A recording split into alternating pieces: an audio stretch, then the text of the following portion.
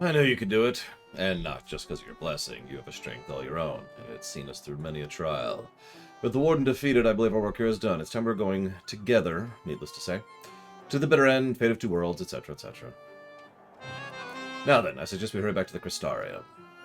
That Ranjit elected to pursue us here, it makes me hopeful the city was spared Yulmar's attention, but I would sooner see it for myself. Besides, I believe I speak for all of us when I say I've had my belly full of ill meg. Let's get away before the fairies decide to play with us again. Ain't that the truth? Hi, Maverick. Oh,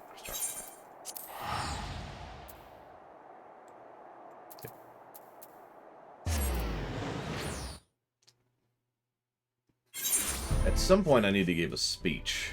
You know me and speeches. I'm all about speeches.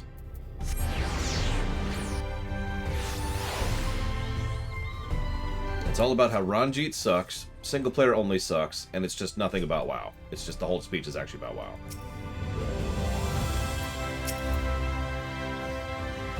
And Philly and I actually have apartments here. Maybe we'll finally be able to make use of them.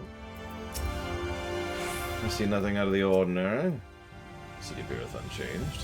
Good, good.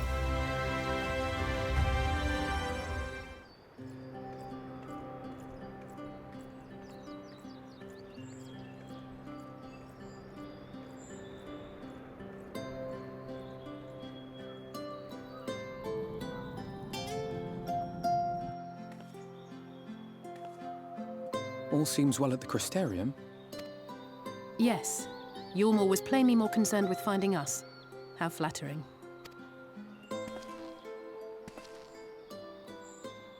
Oh yeah, speaking of pluses to story. I love how he just walks up to us here. I mean, not like he has anything to fear. You certainly took your time. I had half resolved to complete the task myself.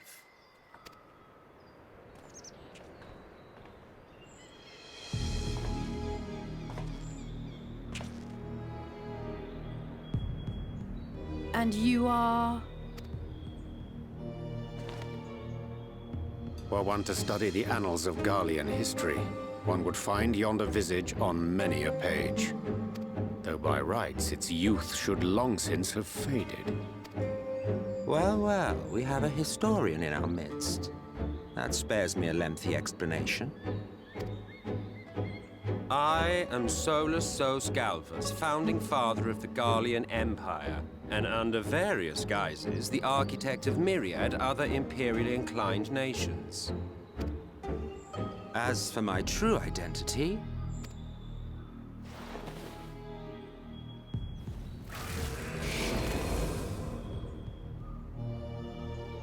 I am Emmett Selk, Asir.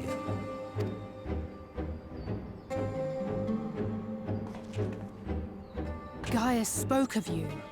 A native of the Source. Equal in rank to La Habrea. And you came all this way just to introduce yourself to us? Behold the sky, restored to its former glory. Have you ever seen a more affecting spectacle? Oh, it is truly, deeply infuriating. Do you have any idea how much you have delayed the rejoining?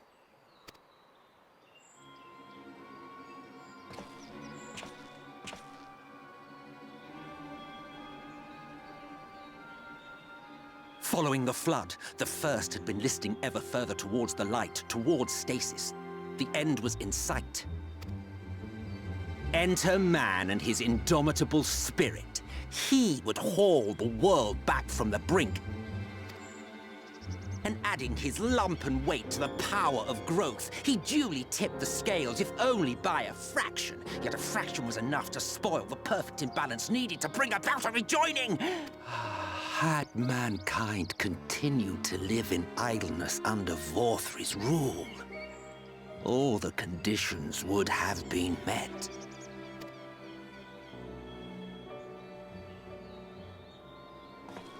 But you had to come and ruin it all.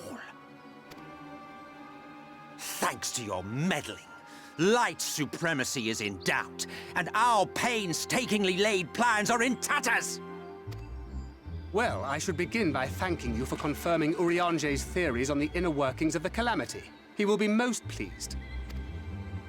As for what happens next, might I suggest you admit defeat and walk away? Happy to let me go, are you? Because the murderous glint in your eye suggests otherwise. Indeed, it is enough to make me think better of confronting you alone. Look, it did cross my mind to simply side with Vorthri and kill you all. By the way, notice his tone changes a bit every time he just drops any form of mask. But that's no different from what La Habre did. And we all know how well that ended for him. And so, while it is liable to be troublesome, I have settled upon a different approach. Cooperation. I will not raise a hand to hinder your hunt for the Light Wardens. If you desire it, I will even lend you my knowledge and strength. Makes so much sense, too.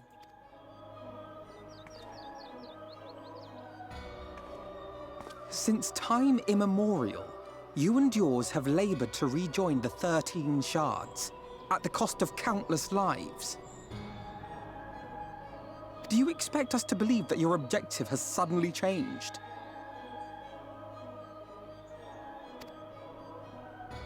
Nay, our objective is the same as it ever was. Though I dare say, you do not know our motive. A war waged without knowledge of the enemy is no war. It is mere bloodletting. Just once, might we not seek to find common ground? And notice how soon this comes, relatively speaking, after Varys tried to reach out to us. Remember, Varys' primary goal there was almost assuredly recruitment. As equals, I feel like adding. But Varys wasn't quite there and didn't quite know what he was doing. But Emmett Selk absolutely knows what he's doing. And absolutely knows why.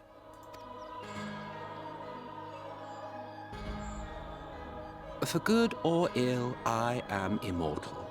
Provided I have the inclination, I can always begin anew, scheme and conspire to my heart's content. But this time I thought that I might instead try to see eye to eye, to understand what drives the hero of the source, to determine if our goals are truly incompatible. Oh yeah, by the way, a really minor point. Emmett Selk, while slouching, is almost as tall as I am.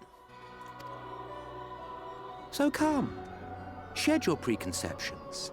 See beyond the unscrupulous villains you take us for. When all is said and done, we may find ourselves pleasantly surprised.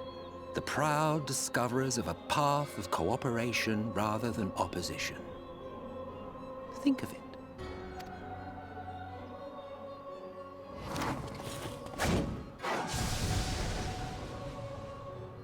Thou hast delivered thy proposal, and we would not dismiss it outright. If I may offer thee counsel, however, to make thy case via an illusion reflecteth poorly upon thy sincerity. My apologies. You will forgive me if I'm not entirely at ease in the presence of a famed Ascian slayer. I felt it only prudent to take precautions. Nonetheless, your counsel is duly noted.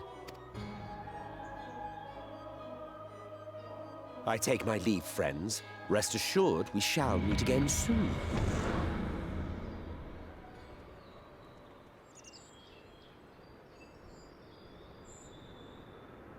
Sleep, Evo, sleep. Sleep, Giga Pudding, sleep. Sleep, sleep, sleep. Sleep, sleep, sleep, sleep, sleep. Anyways, plus the story. Wait, plus the story. Hold on, I got another one. Plus the story.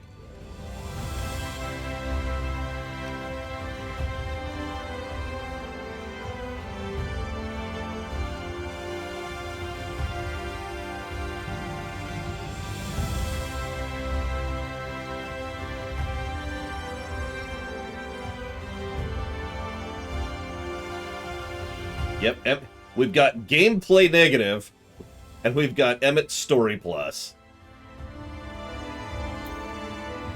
He's up to 3 right now, as to mean, technically. That an Ascian of Emmett Selk standing would willingly reveal some to us, and this of all junctures is most interesting.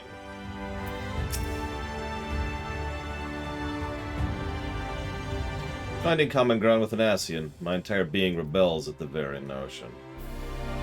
It's possible. We didn't give pluses for cutscenes in the old system. Like, almost ever.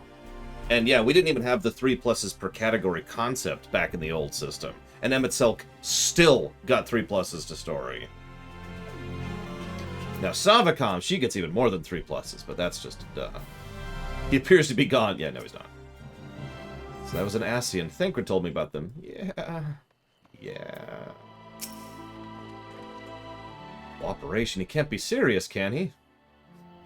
No, the thing is, he is serious. This is a very minor spoiler, so please forgive me, but... In fact, go ahead and mute me for a second, Linnea Ruth. Mute. I want to say this early. I don't like giving stuff away in a lore run, but I want to say this early because I want everyone watching this to go through every scene we have with him with this fact in mind. His offer of cooperation is genuine. He really does want us to... I'm not going to spoil the rest, but there is a sincerity. This is not some kind of mistake or trick or manipulation. He really wants this to be it. He so wants it to be over. He's been doing this for so long. He has been doing this and you can just feel it in there. And that's why you can always tell when the voice actor gets real and drops all pretense, because his tone just goes down. And he just kind of starts talking in a certain way. And it's just, I want you to have that in mind every time we see him henceforth. Yeah, just this once. Just this once. Please. Anyways. Spoilers over. Well, we've certainly been given much to ponder, but first things first. We should report to the Exarch. You can run along. We're perfectly capable of handling this. In light of your recent exertions, you've earned a rest, yes. This would be technically a patch break, but there's no patches in vanilla MSQ. Emmett Selk. Hi, Brigwin. Glomp! Emmett Selk is among my favorite Final Fantasy villains of all time. Which is saying something if you know anything about my favorite villains of all time and how many of those are Final Fantasy villains.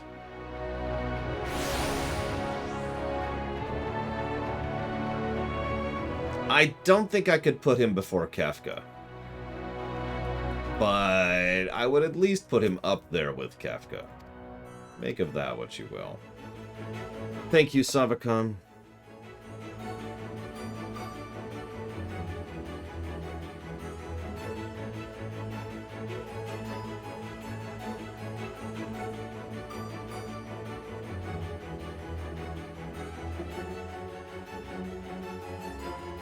Always and ever.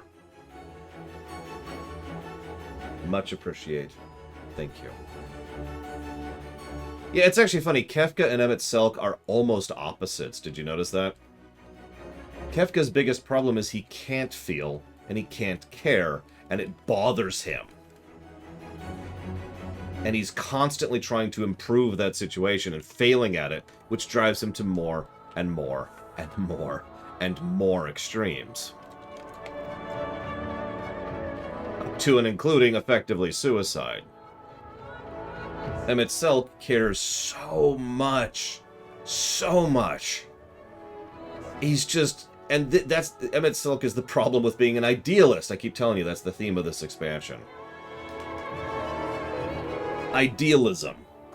And he has been ground down because an idealist has the greatest weak point of all. They can't give up. Because they believe things will get better. They believe it'll work. They believe it'll be worth it. If you just go a little bit farther, if you just make it a little bit, just 5 more inches. Come on, 5 more inches. If you just keep running, you will reach the end of the race. That's an idealist.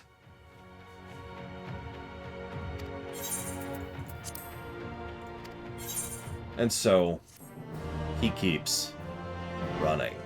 Although at this point it's more like just barely dragging himself forward, but you get the idea. Hi, Rax, you missed a big speech, as usual. Do you have a penchant for that? Wait, maybe Rax and I are the same person after all.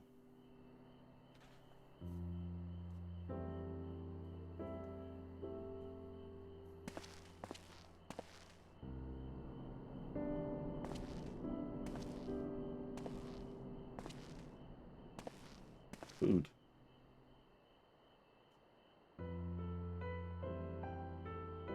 Oh, it is the basket. I hope the last few days have not been overly taxing. Pray take your rest and recover. Aw, thanks, Giga Pudding. XIV, is it? And with that mirror of his, he can watch your every move, you know? He'll probably think you're talking to yourself.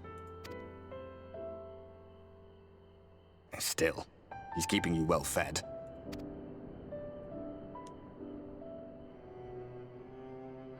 Judging by his people's faith in him, he seems to be a decent sort. But so much about him remains shrouded in mystery. Like, what was he doing back in my day? There was no such person when I was around. A lot's happened since the flood, though. Since I was set adrift. I know little more than you do of this city's history in the Exarch's past. Not that it matters. It's Emmett Selk we should be concerned about. When our world was about to be consumed by light, the Ascian in white appeared before us. He said that the only way for us to live on was to bring about the rejoining.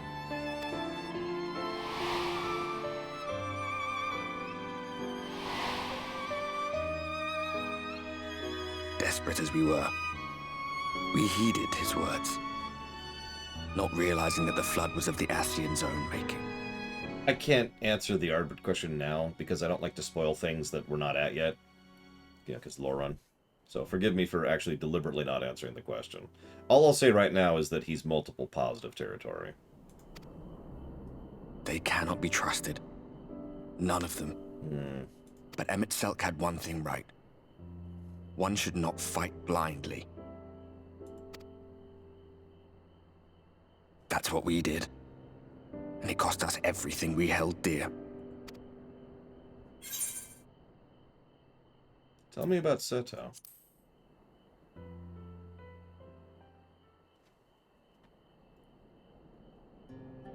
What? What about Seto? What is there to say? All right. He's done some growing. When we were traveling together, he was nowhere near as big. And he obviously couldn't speak. I had no idea how much that medallion meant to him.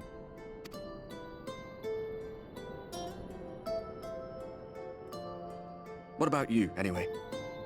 You must have a friend like Seto. Chocobo, perhaps? Come on, you tell me something for a change. Nah, Ruminator got... So what does your Warrior of Light tell Ardbert about your Warrior of Light's self? I know what mine tells him.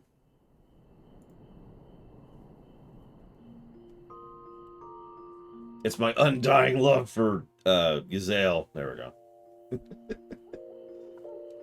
Aw.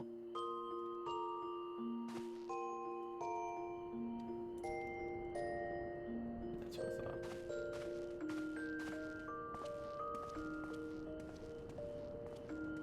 I thought about telling about El Chiffon and Foltem, but I don't know. I like, well, That's a good answer. Telling him about our family back in Ishgard is a good answer. So, the Exarch and your companions are presently in the Ocular. Let's go see what's going on, then.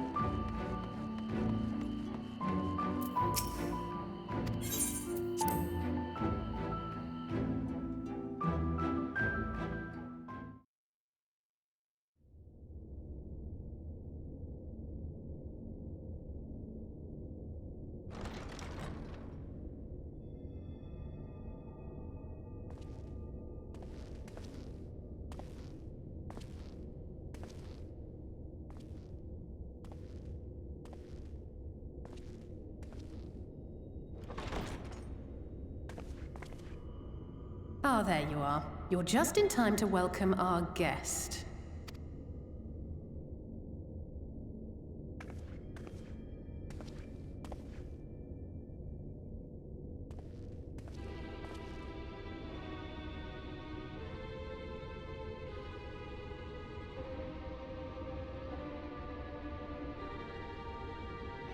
Please.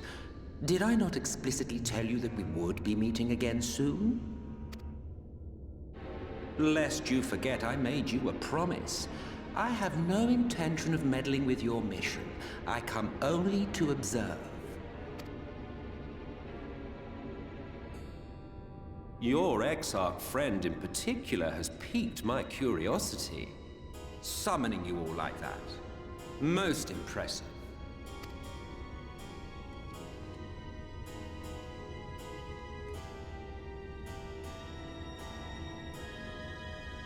You honestly expect us to believe you've come only to observe? Or that you might deign to lift a finger to aid our cause if called upon? Even if there were a sliver of truth in your words, I would never accept your help. Not in my darkest hour. Not after all the suffering your kind has wrought. So petty. I meant what I said, and I said what I meant. But you're an elephant? Wage your war against the Sin Eaters, put each and every Light Warden to the sword, prove yourselves heroes, brave and true, and I will be glad to embrace you as allies. Allies worthy of bearing the burden of truth. Surely such a partnership would be preferable to yet another round of fisticuffs.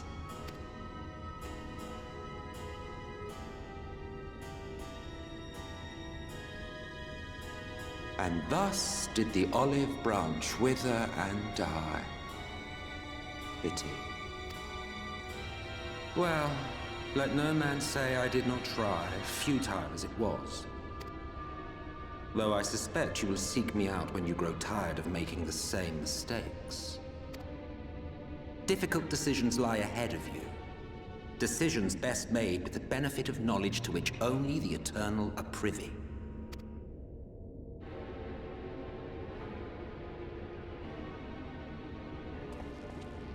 For now, I shall resume my shadowy vigil. Whatever you choose to do, make sure it's worth watching, would you?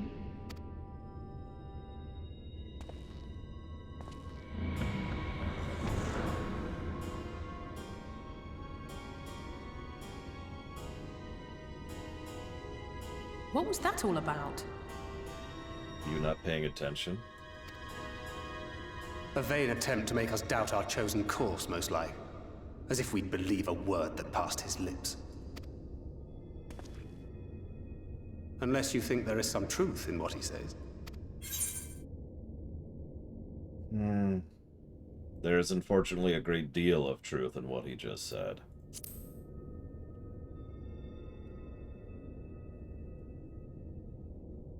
If he simply meant to lead us astray, he could have done so without revealing himself. At least, not in the manner he did. It goes without saying that an alliance with the Ascians is out of the question. But since we have no way of knowing where they might be hiding, it seems only logical to press on with our mission, even if our enemy seems content for it to succeed.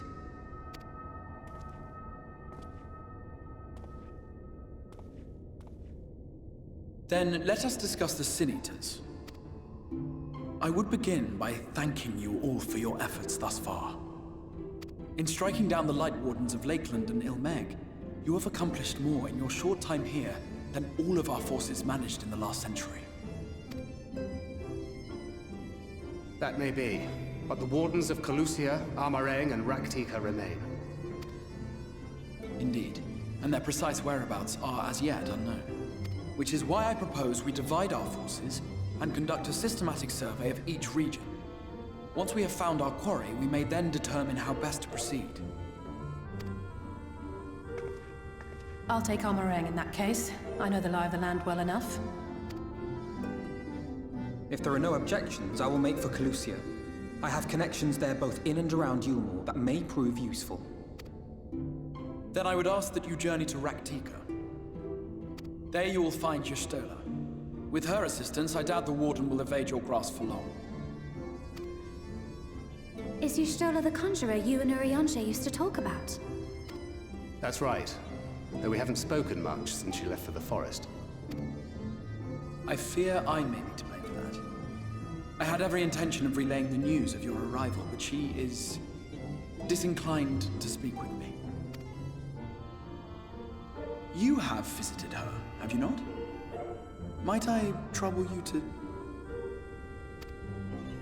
'Twould be no trouble. My thanks. While you are all out in the field, I shall be here attending to business. I had somewhat fancifully contemplated joining the search myself, but other matters demand my attention.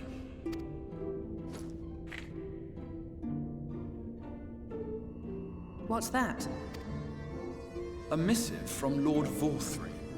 He invites me to join him in Yulmore to discuss the recent conflict at Leader Laran. I mean, he did see her naked, Valadrix. Also, yeah, the Crystal Exarch is joining Did he Smash. even bother to offer any bait? It's obviously a trap. I should be surprised if it were not. Nevertheless, I must seize this opportunity to speak with him, even if only a few words are exchanged. Though my power will be much diminished so far from the tower, it is a risk I am willing to take. Do you at least have a fast recall ready to go? Sank recall, maybe? Master Alphino, might I impose upon you to accompany me to Yulmore prior to beginning your reconnaissance? Of course. Then let us make ready. Safe travels to you all. Oh, and by the way, with regards to what Omega Legion mentioned, telling a half-truth and blatant falsehood and all that, I like to call that distinction the difference between lying and deceiving. Last I can meet Y'shtola. Thancred's told me so much about her. And Philly and I are no strangers to Raktika, but this is perhaps the first time we bothered entering through the proverbial front door. He's not that much shorter than me. He's a lot shorter than me. Alright, I confess a great deal of my time in Kaluja was spent befriending the people, but that's not why. That is not to say I gave no thought to our primary goal. Once I have escorted the Exarch to Yulmore, you can be certain I will do all I can to discern the whereabouts of any warden hiding in Kaluja. There's so many ruins scattered throughout Amarang, honestly not even sure where to start. I'll be glad to apprise thee of Y'shtola's recent endeavors during our journey to Raktika. Before you leave, a request. There's a church, or ruins of a church, at Fort Job. Would you go there before seeking Y'shtola? It's a place people used to gather to worship the light. It's kind of fallen into disuse. There's a tablet within there which may be useful to Y'shtola. At the very least, it would be a suitable gift for your reunion. Very well.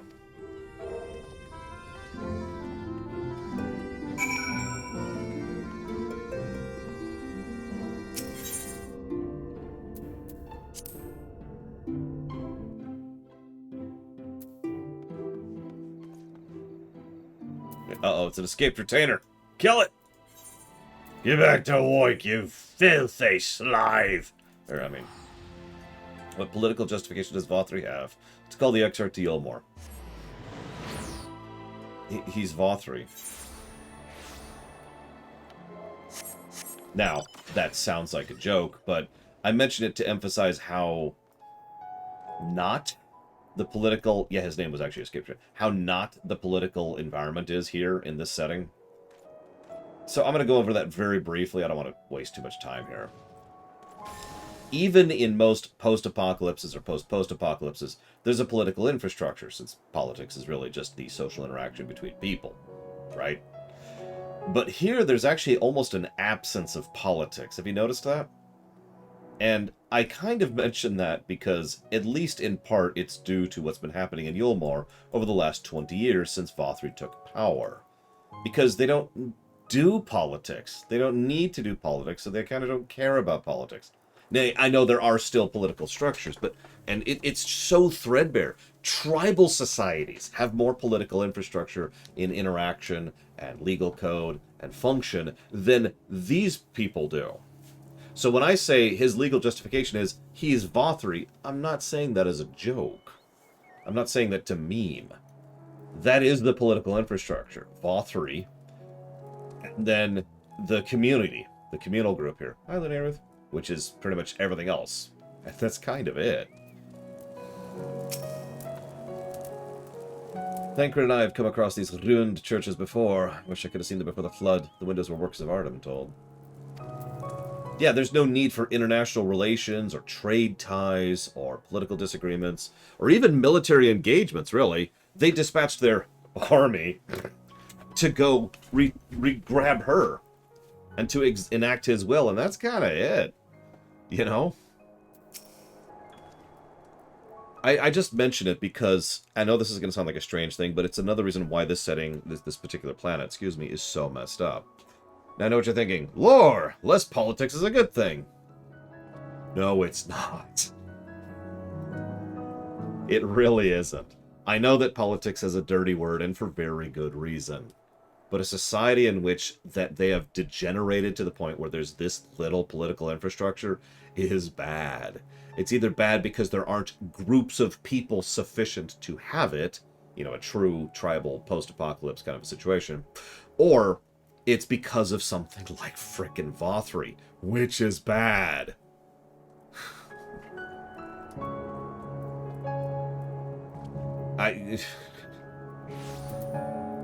Yeah, no, good politics is best, I agree. Good politics is why I need to conquer this stupid planet I live on, but I actually, I can't believe I'm saying this, but I agree that bad politics are better than total anarchy. That's just, you know? Now, I can't discuss that in more detail, because that would involve, you know, talking about polemic stuff, but the fact remains. Hi, Ross. We're gonna codify the Trill and how they work, in answer to your question. But I have no plans to do anything with the Trill other than the obvious. God, you're totally right. Some of you may remember during my BC video of the Lorecraft series, I talked about Gruul the Dragon Killer. And, Gruul's whole thing was... I'm bigger and stronger than everyone else around me, so I'm going to force bigger and stronger people around me to do what I say. Then I'm going to go into this cave and eat. I think I've mentioned this before. We've already decided Ezri's actually going to be on the station since at the very beginning, Ross, as of Season 1. Yeah, I figured out as much as you, as soon as you talked about, you know, not Gruul then die, that you actually meant another Gruul. Funnily enough, it's actually spelled the exact same thing. But Gruul the Dragon Killer is a character. He is a Gron, which is a very large, elementally earthbound giant in Warcraft. They are mean. Gron are apex predator, massive death dooms. They're also kind of stupid. But again, yeah, it works both ways equally, which is hysterical because it's spelled... I wonder which one borrowed from whom on that one. But yeah, Gruul the Dragon Killer is...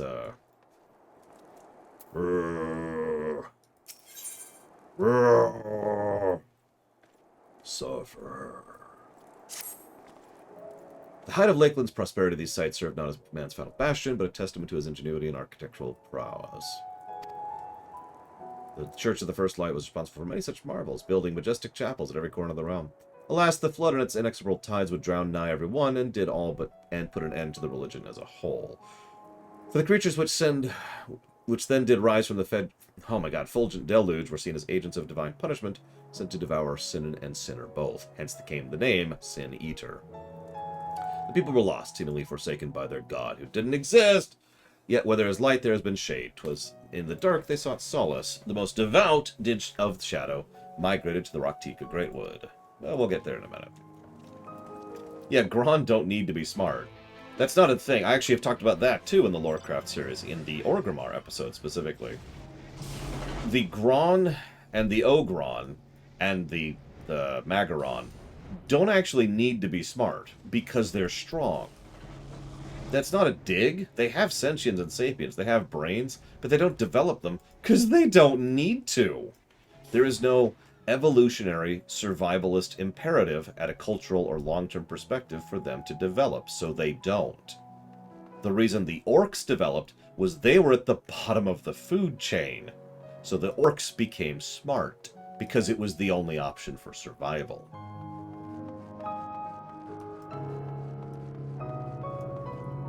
God damn it, and you tricked me to talk about WoW again. There.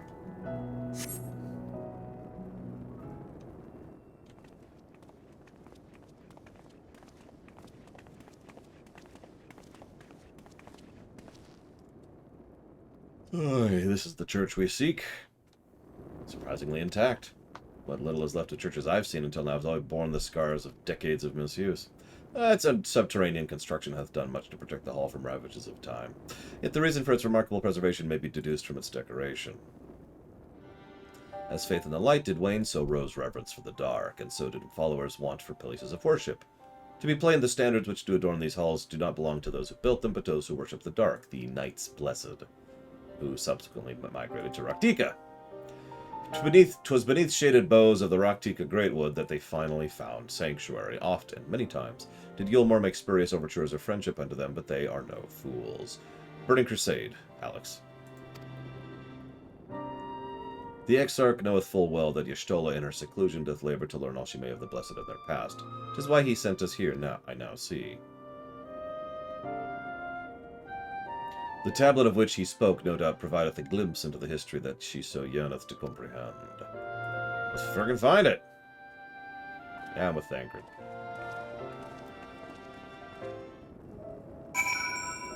Clearly, it's right here.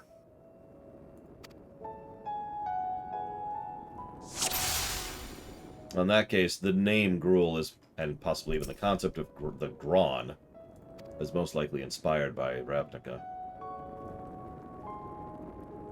See, I'm not sure, because I actually fell out of MTG before Ravnica even came out.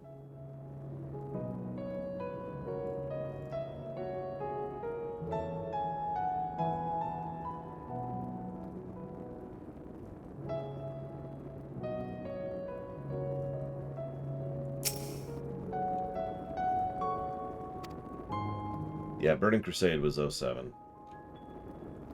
I mean, it's not exactly, it would be the first time that Blizzard took the name of something else and dumped it into their thing. Let me tell you about Odin real quick here.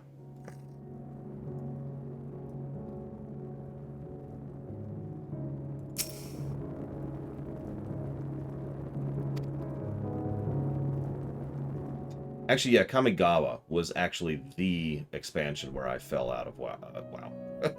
Where I fell out of MTG.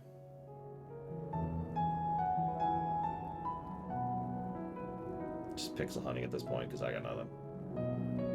Pixel hunting. Pixel hunting.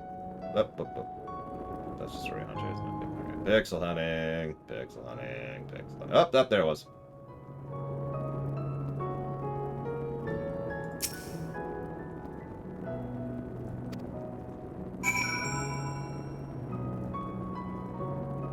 I mean, the Memoron block, or whatever it was actually called, was amazing, and my favorite block to date. Artifact deck for the win, just saying. People ask me, what's your color in Magic the Gathering? And I always say artifact. Some people get it. Most people don't.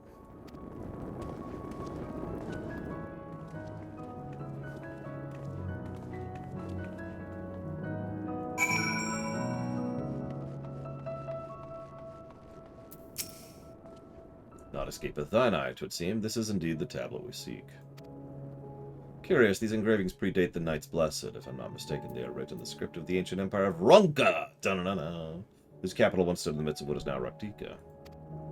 To be no small matter to decipher them. A fine gift for a seeker of truth. 'Tis plain the Exarch understands the Y'shtola only too well. But come! To the Raktika Greatwoods. The worst zone in the game, gameplay-wise. It's one of the only side quest areas that got a negative.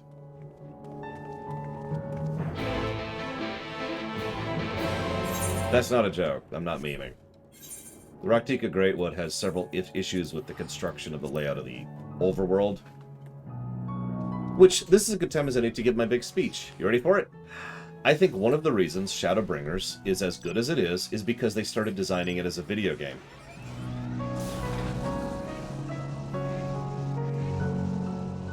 Think about it. Most of the previous expansions, even the good and the bad, and also the bad, have been designed to be an MMO. Shadowbringers is designed to be a video game. Think about the construct of what's happening here. Okay, we're in a new area. There's 5 nearby zones. Each one has a big boss we have to go, find, and then kill in order to rejuvenate that zone.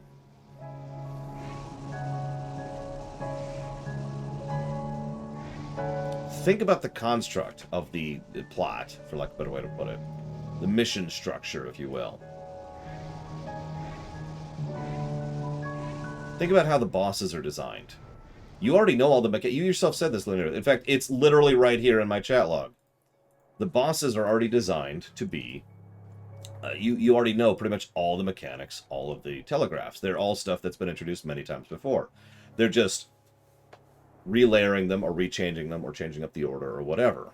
So they're doing good boss design in boss tutorialization. What's with the dungeon design? Well, the dungeons are usually designed to be structured in order to put you at this point with regard to the trash and make sure you only go up to this point, but because of the wall, and that makes progression doesn't happen, to make sure you don't have a pull, but that also means they can plan it better and balance it better and so forth and so on. Yeah, this is pretty classically Final Fantasy. Now, that's what I probably should say. I should say this is more of a Final Fantasy than an MMO, but people have been saying that for years. That's why I say this is more video game, because it's more gamey, but in a good way. I'm not one of those weirdos who thinks that making something more video gamey is mysteriously a bad thing. I know I have no reason to, but I can't help but being nervous about meeting Ishtal, though. Yeah, don't worry about it. It'll be good to see her again. I pray heed thine explanation of the Blessed's custom. To be ill-provoked, to be ill-desired to provoke their ire. Don't worry about it. Hoopo.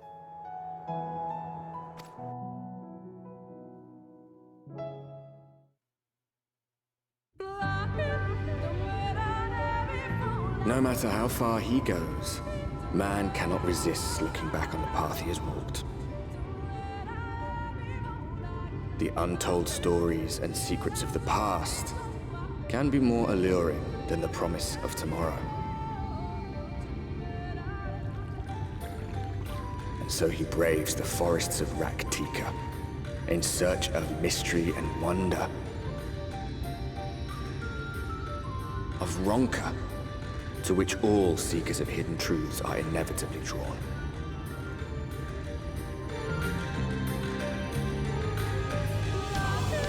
The really terrible one, Valvedrix? We have arrived. Vast though these woods may be, they are, by and large, uninhabitable. Not so the swamps of Cydia, however, whose sparse foliage permitted man a foothold. So the last patch is, for all intents and purposes, 5.6. Okay, Ross? I have seen up to 5.3.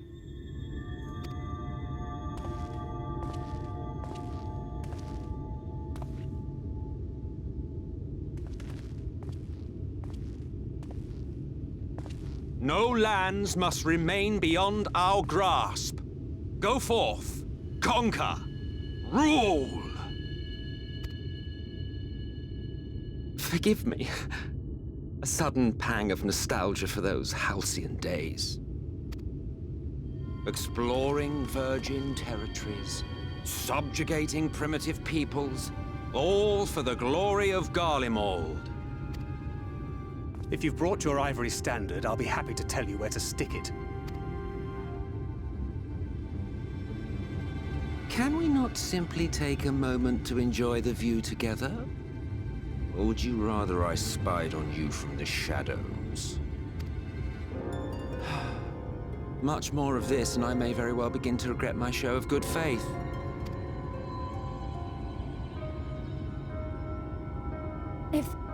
If you really want to stay, then help us fight.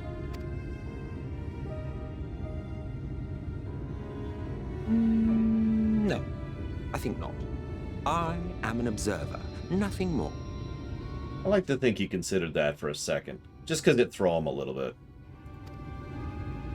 Even shielded by the shadows of these boughs, I feel the light's presence most keenly. To accompany you is taxing enough. To fight is out of the question. I will suffer your company if I must. but not your commentary.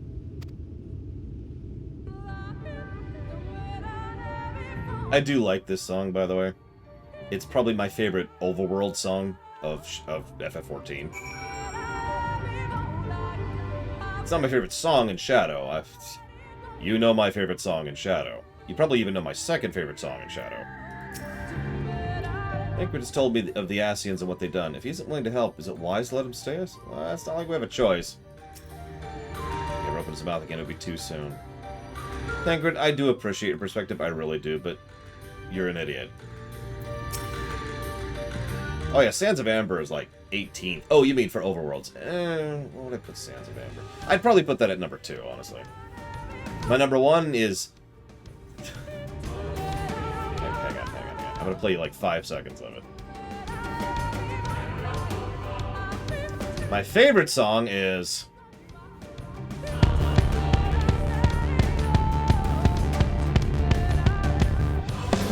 And that's all you get. We'll get there eventually. Ahem. What is it now? Do you expect me to regale you with friendly banter? Oh, very well. I'll humor you this once. You may consider it my last act of good faith. Come then, what do you wish to know? Why choose this form in the first? Very well, what a curious question. Mortal flesh is but the vessel into which we Ascians pour the elixir of our souls, molding it as fits the occasion, or not, if we so choose. Be it for a year or a millennium, I prefer to retain the same forth until my duty is done. So, after arriving in the first, I fashioned some hapless body into the man you see before you. Those your friend over there can attest, there are those of us who forego such alterations. He was ever the rash one, La Habrea, jumping from vessel to vessel, never heeding the toll it took on him. And that is the truth, and a fascinating bit of story if you think about it. Completely optional, too. 'Tis plain our Ascian counterpart made us to follow whithersoever would lead, or otherwise he would not suffer the overabundance of light in these woods. Verily it pervadeth every corner. And so long as the Light Warden remaineth, the Sin Eater shall prey upon these lands without surcease. Hey, it is a real word! Sorry, long story. If naught is done, 'tis but a matter of time before the blessed succumb. But 2 years past, a swarm of Sin Eaters did lay waste to their largest settlement, killing a great many of their priests in the doing. Those few who survived, they knew not how to go on. They found Y'shtola, she guided them, everything's cool, let's go to the fort. And by the way, my second favorite song is the boss song that plays in The Dying Gasp. You know the one.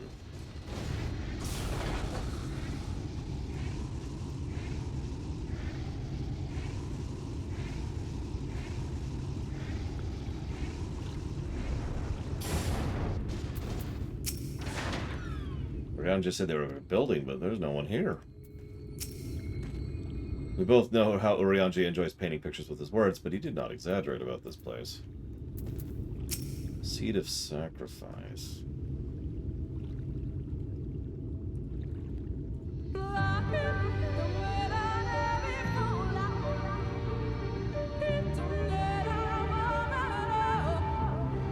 Ah.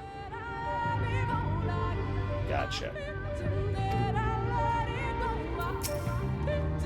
Well, where's this friend of yours we've come to meet?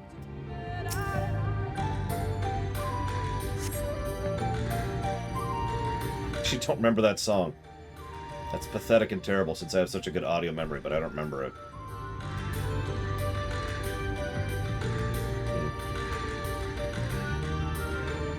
Oh, Phase 2, by the way. Sorry for Dying Gasp.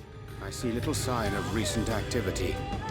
Or hath any meaningful progress been made with the reconstruction? Mayhap Y'shtola sought shelter elsewhere. Come, let us quit this place.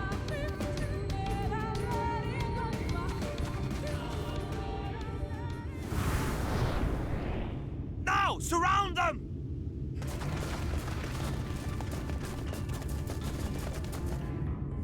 Brute Justice is Evansward. We're talking just Shadow.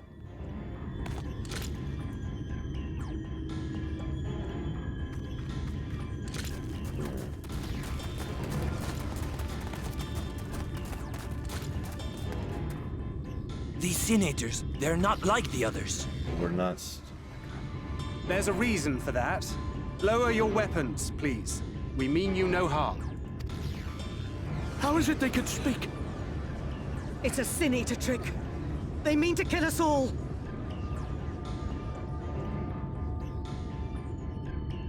You know which I'm gonna pick. You know which one I'm gonna pick.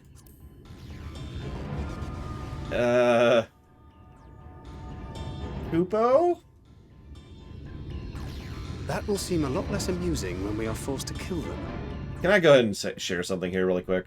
This is such an extraordinarily minor thing, but I love the fact that we have our hands up and are surrendering because we don't want to kill them. No, I love that. It's actually quite rare that a video game understands this exact point. We're in no danger. We are not threatened here. Our goal is to not kill the people who have just surrounded us and ambushed us.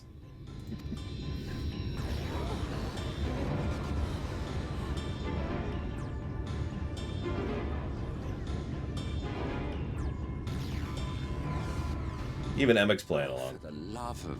I had hoped that by accompanying you, we might come to understand one another. But all I have come to understand is that you have a knack for inflaming the natives.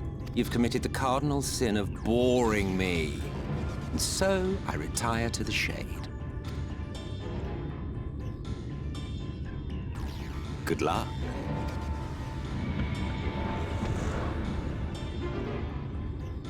There! Did you see that one disappear? I think I preferred La Habrea. You have no taste, sir. Just saying. Enough. Runar, report. Master Matoya! Outfit change for her. Number 3, I believe.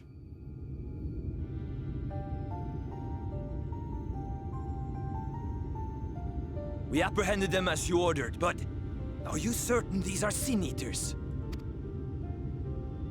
The intense light of the ether I saw was unmistakable. If not Sin Eaters, then what? Yeah, so did you catch that? Remember, she primarily sees an ether because of her vision. So she saw us absolutely glowing with the power of 2 Light Wardens. Yeah, we're a walking nuclear reactor right now. It's passing queer that Y'shtola should mistake us for the enemy, is it not? Mayhap it hath been too long since last she beheld the radiance of thine ether. Master Matoya, hath time truly made strangers of us? Nay, I recognize you, Urianger, Thancred. And this is Minfilia of the First, of whom you spoke before. But who is that? Just so. And knowing as thou must that we come in peace, might I prevail upon thee to have thy comrades lower their arms? I mean, you're right, Ewison Corp. We're I like to think that it's actually hard for Matoya to look... For Y'shtola to look at us right now. Like, legitimately. Like, it's just glaring into the sun kind of a thing, you know? First explain this other presence in your company. The one I know not. And, by the way, she doesn't even recognize us. There is but one manner of creature in this world whose ether is suffused with such an abundance of light. Mine apologies, Master Matoya, but thou art mistaken.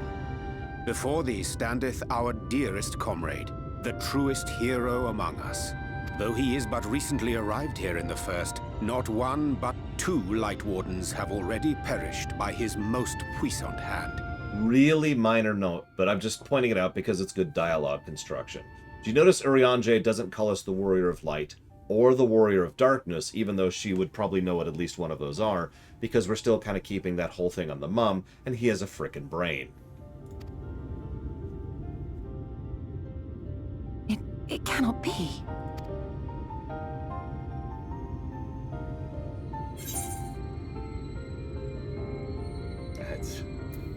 It's been too long, clearly.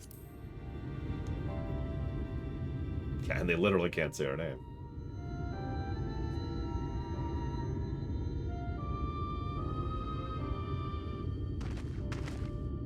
Master Matoya? Lower your weapons.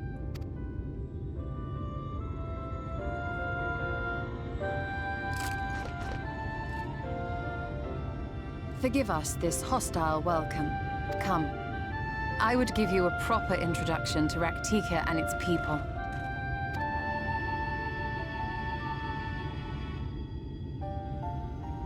Yeah, probably the only person who really reacts to our presence. Everyone else is just like, oh, it's you, and then on with business. Y'shtola's like, whoa! Yeah, we're cool. Everything's cool. We're all fine here now, thanks.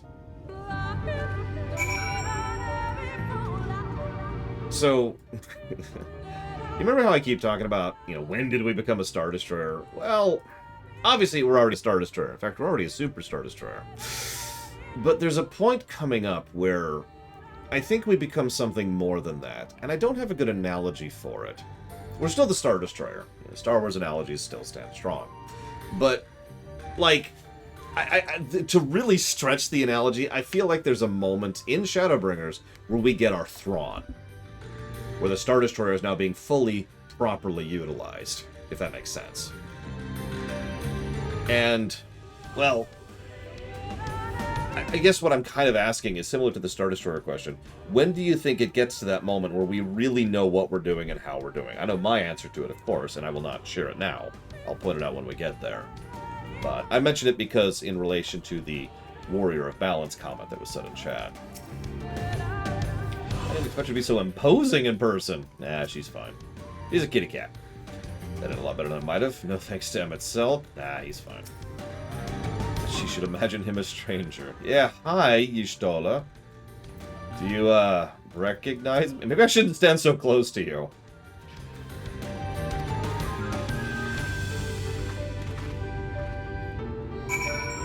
Hi, Bregman. Glomp. Well, I mentioned it's debatable because I've heard a few people say they think it happened at other points in the story and shrug. But yeah, we'll get there when we get there.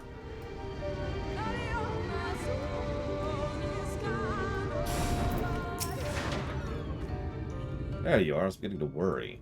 Much like the 12s would, this forest's way of dealing with those who stray too far from the beaten path. Yeah, the quests here sucked.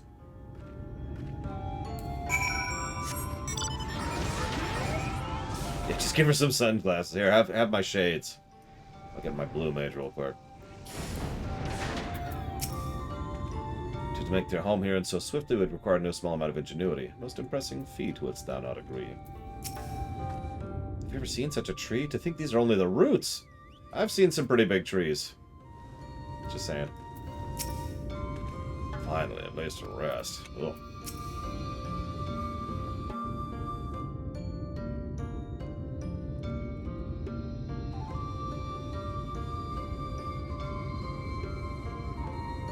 Slitherbow is the largest of the blessed settlements. They worship no gods, instead revering darkness itself.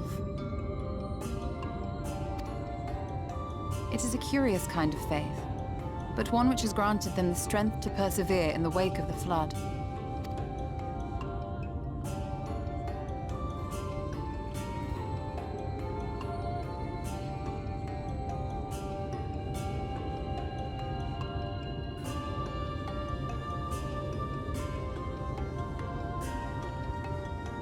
I hope you weren't expecting a grand feast by way of welcome. They are a simple people. I demand a feast. Wait, is it going to be grubs? I withdraw my demand.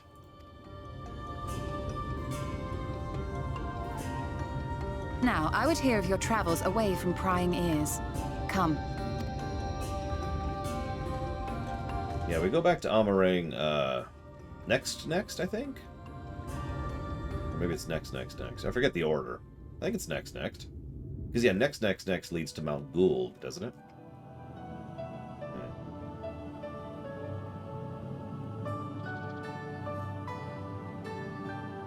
I see. And now you seek the Light Warden of Raktika. In the days after I arrived in the First, I too relied upon the Crystal Exarch for guidance. But his penchant for secrecy and the telling of half-truths soon lost him my trust. And thus did I strike out on my own. My work eventually led me here to the forest, which I have come to know like the back of my hand. I cannot say with certainty where your quarry is hiding, but I am confident I can narrow the search. Well, go on then. Some few thousand years ago, this forest stood at the heart of the Empire of Ronka.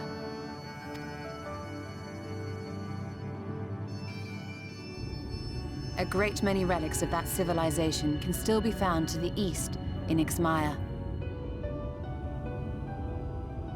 Or rather, could be found, were the area not fiercely guarded. Ixmaya, you see, is home to a tribe of warriors whose lineage is said to date back to the time of the Empire. Any attempt to enter their territory is met with lethal force. They offer no warnings, and suffer no trespasser to escape. Needless to say, my every attempt to survey the area has been thwarted. Mayhap the Warden hideth there, full knowing none may approach it for fear of these protectors.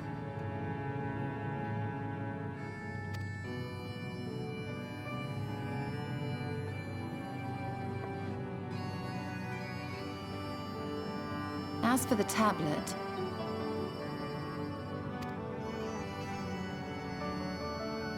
I find the timing of its discovery suspiciously convenient. If I did not know better, I would think someone was trying to curry favor with me.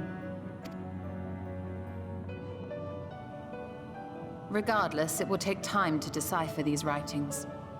Yet I would not be at all surprised if they somehow held the key to entering Ixmaya unmolested. The Exarch has a nose for serendipity. Not only that, Little Ion, Y'shtola has very little tolerance for bullcrap, just to put it bluntly. So, yeah, no, I think she's like, oh, okay, yeah, sure, you don't want to be straight with me. Whatever. If there is aught I can do to assist thee in unraveling their secrets, thou needst only ask. Thank you, Urianger. I may well take you up on that offer. While we set to work, might I suggest you take a tour of the city? Should you be in any doubt as to the importance of your role as the Warrior of Darkness, the people here will surely cure you of it. I must say, Y'shtola, while most of us have struggled to come to terms with our altered circumstances, you seem to have adapted rather well. Lest you forget, Master Matoya and I dedicated our lives to uncovering the truth which hides at the heart of our world. Though separate, the fate of this reflection is nevertheless bound to that of our home. That I would be daunted by such an invaluable opportunity is absurd. But what of you, Thancred? Could it be that you are still struggling to come to terms with the nature of your young companion?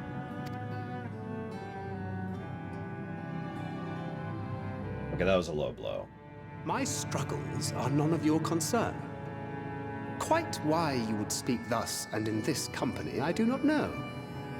Perhaps you left more of yourself back in the source than I assumed. If you'll excuse me. And, yeah. Thancred certainly has issues, but honestly, what Y'shtola did there was a little bit over the line. He understands that I'm not the same. That I'm not her. Understands, perhaps, but does not accept. The question being whether he ever will. And whether you will, more importantly. As difficult as your circumstances may be, they are yours, not his. 'Tis you and you alone who bears ultimate responsibility for your life. But then again, that's very Y'shtola. She's not willing to pull up with any crap. I just said that.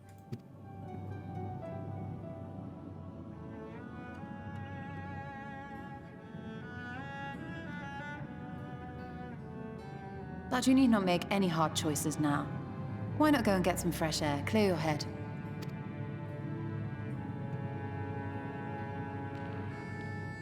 So yes, I was actually going to point out two things that are rather video gamey about this game. In a good way. I do think this is a positive thing. So in each new area, we have a new town, which we have a new, here's how this town is, go explore, figure out the lore and culture of the local town thing, which is a very video gamey thing and a very Final Fantasy thing. 9 did that a lot, for example. And We get a new party member in basically every zone. It's okay. It's okay. When Y'shtola first arrived in the First, she made swift work of the Cabinet of Curiosity. Her thirst yet unsated, she then journeyed hither, seeking the wisdom of Ronka. Yes, by the way, that Ronka. Reference, FF5, yada yada. She found little in the way of welcome in the Tower of the Blessed, however. 'Twas not until the Great Fire, where she denied the Sin Eaters a feast of ether, that she gained their trust.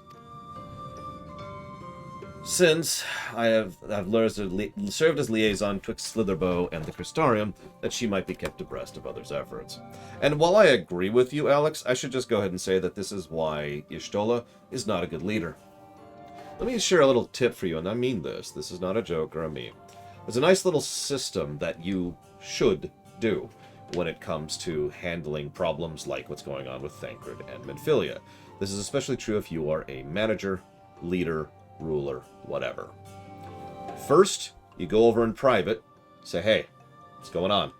And you address them, okay? Always do the private one first. Then you do it with one witness, probably someone related to whatever's going on. Now, if they continue to have issues, if they don't settle it, if Thancred's still being a dick, third time, that's when you bring it out in public. You bring the societal aspect of it into things, right? And if you go past the third time, you remove them from the circumstance. From a managerial perspective, if you get to that third escalation and they're still not fixing themselves, they're fired. I've had to do that before, by the way, so this is speaking from experience. Thank you, Eclectic. As always. Very much. Give me a moment, I'll jot that down, and then I have to understand Savacom's question. Let's see, we've got Okami, Heaven's Vault. I feel like you've done this particular trio quite a bit lately, Eclectic. Pleasant, Forbidden West. Done. See, that's the thing. The question becomes, has she said this to Thancred in private before? Which, I'm not actually sure. The only thing I know is that this is her first time meeting her. But, of course, whether or not this is point 2 or point 3 is more debatable, because she approaches this as point 3 one way or the other. Which Pixar film is the best? Inside Out. Or, hang on. Pixar films. Hang on. So, best Pixar films, yes, plural, are... Hang on. Toy Story 4, Coco, Inside Out, Toy Story 3,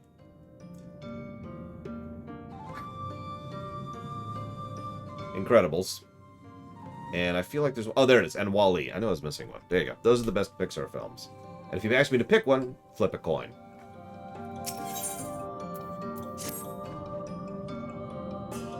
Aw, poor kitty. Scritches for cat. Whichever of those is early or late, dive it up however you want to. I am not indifferent to Thancred's troubles. Nevertheless, I will not apologize for holding him to a higher standard after all these years. He has ever been a man of considerable resolve, and that's what I will continue to expect. Though it heartens me to know that some of us remain ourselves in spite of present circumstances. I cannot imagine how Alizé and Alphinaud have changed since arriving in the First. Perhaps you should be concerned with how you have changed. I call her out on it, too. I realize I'm not as I was on the Source, but I cannot say I regret the decisions to have come this far. Returning to the matter at hand, I really must begin work on deciphering this tablet. Go do the town quest I just referenced. I actually didn't like Runar at first, by the way. Just while we're on the subject.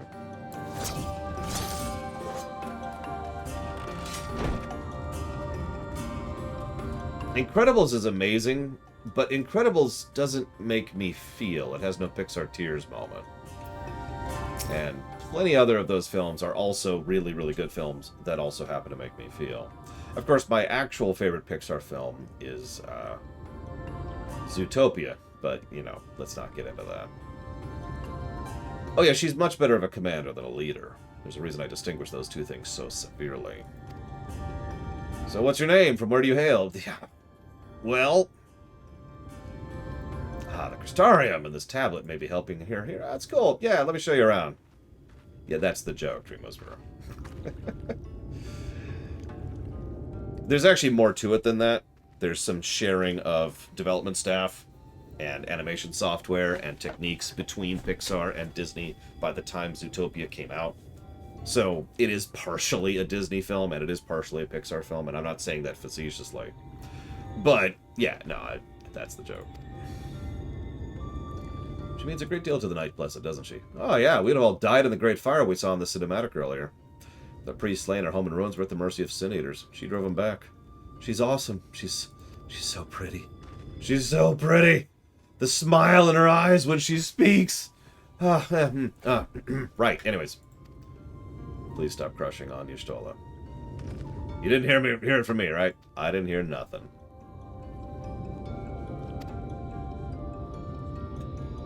So you show reverence for the dark? Yeah, but fear not. It's not too involved. Let's begin with something simple. No crushes allowed!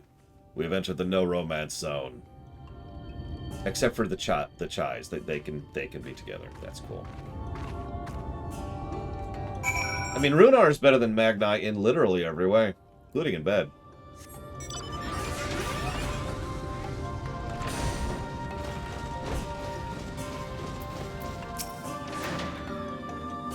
I thought Master Matoya kept the room dark because you needed the light, but I guess they're all like hers, aren't they?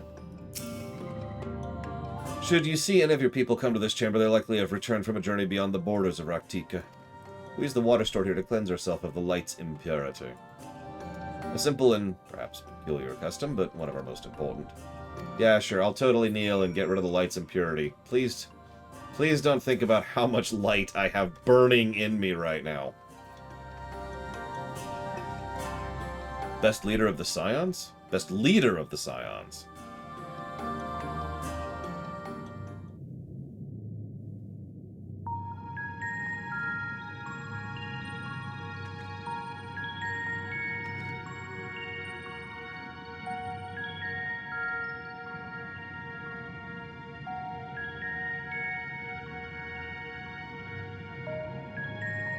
Ori Boulder! No.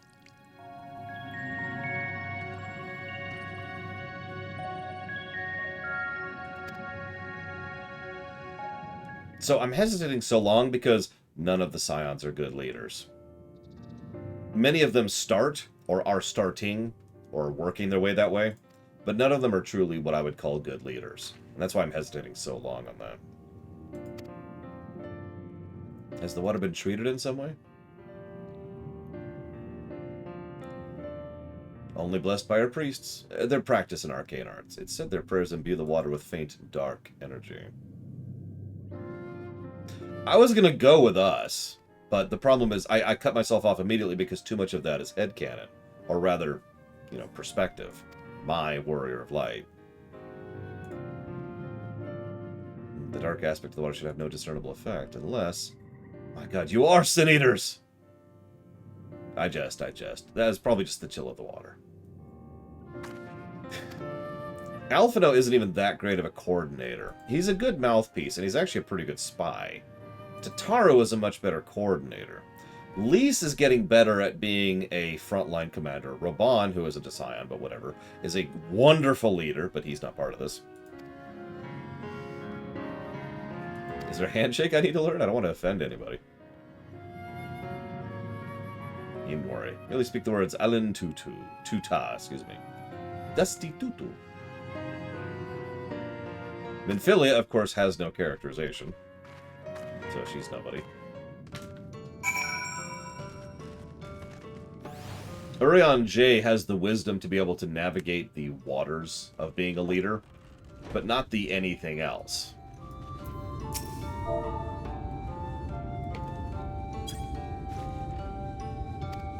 Alize has the charisma to be a good leader, and nothing else. Y'shtola has the no-nonsenseness necessary to be someone who happens to have people follow her, but nothing else. And you get my point, right? Like, Y'shtola tends to be a leader by sheer virtue of the fact that other people happen to be behind her, where she is going. Thancred? Thancred doesn't have anything to be a leader. No offense to the man. Well, if you want a leader that knows how to swim, then that gets rid of Urianger. Alphino's been working on that. Yeah, Thancred's an elite, and very valuable and very, worthwhile thing, but he's not any kind of a leader. No, I agree. Louis Sois, that was the Scion's leader. You're absolutely right. It's one of the reasons why it's debatable that we, and again, in my version of this universe, we are the person who was slotted in to be that leader. And not even overnight. It's something that's been building over the last 3 expansions.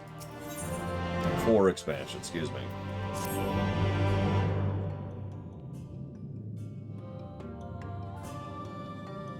Kryl, I wasn't counting her. But Kryl doesn't have any leadership traits, as weird as that may sound. Oh, she's wise, and she can think her way through a situation immediately. But Kryl is the person you want as your advisor. She is the person you want right next to you, figuring out things as they're coming in, and as you are giving orders going out.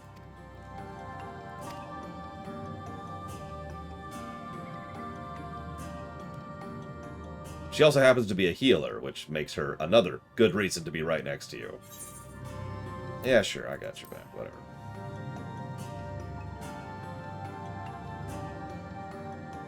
You're fortunate indeed to play host to such generous souls. Here's the quest. Yeah, she's a good XO. Well, I don't know if I'd say XO, that's a little different. Sorry, let me walk that back. She's not a good XO. Because what I think of in my mind as an XO is Commander Riker. I'm just going to say that as bluntly as I can. And none of the Scions are Commander Riker.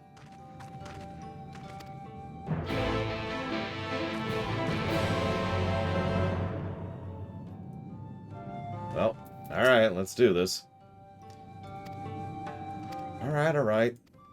By the way, these have actually been normal side quests this whole expansion. I haven't shown any of them off because I took the side quests off camera, which I stand behind. It's really simple. You can't use any ability whatsoever. No mounts, no sprints, no nothing. You have an item and a buff, which has a timer. If the buff runs out, you have failed. Get to the spot in time. These quests are as close to video gamey as quests get in this game, and that's kind of an insult, and I'm okay with that.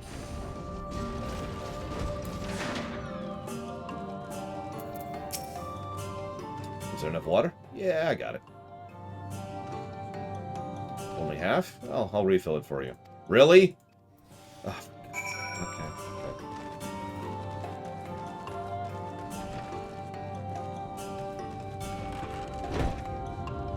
This is another one of those... So, going back to the leadership equation, it's interesting to think of, since we keep talking about Trek, the Trek captains, the Trek main characters, so to speak, from the leadership equation. And you might think, why is that interesting? Well, Kirk, leader, duh. It's kind of his shtick. But he's also a bit of a leader from the front. Picard, he is the true leader there. He's got the charisma, the wisdom, the int. He can listen to his people, he can give the right orders, he can do it at the right time, and he can do it in the right way. Sisko, believe it or not, is kind of not a great leader. Because Sisko is far more right up there in the front, even more so than Kirk is. And Sisko has issues with the long view, and he gets way too emotionally involved. Now, he's a great frontline commander, but little bit of a variance in terms of calling him a good leader, right? Janeway's inconsistent, and Archer has no idea what he's doing. Oh, the Exarch is absolutely a good leader. Yeah, Sisko also doubts himself a lot, which, let me walk that back. He openly doubts himself a lot. Picard doubts himself all the time, but you wouldn't know it. You watered the crops. Apologies. I've been rather distracted. Watering the crops is always Tadia's duty, but she's no longer with us. We've taken to sharing the duty, though never with guests. You're most kind.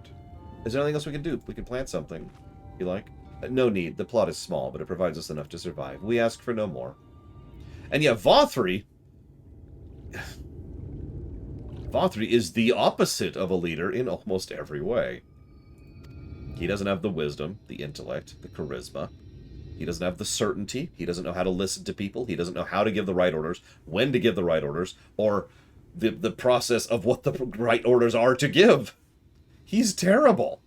Which is the point, of course.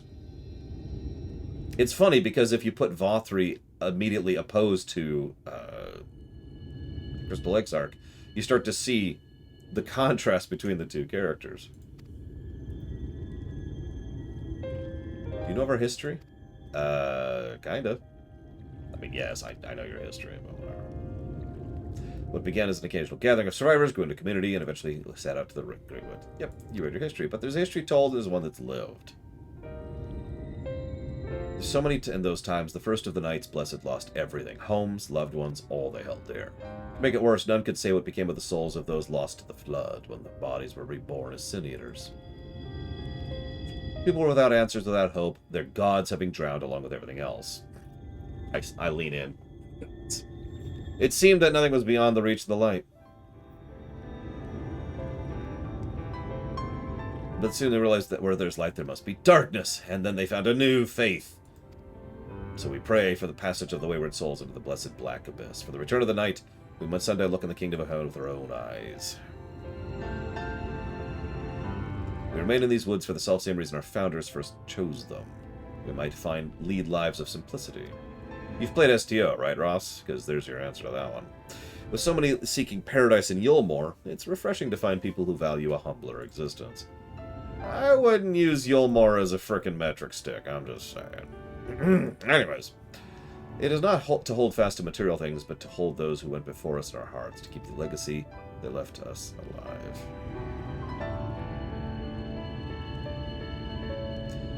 We must do this for them, for our children, and for generations yet unborn. To keep legacy alive. That's what's most important, Minfilia. I'm joking, don't do that.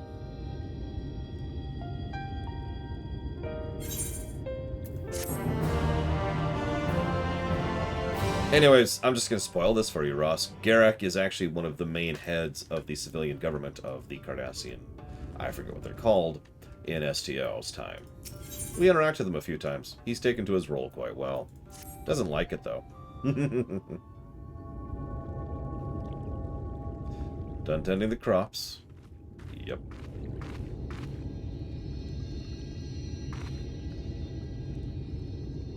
Very good. Should not be long before your room is ready. Runar! Yeah, what's up?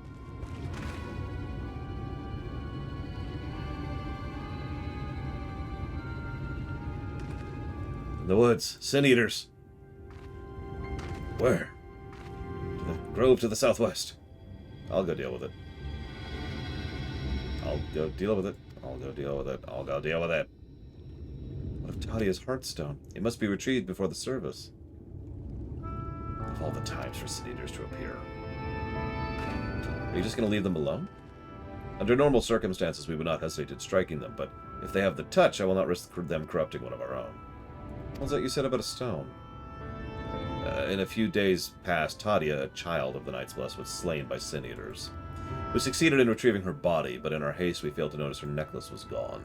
Strung to it was a pendant of jade, a Heartstone. All the Knights Blessed are given such a stone at birth. It's the most valued possession one can own. It is custom to present the Heartstone of the deceased at their funeral, an offering to the heavens, but now...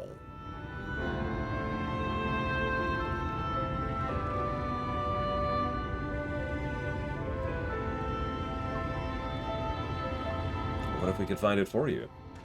Also known as the obvious solution. I've already left, gotten the item, and come back by this point in time. Are you the Minfilia, descendant of the Oracle? Yeah. Even though I dare not ask you to risk your life. I understand, but please, let me do this. And at about this point, my character realizes that this is an important moment of growth for Minfilia, takes off in the mech, goes off, puts the Heartstone back, and then I come back. All while this conversation's going, and I'm just standing there like, yep, right, I'm here. I'll come with you, don't worry. I'll be the safety net.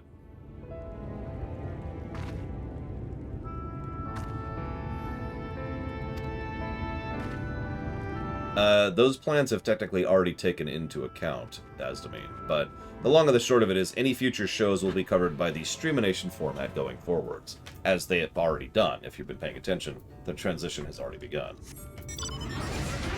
Safety net, safety dreadnought, whatever. So,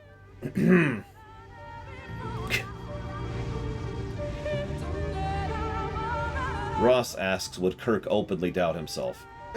So Kirk doubts himself plenty. It's part of what makes him an interesting character. Despite being the hero, he actually is very human and very uncertain in many ways. But he'll never do it on the bridge, if you follow me. He does it to Spock, to McCoy, to the mother of his child. You know? There's actually quite a few really good human scenes where he doubts himself, but he only ever opens that window up to the people he really trusts.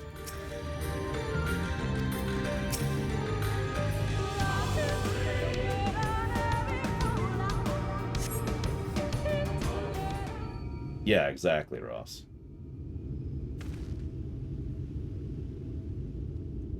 Something bad might happen to her. She was with the Star Destroyer. Oh, hey, it's a big one.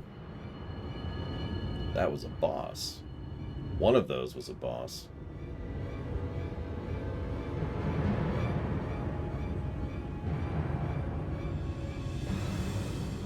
I was hoping there'd only be one. I could take both of them. What? What do you propose we do, Minfilia? I'll defer to you. Fighting them together would make a lot of noise, which attracts beasts or other eaters. But if we fought them separately and quietly, we might not have to worry about that.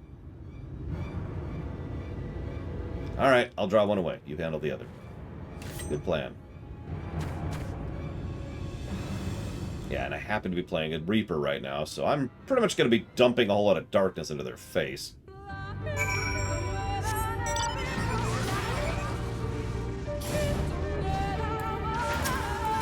I mean, if you think about it, we have an inordinate amount of power just thrumming through our battery right now. A lot.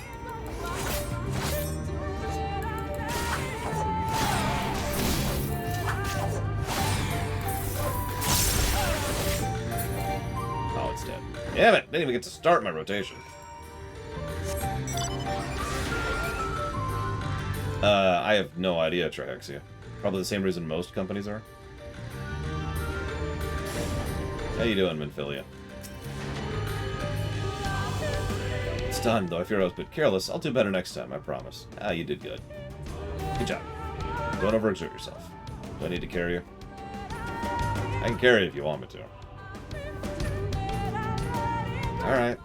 Just making sure.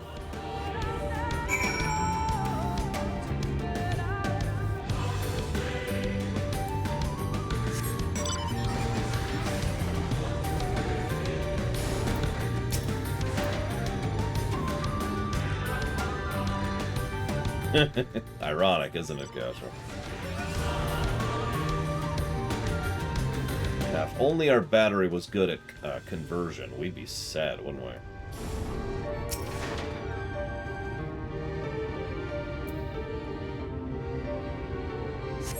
Who among the Normandy crew would I leave in charge after I leave the ship?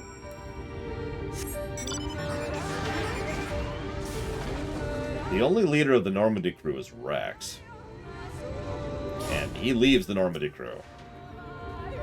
So...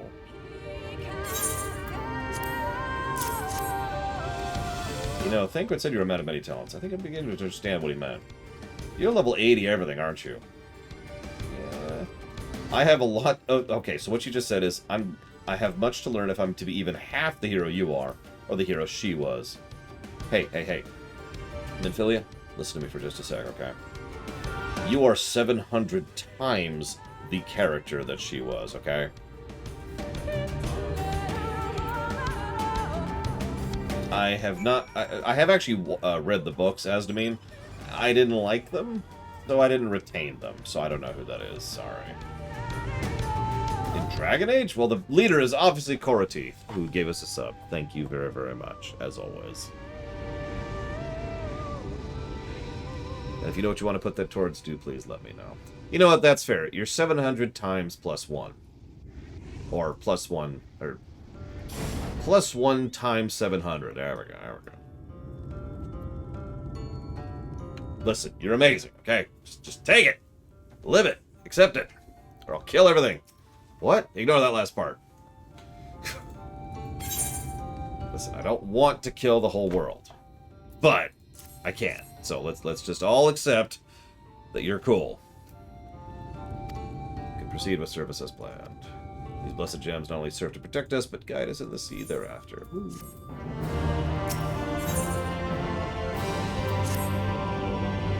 Ugh.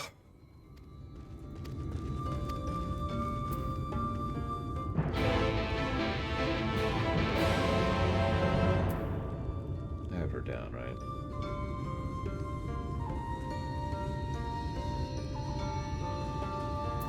You know, Thancred's like, well... Lauren and I learned so much about the Knights Blessed while you were away. We helped them recover a lost heirloom. I know we weren't supposed to leave, but they needed help, and there were sin eaters, and as long as he accompanied you, do try to be more careful. Your injuries could have been a lot worse. How did you... Let's say a little bird told me, and it's telling me Lore has business with us. Aye.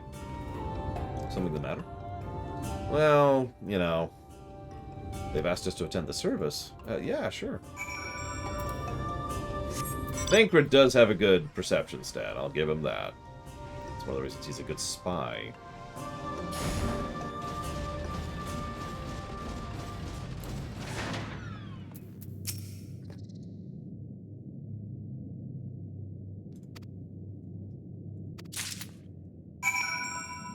Go ahead and place a candle.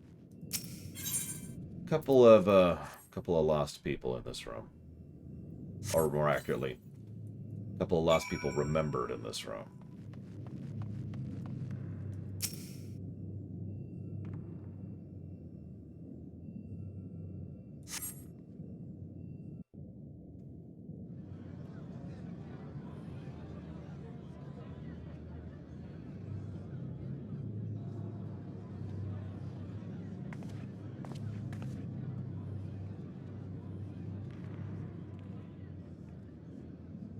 It seemed only right that we show our faces.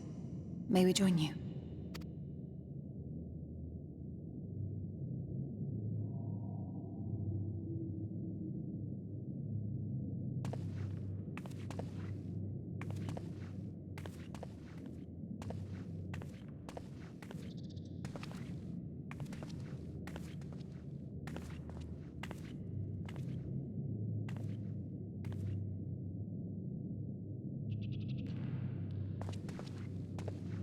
Let us begin.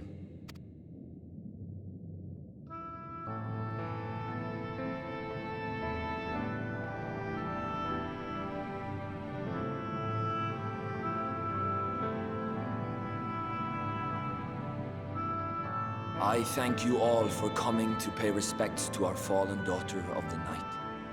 In the light, she was known as Todia, but in the dark, we shall remember her always as Menine. Let us each take a moment to offer her our prayers.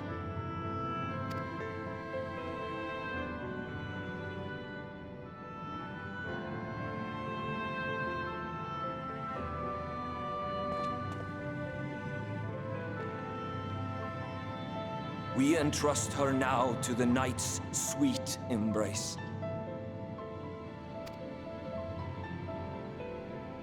In darkness will she be free from pain and suffering, now and forevermore. May her soul find peace in the sunless sea of heaven, and in the love we bear for her in our hearts.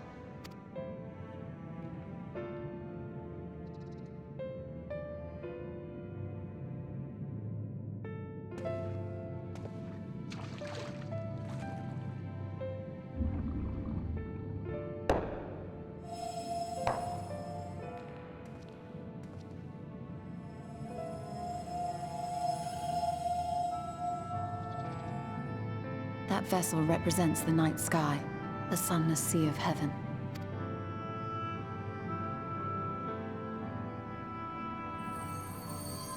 I was about to say, how many gems do you think are in there?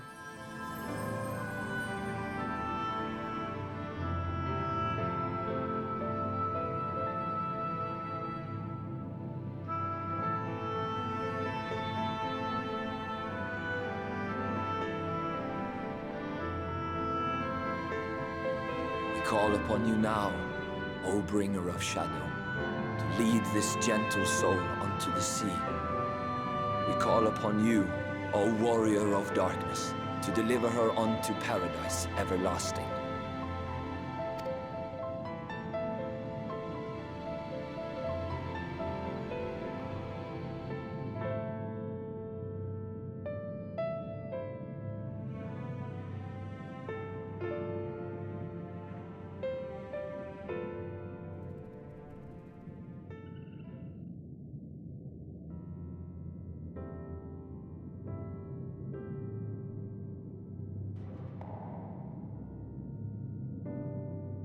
I am told you assisted in the preparations for the service.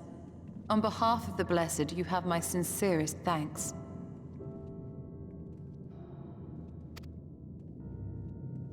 The enduring legend of the Warrior of Darkness owes much to the traditions of these people.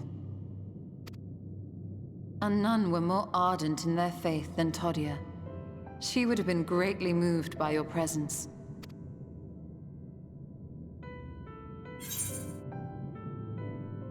You know I don't deserve that kind of reverence.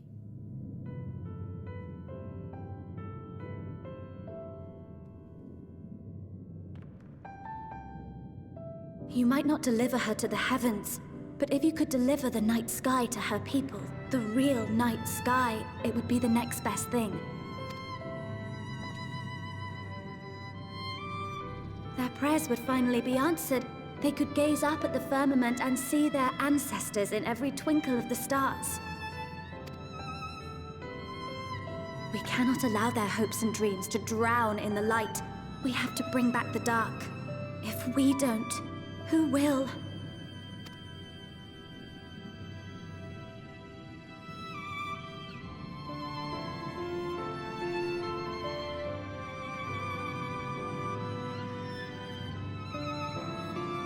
Forgive me, thinking of all those we have lost.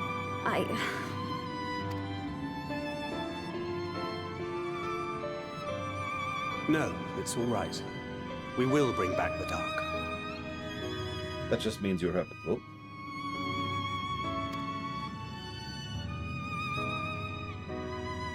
Mayhaps sooner than later, in fact.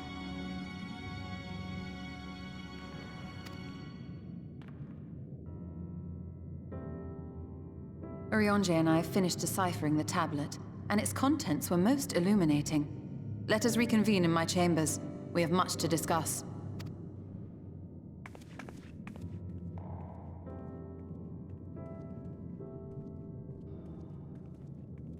There's a throwaway line back when the night first hits the Lakeland area. It was like, yeah, people are ordering lamps all of a sudden. I don't really have any more to deal with or something like that. Like, and I think what he actually specifically says is, let me guess, you want a lamp? Well, we're out of lamps. It's kind of a new problem. Hopefully Y'shtola has good news to share. A chance to reclaim the night has lit a fire in Benphili I would see rekindled. What do you suppose she's gleaned from the tablet? I have no doubt that would find the contents most informative. Now, thanks to the Exarch's gift, our next course of action is now clear.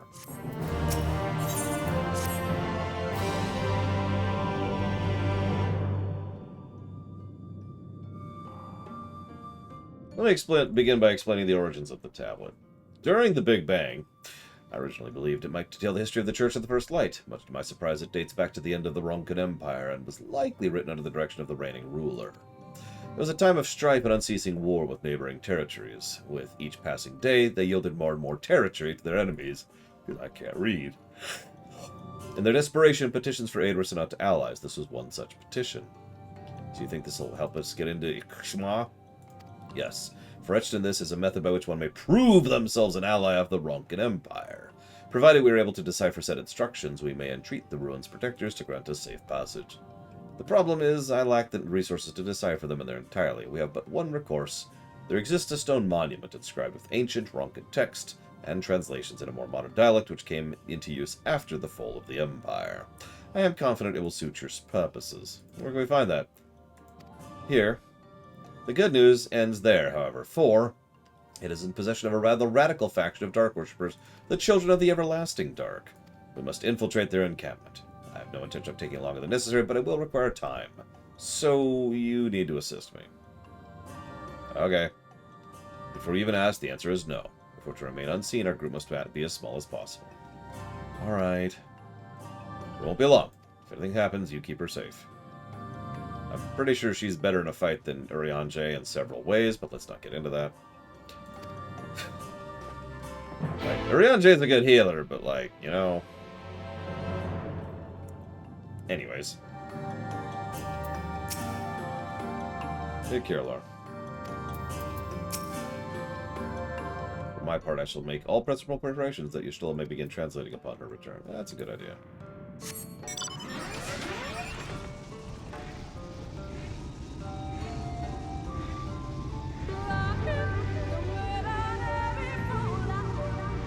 I mean, don't mistake me, I'd kill to have someone like Urianger in my team, but I wouldn't shove him out into the front lines, so to speak. Yep. We're gonna avoid a confrontation. They rejoice in dealing death to others, claiming in doing so they cleanse their victims of sin and usher them into the sunless sea. I would rather not sully my hands defending myself against such madmen. Oh my god, he really is me over Sirius. Refuse to DPS as a green. It all makes sense now. Oh. I do rather like this song. Hey, what's up? Hi, you are extraordinarily dead. Heads up on that front.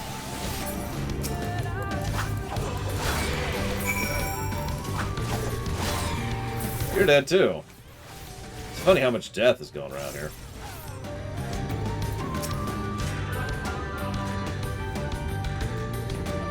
Yeah, here's some darkness. Conk. By the blessed dark. Thank goodness you're unharmed. Then we would arrive sooner. We had a rather unwelcome visit from the children.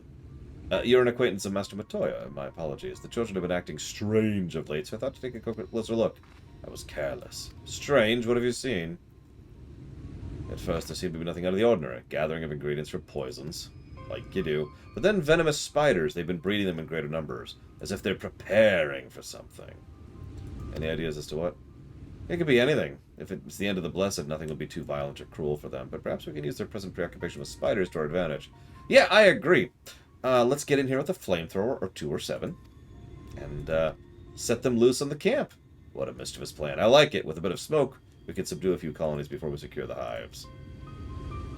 Please let me just burn this place to the ground, please. Please. Please. Okay, whatever.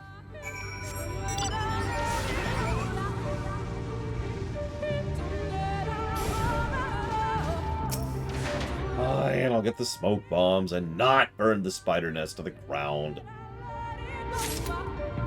Yeah, they won't be poisoning anybody if they're all dead. I'm just saying. These people are literally mass murderers. Can I just end them? Of course not, Loke. I'm just saying that if there's a place with spiders in it, I'm gonna burn it to the ground. The whole thing. Just...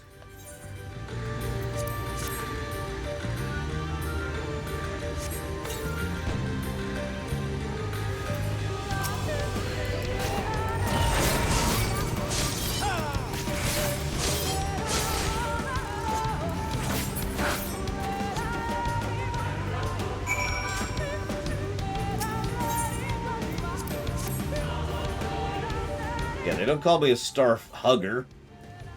Although that sounds like a weird classification of a ship, but yeah, whatever. Whatever, it's cool. We're all cool here.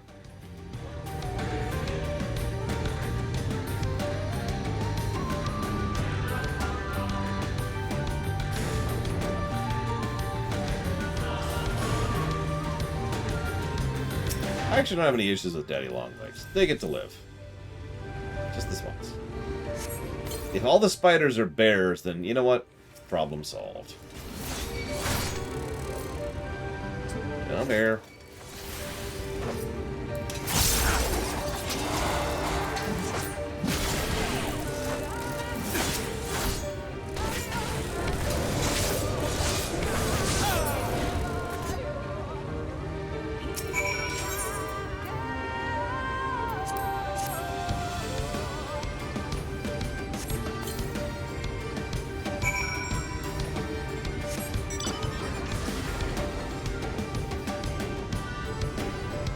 Listen, all I'm saying is all wasps on the entire planet need to die. Just all of them.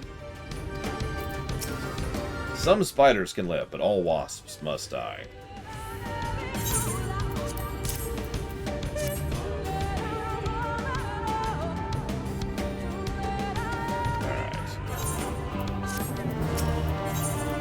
We got this. Everything's gonna happen. Coolly and awesomely.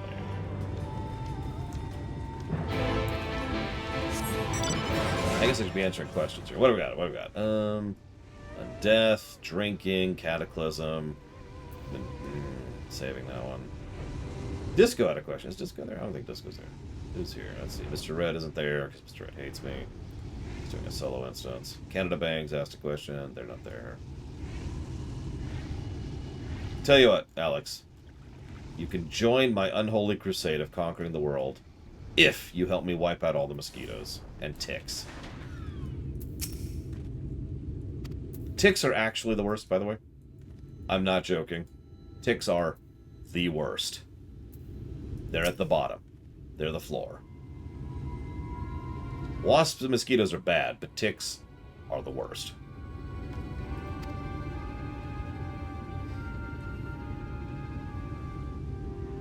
A bit far. We should be able to toss the bag through. May I do the honors? Yeah, sure, go for it.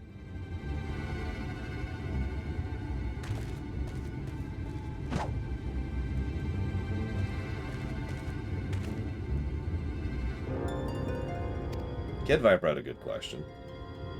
Unfortunately. Oh no, bees everywhere! Ah, we've got to save the spiders! And yeah, actually, wasps do serve a purpose. Most bugs serve some kind of purpose. Ticks can go to hell. The shadows are a fitting place for a warrior of darkness. Are you ready? Yeah, let's go. Favorite camping memory? Waking up one morning to find a spider on me, blanking out for a few seconds, and then being several feet further away. Oh, you mean a fond memory. Right. Just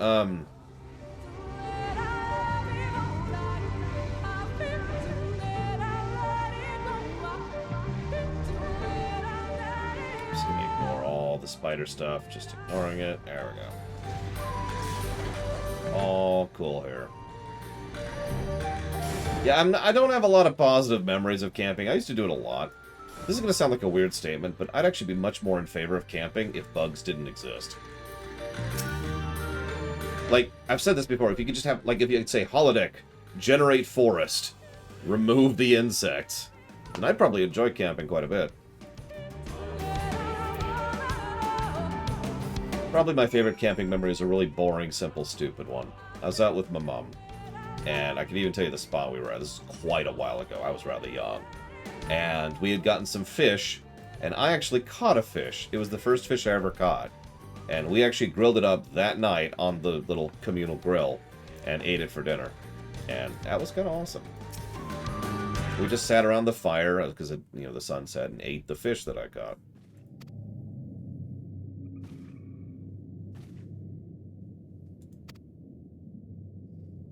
Would you mind examining the murals? Yeah, some interesting stuff there, isn't it? Predating the founding of the Blessed and the Children. We'd not like to come here a second time. 'Twould behoove us to learn all we can.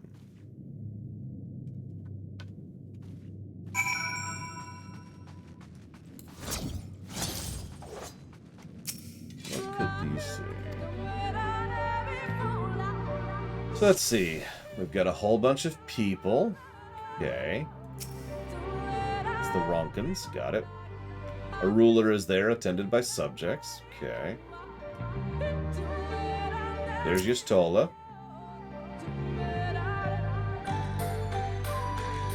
So I'm again from staring at my backside. Now, please, I need to concentrate. Listen. I missed one, actually. Ancient, a warrior standing triumphant of what appears to be a creature of shadow. Others rejoice in victory.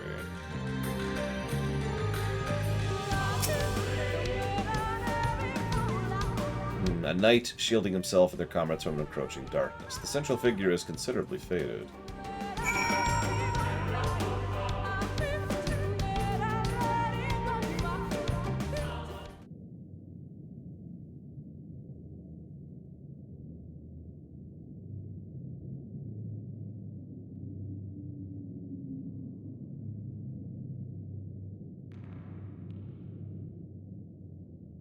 These paintings, they seem familiar. Depictions of heroes throughout history. The Age of Gods, the Empire of Ronka, and this.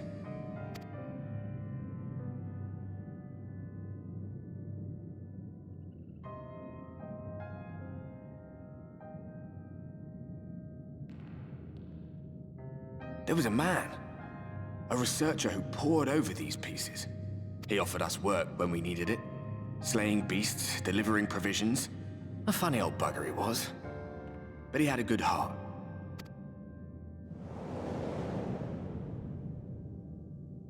He believed this first painting dated back to a time of myth and legends, a tribute to the heroes of a long-forgotten era.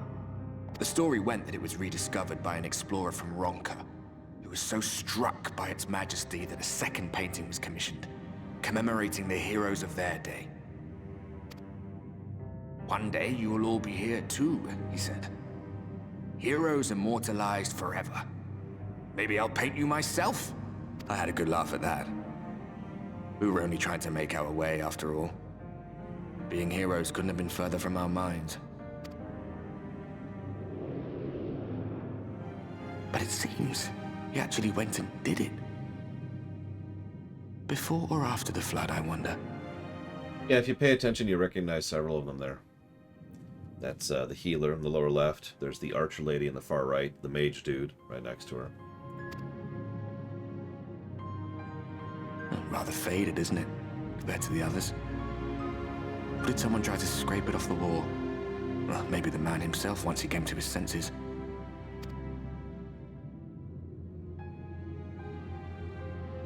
Do you suppose your deeds will warrant an addition to this collection? Or some other kind of monument? God, I hope not.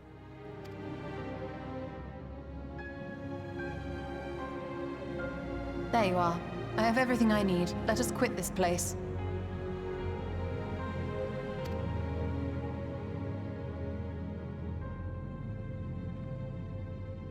Is something the matter? We should go. The others are waiting.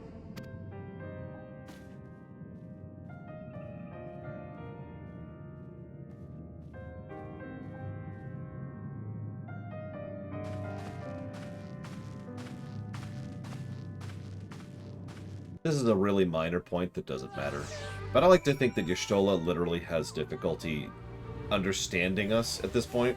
I don't mean vocally. I mean, most of the body language cues that go along with, human communication, I feel like she's absent when it comes to us specifically, because she just can't make us out as well as other people. So, if we were to frown or kind of be like, or look morose or whatever, I think she would just completely miss it. I believe I know everything needed to finish deciphering the tablet. Did the murals appear significant? Depictions of heroes from ages of gods, Ronkans, and before the flood. Very astute. Perhaps in another life you could have a curator of antiquities. Although it has no bearing on the task at hand. Maybe that knowledge will prove useful in the future.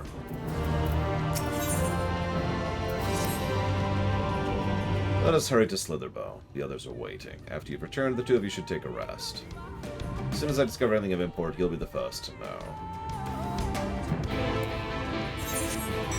So I actually have a theory about that, Alex. In my opinion, our career has been bumpier, and we jumped into being heroes more first. I'm saying that wrong. I think we became heroes in our career sooner than they did, mainly because we grew up in we were dumped into an era that had just so many issues all over the place, all happening at the same time. My opinion. And if we count 1.0 in that, well, that was our adventurer era. Since that's probably canonically the same person, us. She knows how I worry when she leaves without telling me. Yeah.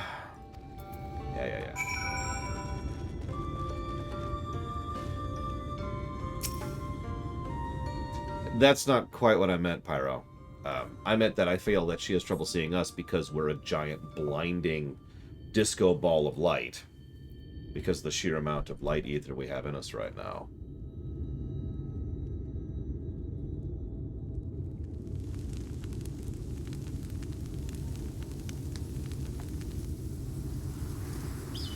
In other words, she's probably better at figuring out everyone else, like you say. And she's just having trouble with us, because we're...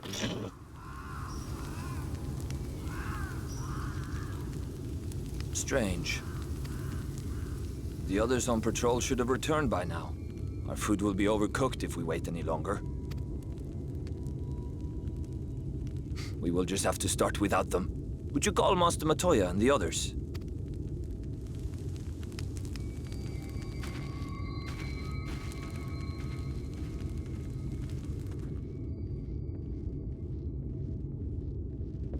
I tire of these games, Urianger. Why do you pretend you cannot see it?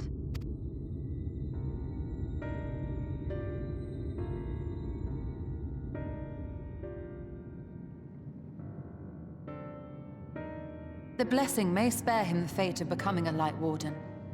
But you cannot be blind to the nascent corruption. He is not as he was in the Source.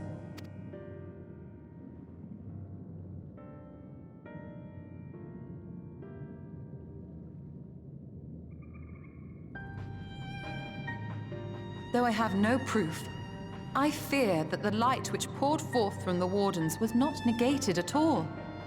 I fear it was absorbed, that he has been suffused with their light. Oh, right. I guess we just now learned this. Sorry, I've been talking about that since day one, because I kind of thought that was the plan.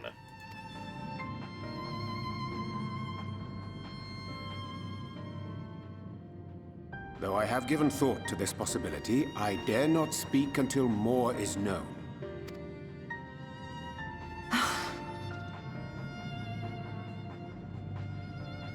By the time you deign to enlighten us, it may be too late, if it is not already. Urianger, I know full well, after all these years, that you have only the best of intentions. But that does not make it any easier to put my faith in a man so infatuated with secrecy. I have had my suspicions ever since the Exarch bade you speak that day. But now I must ask. The 8th Umbral Calamity and all that followed. Everything you claim to have seen. Did you?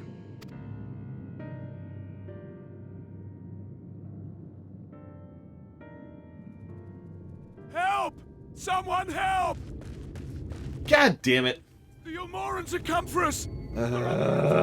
Ranjit, would you stop ruining literally everything?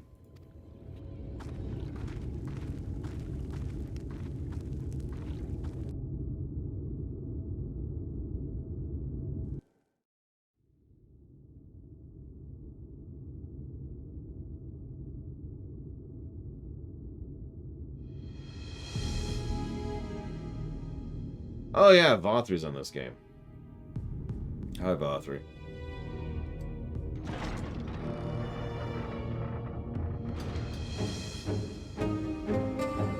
You don't deserve this song, Vothri. I just want you to know that. Does that food go rotten? That's a lot of fruit just lying around. You ever just leave fruit out and out? It goes bad in days.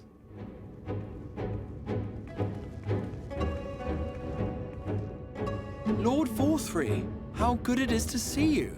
How long has it been? Not since your inauguration, unless I'm mistaken. Too long, at any rate. May I say how humbled I am to be invited not only into your city, but your home. You are as generous as ever. And you as disingenuous. Let us dispense with the pleasantries. This merry band of dissidents people are calling warriors of darkness. They have slain Sin-Eaters, and by all accounts the Crystarium is complicit in their villainy. And now I hear reports of your people obstructing my soldiers. So I must ask, what exactly do you think you are doing? I might ask you the same thing. It should be clear, even to you, that defeating the Light Wardens represents the world's only hope of survival. Even now, the people of Lakeland and Ilmeg rejoice in the return of night. For 100 years, they yearned for a means to fight back against the Sin-Eaters, and at last they have found one. Yet you choose to stand idly by and do nothing. Why? Why? Because this hope you cling to is nothing more than a fever dream, an exercise in futility. Even should you slay the Sin Eaters, the world as we know it is beyond salvation. With what little land and resources remain, the people would be free only to starve. Very obvious camera direction. Also, is that pizza? Before long, they would turn to violence, then to war, and ultimately usher themselves unto oblivion. It is pizza! It's like spinach... Oh man, spinach pizza's so good. Spinach pizza. Oh, sorry, what were you saying about people starving? You know what he reminds me of? And I am sad to admit that I have been this before, for which I can only apologize. Surface level arguments. You know what I'm talking about when people discuss politics or economics or real things that actually matter, things that are impacting, right? And they say, oh, all we have to do is this, or we can't do this. And the reason is right there on the surface. No depth, no complexity, no nothing. They require a firm hand to shepherd them from the edge. The hand of a king. Nay, a god. I will see their dreams fulfilled, their wishes granted. I will give them peace, order, and they shall never want for bliss.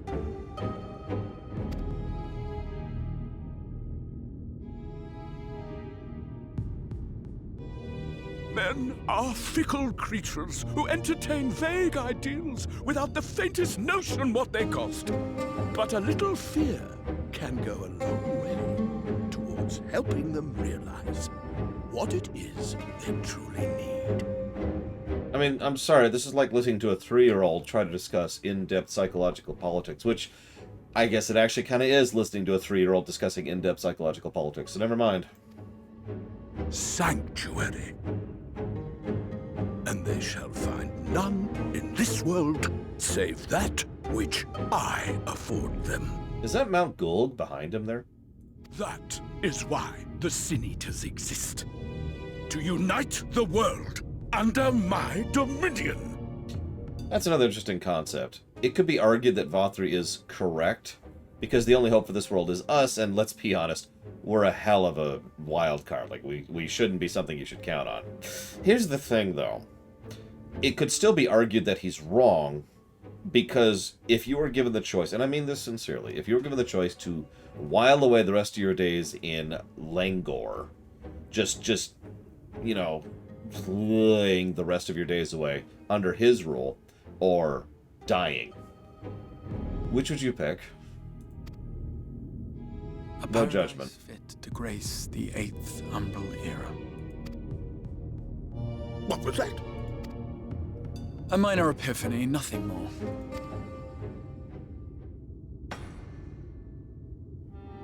You have always held sway over those around you. Those who defy you must submit or die. What sits before me is the inevitable result of bloated privilege and unchecked power. But man is more resilient than you think. His achievements are not the product of violence and bloodshed, but compassion and understanding. This calamity is but another crisis to be overcome. And we will, once we eliminate the Sin Eaters. You poor deluded fool. These people care not for the morrow. They care only for the now. And the contentment they lack. What good is a paradise to them if it is 1,000 years in the making? Or even 100! You underestimate them, Lord Vothri. They see further than you think. I have beheld it in the blood and sweat and tears of those who would sacrifice everything for a future they may never know. That their children may never know. I've been keeping quiet about this until now, but I need to point out that there is one other theme this game has, this expansion has extensively, and that is the theme of legacy. I have beheld it in the hopes and dreams of those who came before which we bequeath to those who come after, that they might in turn build upon the foundations laid by our forebears. These are the bonds which hold man and his world together, not your gilded chains. And I will resist your every effort to shackle him. Thank you, Exarch. In summary, you will continue to support the villains hunting my Sin Eaters? With tremendous enthusiasm, for I have faith in the future they would build. By the way, do you notice he has a face coming out of right about here? Lower left chest. Just pointing it out. Why do I even bother? Fools, the lot of you! So naive! So painfully predictable! Did you imagine I did not know your mind? That I would wait until after this meeting to dispatch my forces? Even as we speak, they march to the Sin Eaters' defense. Insurrection will not be tolerated! Now that song fits Vothri. The people of this world are mine to rule, mine to command. And you are no exception! Yeah, of course he's not there, you idiot. What? How did he? Moron. Insolent swine! I will not... There, you can see the face a little better. Just for a second. Do you hear me?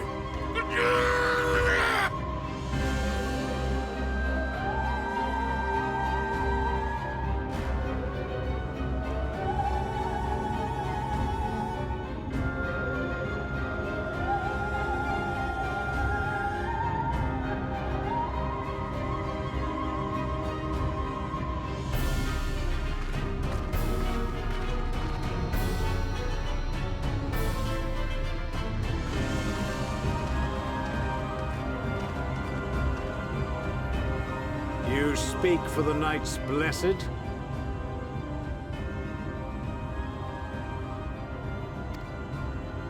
I do. I presume that is your doing.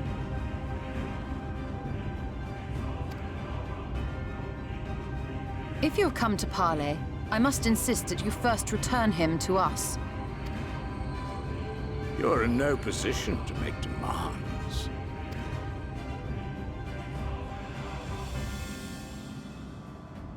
God's sake, let me just go kill them all, please. By Lord Vorthri's decree, Raktika now falls under the governance of Yulmore. You will henceforth answer to us. Man, imagine if it was that easy. Yeah, everyone, Canada's mine now. Sorry, by my decree. So, you know, make that happen. Is that so? And the children of the Everlasting Dark have acquiesced to this madness? We have reached an accord, yes. Too many times have the Knights Blessed shunned Yulmore's overtures of friendship. The risk that you harbor hostile intentions has grown too great to ignore. Therefore, his lordship has claimed dominion over this forest and bestowed executive authority upon the children of the Everlasting Dark. Unfortunately, I've already answered that, Overseer, so forgive me for not repeating myself. Go watch the Morning Shift's VOD. I talk about it over there. But here's the short answer. Remove him from the game entirely. The long answer is actually a lot more complex than that. In his wisdom, Lord Vorthri has agreed to recognize ours as the only permissible expression of dark worship. It's one true faith. You and your false creed are a blight on these woods. A foul, unholy corruption that must be cleansed. Little wonder the Warrior of Darkness visits both Lakeland and Ilmeg, yet shuns Raktika. Your perverted teachings hold blessed Shadow at bay.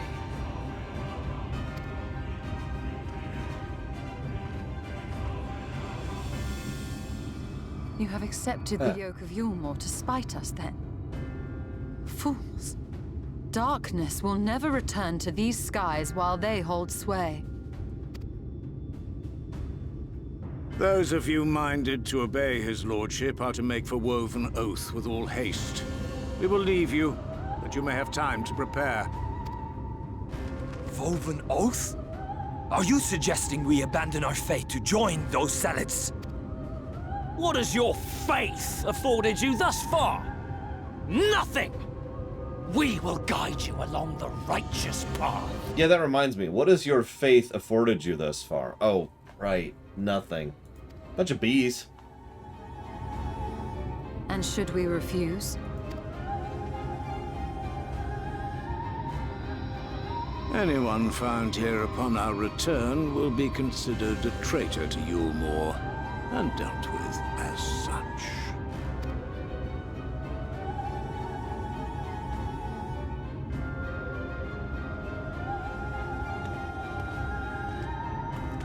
So, okay, since Rax asked a valid and pertinent question, I will give the very summarized answer to what I would do with Ranjit. So, look at the Lego construction of the narrative. Remove the threat of the week that is Ranjit in every position. All of it. Just completely eject it from the game. These developments after I have tended to our casualty. But don't remove Ranjit entirely, because he has one other narrative purpose other than being the threat of the week, and that is Thancred. He is the polar opposite to Thancred. He is the antagonist of Thancred's story arc. Leave him there. Push him in that story, and flesh that out a little bit more. And remove this whole general nonsense. No. I don't... No. Get rid of him as the Hand of Vothri. He is worthless and terrible in that role. He only comes across as the threat of the week or bad writing, which I know is being redundant, but what I mean by that is either he is so powerful to body us in our first encounter, which is stupid and bad writing, or the only way he could ever exist is if we just stand around doing nothing, which is cutscene incompetence, which is bad writing. So his position as the Hand of Vothri needs to go. He serves no good narrative purpose there at all. It would actually probably do better to have the forces of Yulmore be more or less literally just random soldiers and not put a face to them. Kind of a bit of a stormtrooper effect. Now, keeping him over here for Thancred and Nymphilia? Sure, I'm actually with that. But all the rest of that I would eject entire. Like, why are we even worried about this?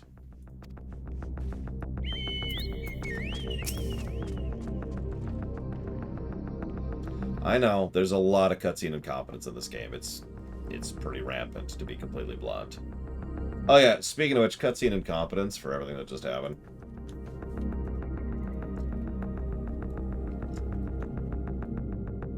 Yeah, exactly. You get rid of the blue-haired twit. Do we ever get a name for him? Because I know we see him even after this. Anyways, the guard has been poisoned by some spider poison. Man, if only we'd done something about that. Where are we? Put to the proof.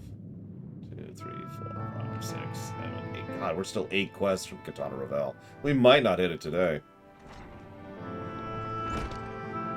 Well, you see, Lunaruth, it's because he's an idiot and terrible. The poison spreads throughout the system. There's naught we can do to ease his pain. He's turbo dead. Well, he's going to be. He's not there yet. Hi, McLavania. Do not blame yourselves. All that has been done that can be done. That's not true. What of the blessed? How have they taken the news of Yulmore's generous proposition? Anger and dismay. We cannot oppose them and the children. Master Matoya, I am truly sorry. We will not and cannot abandon our faith. There's no reason for you to suffer for us. Your work is not done. You have time to flee. Flee? With Lore's arrival, I am mine to take the offense. Oh, you noticed I'm here. Holy crap.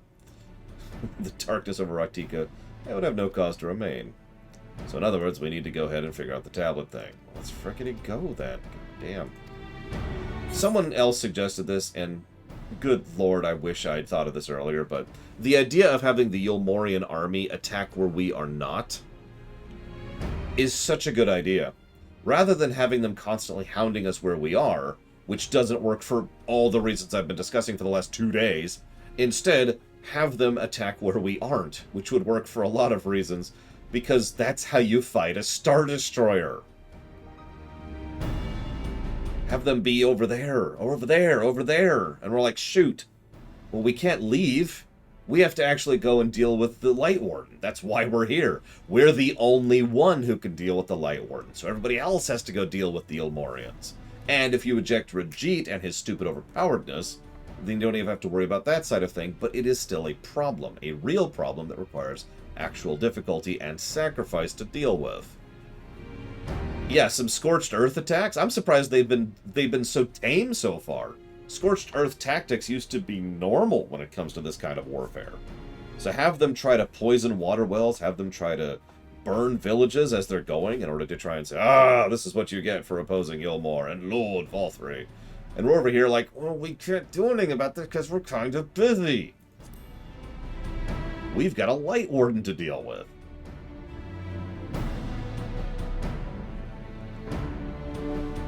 I mean, that's true, von Falkenstein, but you get my point. There are ways they could do this. In fact, there are multiple ways they could do this that would work much better than, hey, I'm here, just so you know, and I'm gone. Peace. Just reminding you that I'm a villain and I'm much better than you. Just remember, I'm much better than you, okay? Okay, now I'm going to leave for no good reason. See you around.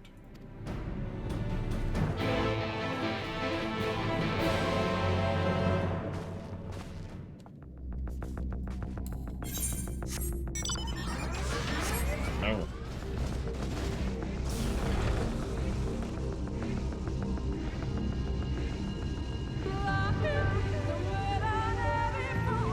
Oh, God.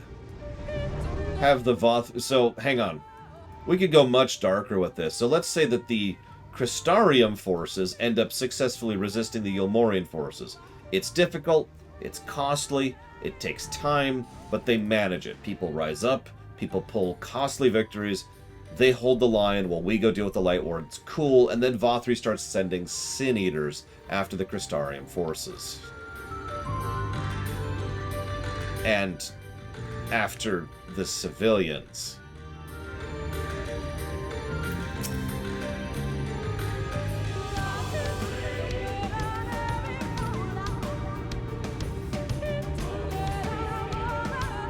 God, I don't remember this one.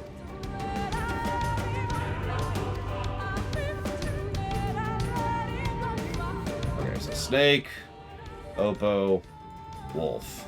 Got it.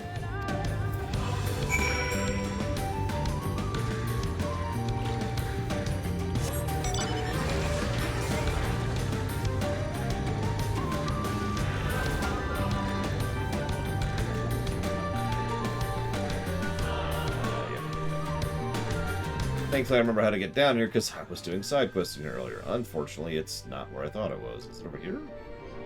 Oh, shoot. This is the wrong one. It is this one. Yeah, we're gonna keep going. Keep going, Lord, keep going. Nope. Oh, there it is. God. Okay, we're found. Yay. I love how incredibly useless the map is for all of this.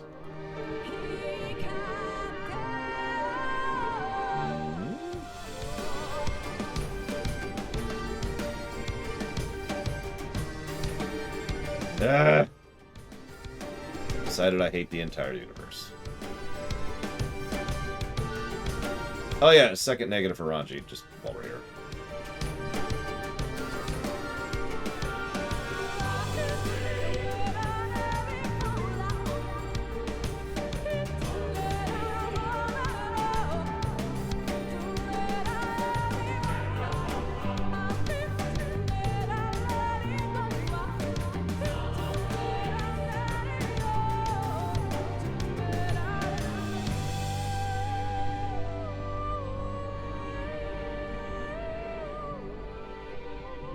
Hi, Ruth.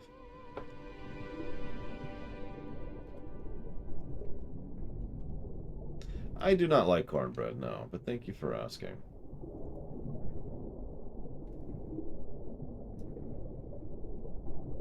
There we go. That's the one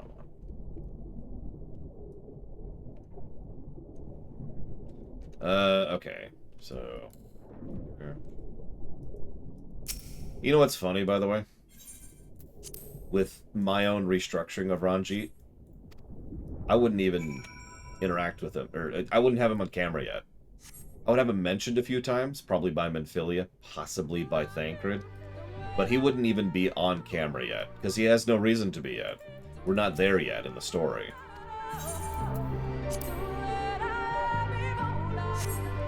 Yep, whoop, wrong one.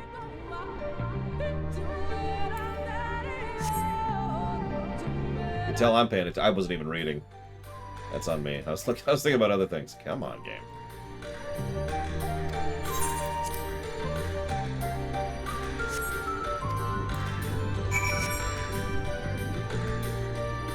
I'm fine. I'm fine.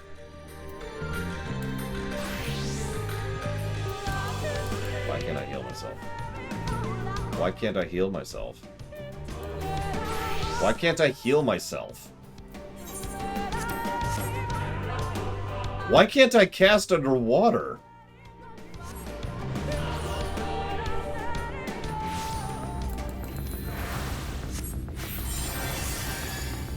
Yeah, piss on that. I ain't dying, you goddamn game.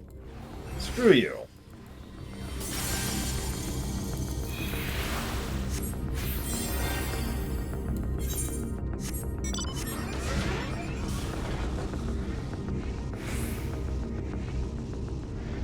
Sorry, I'm probably still pissed off because of Ranjit, but that's nonsense.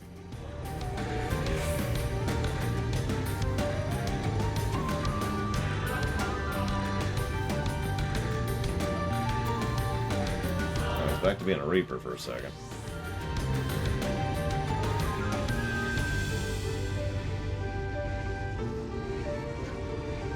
Yeah, sorry, I'm gonna say one last thing about Ranjit, and then I'm gonna shut up about it. Ranjit serves a narrative purpose. And yet, oh God, what's her name? Daichuz? I can't think of her name. Lady Awesomeface does a better job of serving the same narrative purpose of Ranjit with one scene than Ranjit has the entire time. It is Wolfman's. Okay, cool.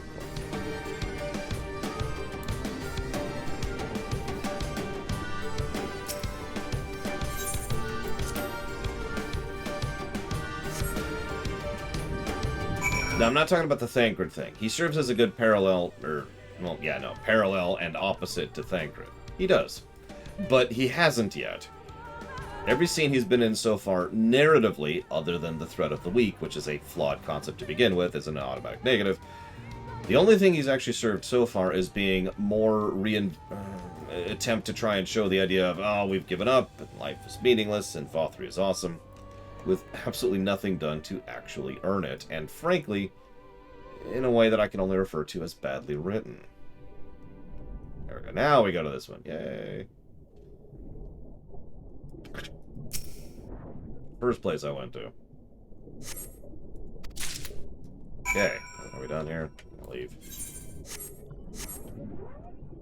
By the way, we're like 7 quests from the Katana Raval. I don't know if we're going to make it today. We might. We got 2 hours. We might make it.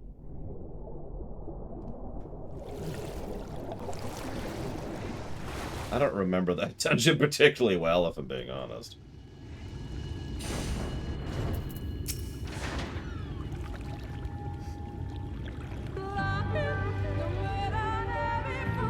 Oh, Nitro Pepsi. I don't think they even had that here. I'll have to look next time I go. Not that I'm a Pepsi person. I actually don't like Pepsi. Too syrupy. Yep. Owls, Ronkins, thing get. Cool.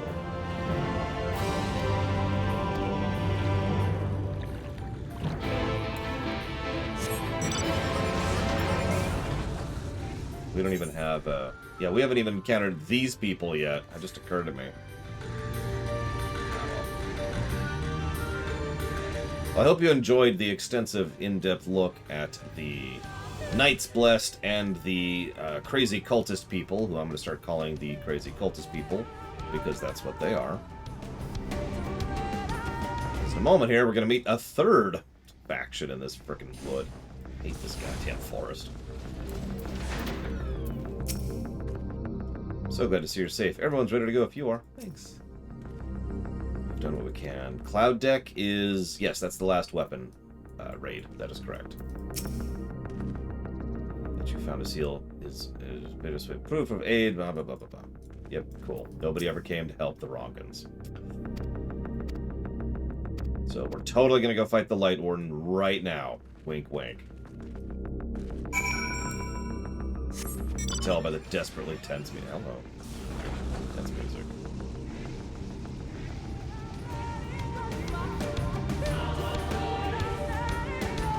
Congrats, Giga Pudding. You better be joining us when we get there, though.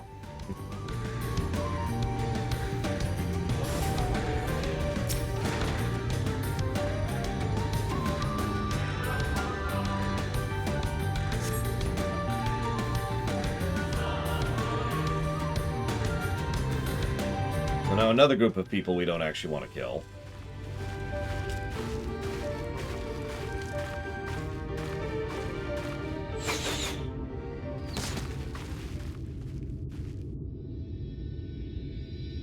It would seem we have found them.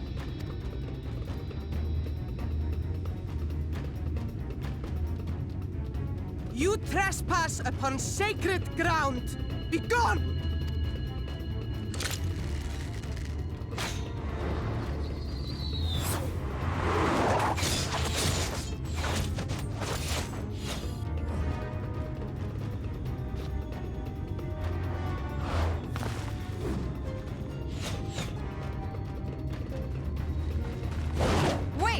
We did not come to!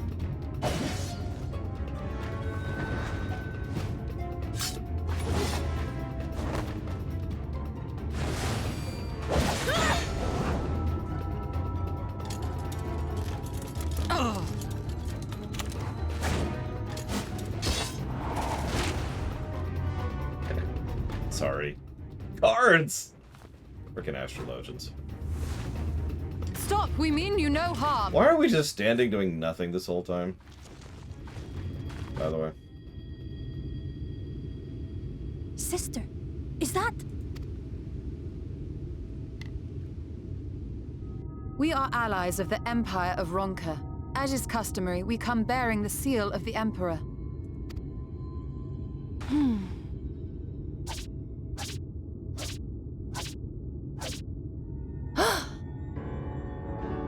It appears to be genuine. Then perhaps there is yet hope. Rogue, Mr. Rogue. Perhaps. We acknowledge your seal, but we must be certain of its authenticity. Follow the azure flowers to our village. There we will judge if you are friend or foe. Try not to stray from the path. All right?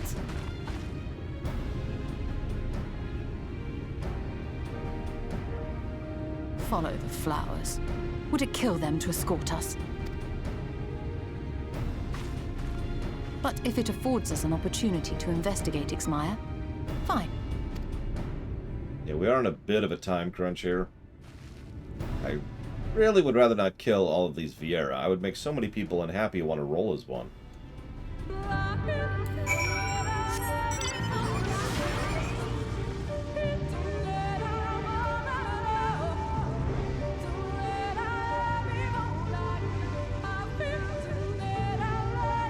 Sorry, Bragwin. You're gonna have to re-roll. I killed all the Vieira. My B. That's, you know, mea culpa. Mea culpa.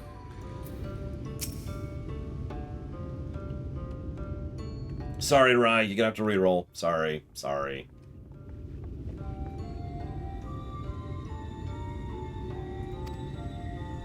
I am joking. These Vieira are actually alright. Their quests suck, but they're okay.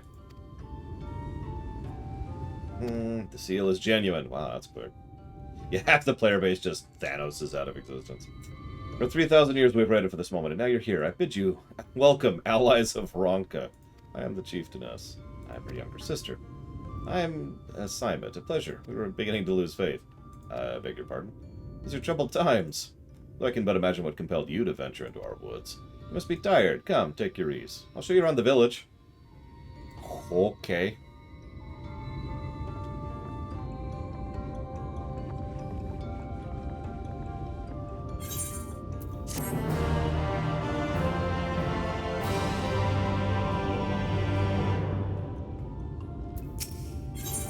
Yep, time to wipe out the Makote next. What? That's not a problem, is it? So this way, what's your name? Runner. That's a really weird name. But I digress. Is that a common name? No. I hate this freaking village so much. Navigating it is such a damn pain.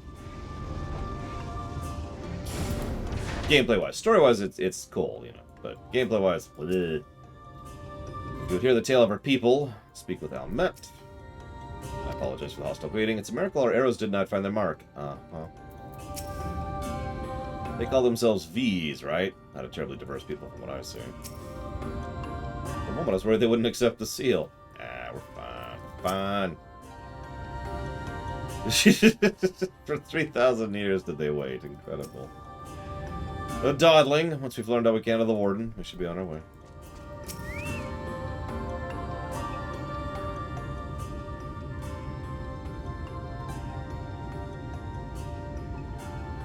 As bearers of the seal, you have right to know what became of the Empire and my people's purpose here. We are descendants of the Palace Guard, which served under the last Emperor, and to this day we carry on the duty of our forebears, the final decree of His Eminence before Ronka's fall. By wisdom of our people was Ronka made to thrive. Such knowledge must never be forgotten, nor may it be suffered to fall into the hands of the wicked. Keep it secret, keep it safe, and look to the coming of our allies. Unto them you shall bequeath our all, and thus shall Ronka live on. At his command we have remained in the Raktika Greatwood, guardians of Ronka's ruins and the wisdom held therein. I hope thou wilt not think the question impertinent, but did thy people's famed longevity perchance play a part in the Emperor's decision to trust this meaning to thee and thine? That was one reason, yes. We V's, Thighs, do they pronounce that at some point? Would easily live to see 3 of your elven lifetimes. We were also the fiercest of fighters. There are none more fit to stand over the remains of Ronka. But our duty has grown ever more perilous in the wake of the flood. Settlements such as this one were plentiful before the light claimed dominion over the land, but now is all that remains. Our numbers dwindle year by year. Before long there will be nobody left to honor the Emperor's wishes. And you believe we are the allies for whom you have waited. You have the seal, do you not? After 3 millennia, that alone is nothing short of a miracle. Truth be told, I'd begun to think you'd never come. Sister. Very glad of your presence here in the Greywood. The wisdom of the Ronka is yours should you wish it, need only ask.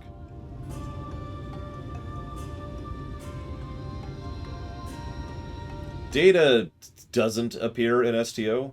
He has like a literal one scene, kind of you can see his hand in the background cameo. Lore does not appear in STO. He is Qui-Gon. My apologies, I don't know where it makes its lair. Do you recall any sightings of this creature? No, not in the past 30 years. But that would mean, how old are you exactly? Vaughn reference. Young enough to remember.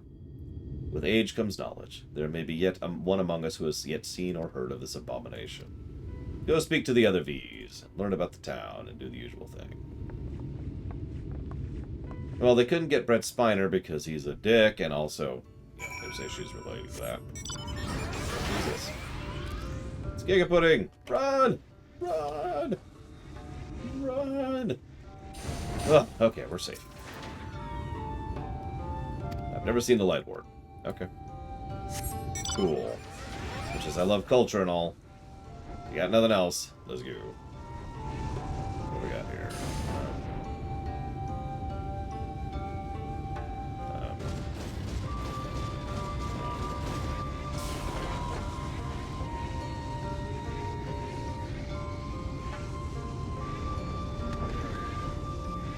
There you are.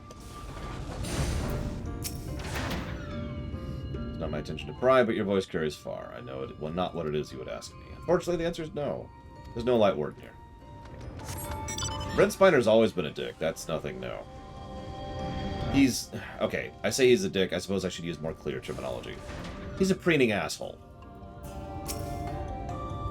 An outsider? Oh my god. Allies of the Empire. My sincerest apologies for failing to note your arrival. The Warden, my mother, may she rest in peace, told me of its appearance. And before settling in Fano, she had a village near the falls, where it was destroyed by the Sin Eaters. Giga Pudding, don't step on the stew. Don't, oh my god! While on a patrol one day, she spotted a swarm of abominations, one of which was different from the rest. Larger, for one thing, but what struck her was the way its fellows seemed to revere it. She was convinced that what she had seen was the Light Warden. Yeah, he's not as bad as Shatner was, and arguably became again. That's a little more debatable. But, for example, he's no Jonathan Frakes, who's just a cool guy, right? Who's pretty much just straight up chill. You know, off camera, I mean.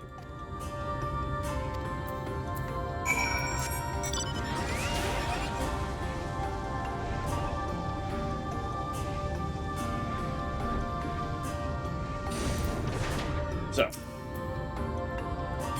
we got a little bit of info.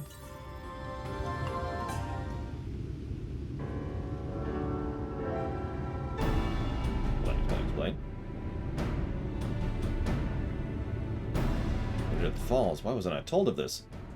I can think I see why it's never been spotted on our patrols. I've never heard of the falls. I can assume it lies deep in the woods. Oh yeah, but the tunnel which led there was collapsed after a bloody battle with the Eaters. It's not been passable for years. We made several attempts to clear away the rubble, yet each time we were driven back. In the end, we were forced to give it up as lost, thereby making it a suitable place for the Warden to take sanctuary. There's another way to enter, perhaps, though it would be a great peril. Okay. The Katana Revel! Let's do this in a bit. Can it be opened? For Isle Hesavronka, it can. First, we go to the Kamul Astropolis. Okay. This may sound like a simple task, but there's obstacles, and we don't know how to overcome it. The Emperor never granted us, our forebears, leave to look into the secrets we're charged with protecting. That we might not be tempted, the means to do so were withheld from us, so we can only show you the way. Okay. Let's go.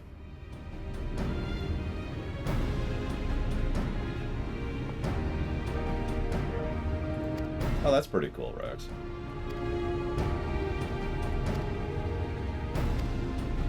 Behoove us to prepare an alternate course of action. Let's do it. I will say it makes perfect sense that Jonathan Frakes is a cool guy. He went into directing. There's only 2 ways to be a good director.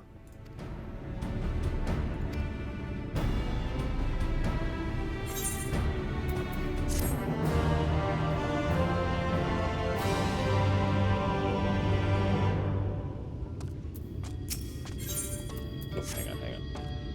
While we're here, I'm gonna eat a cookie. And become a master really quick. What you seek is at the heart of the Astropolis. It was shut by His Eminence. We must go to the Morning Stars. Let's go. Yes, Spiner was one of the failed Trek directors. Unlike LeVar Burton and Jonathan Frakes, both of whom did a pretty good stint of directing.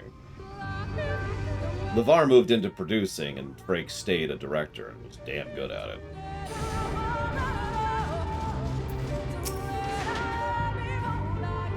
You were able to keep up. Well done.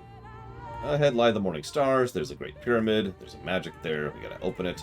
We don't know how to open it. Another puzzle. Okay. That was Y'shtola, not me.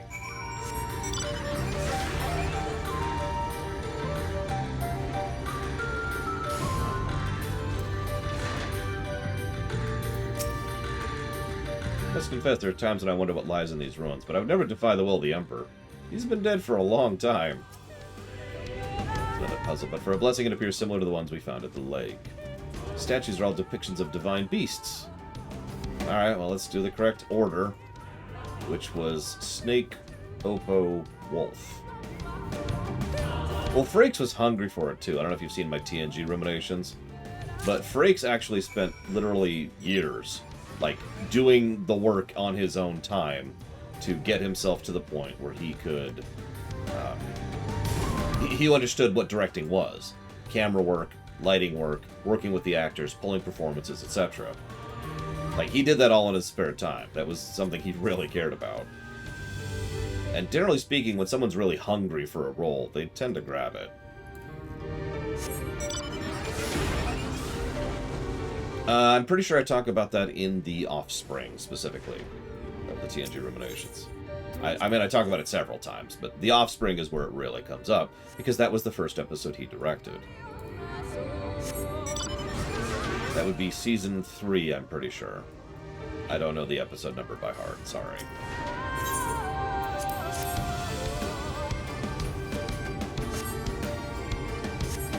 Five quests to the Katana Ravel, by the way. I think we'll make it. If I'm really lucky, we might hit the Crown of the Immaculate tomorrow, which would be awesome. That's a good goal. I think I'll set that as a goal.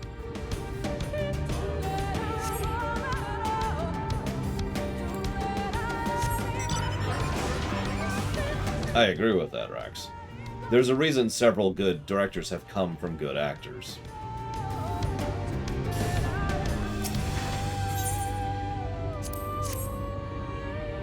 Yeah, Nimoy also jumped on directing. Just absolutely took it. And yeah, Nimoy was also a very good director. Go figure. Shatner is not a good director. Go figure.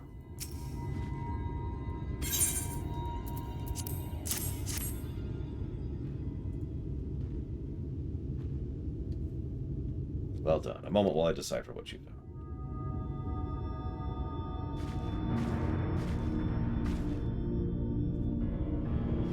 Apologies for the delay. Nothing we saw at the base gave any hint to the solution. Focusing instead on how to proceed, having solved it. Your findings appear to form a riddle. Once assembled, it reads as follows. Come together, share despair. Go thy ways, dread burdens bear. Mark the crown, heed the call, avert thy gaze forever full. I'd assume the puzzle would involve a sequence, but from what we were able to gather, it's but a matter of suffusing one statue with ether. Yeah, Tech Wars, enough said.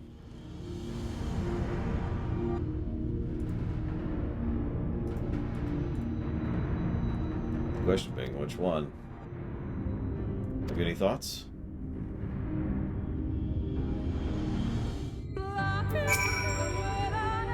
Given your talent for finding solutions to vexatious problems, you go ahead and do it. Okay.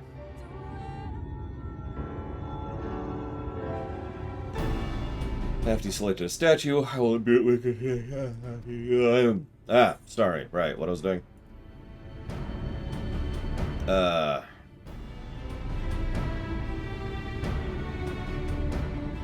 This is actually funny.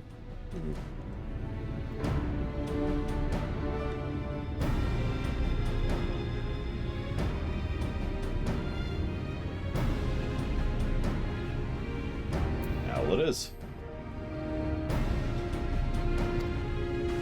That's funny that it's that simple. That has nothing to do with the riddle, it's just the owl. Because they're Ronkans.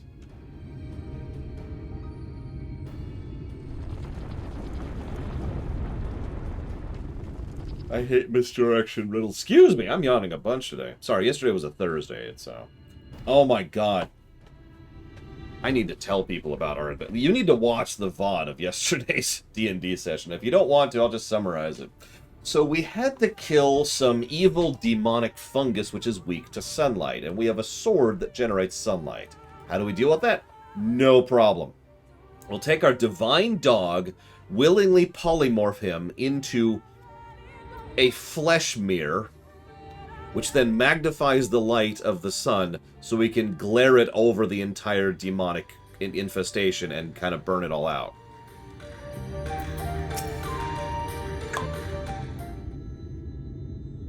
Yeah, I wasn't even going to mention the shadow demons or... God, it was a messed up episode. We may be about to TPK because we're fighting Mugtoy, for those of you who know who she is. For those of you who don't, here's the only thing you need to know. If anybody other than one of the NPCs or me fails a Constitution save, they are permanently mind-controlled by a demon lord.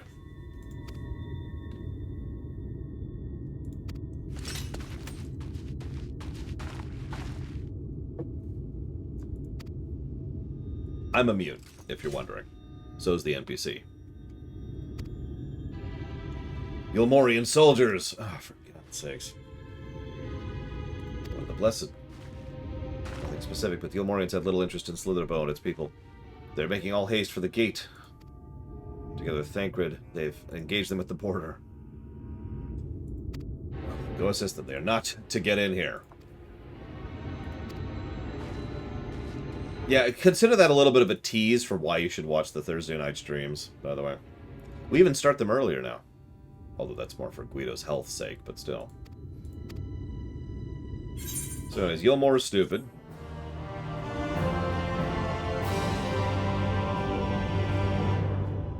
Big shock, I know. Time is against us. Quickly into the pyramid. By the way, this upcoming scene is getting a negative. For reasons I shouldn't even have to explain, but I will, as always, explain myself when we get there. I cannot imagine this is not going to be a negative.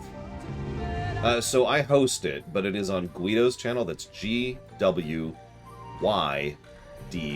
Guido. It's just twitch.tv/Guido. So you can see the VODs over there. He actually puts them up on his YouTube channel. I don't know that one off the top of my head, but I'm pretty sure it's just Guido. Weird mini dungeon. And we're done. Always been barred again. I'm beginning to lose patience.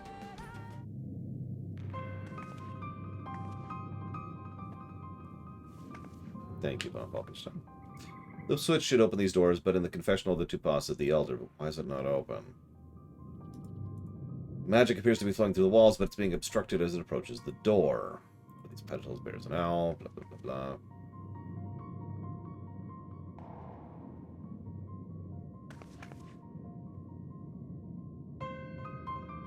Oh, this thing. This thing. Yep. I have to carry something over. They really like this quest in Shadow. I don't know why. This quest template.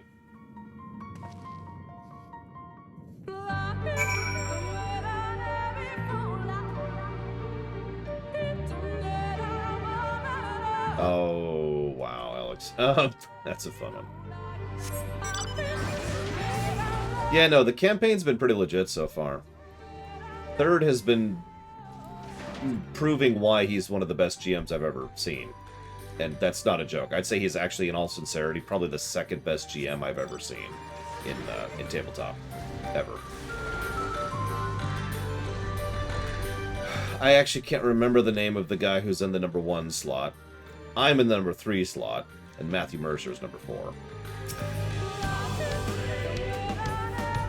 What?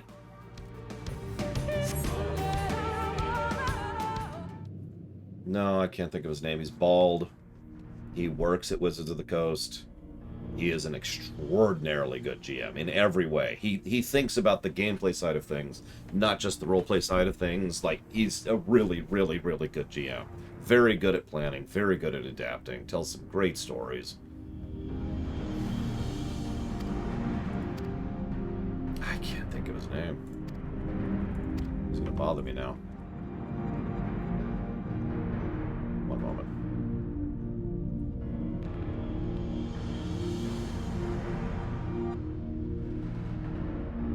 Chris Perkins. That's him, Chris Perkins. I literally cannot praise Chris Perkins' GMing skill enough. He is probably the best GM that we've ever had in history. That's not a joke. It's not an exaggeration.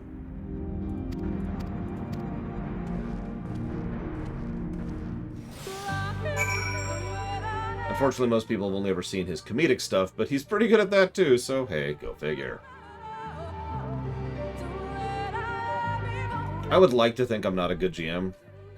I would be wrong about that. I have to acknowledge reality on that one, at least. So the big trick here, don't be seen by the owls.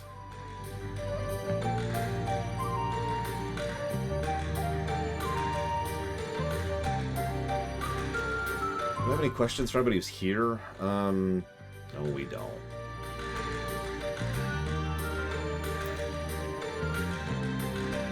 Whoop, pay attention.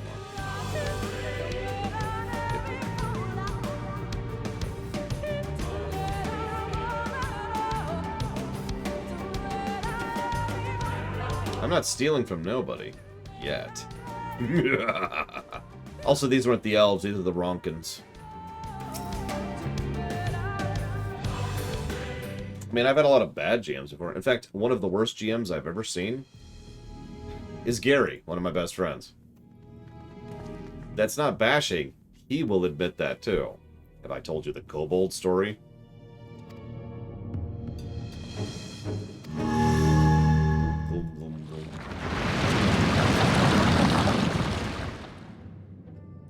Let's see. Disco had a question, didn't you? Disco. Yep, there it is.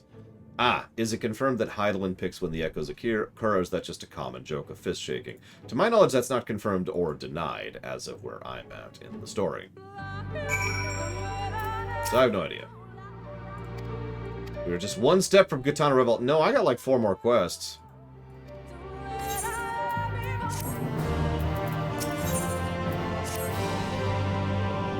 Before we enter, I would tell you of the trials that await you. The chamber is said to be filled with all manner of devices to keep trespassers away from the switch. Most potent is a word of displacement. They may force you into danger. Should we become separated, use these. Bragwins! The ultimate of all weapon.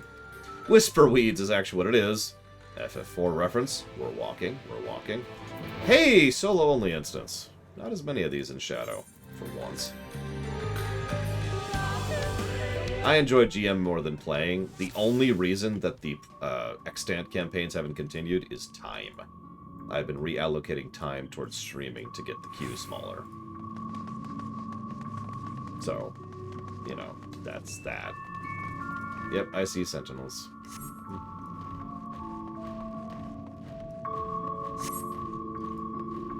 Let me give you the biggest tip for being a good GM. You ready for this? Because this is not a joke. The best tip I could ever give you for being a good GM is time. The more time you have to work, or rework, or re-rework an adventure, or a boss, or a story arc, or a campaign, or an adventure, or a dungeon, or whatever, generally speaking, the better it will be. 2 soldiers have broken through our defenses. This is such a dumb sequence. Follow them. They're not to reach the temple. A pair of soldiers somehow made it past my sisters. No doubt on the way here. One of them's Ranjit. No, really.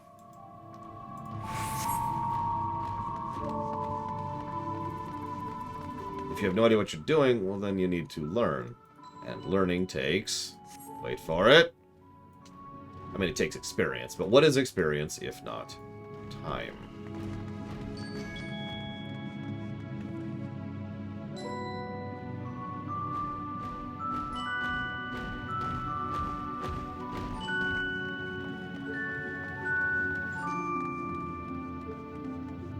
This is a mandatory stealth section, isn't it? I just realized that.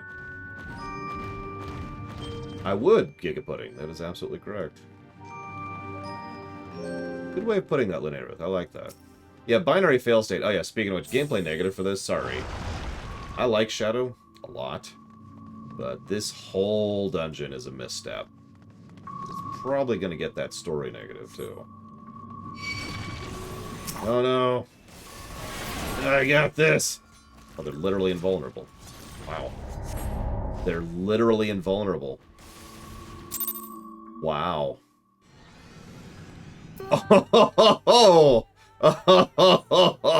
Oh, yeah, so about that negative, I don't feel bad about giving it anymore.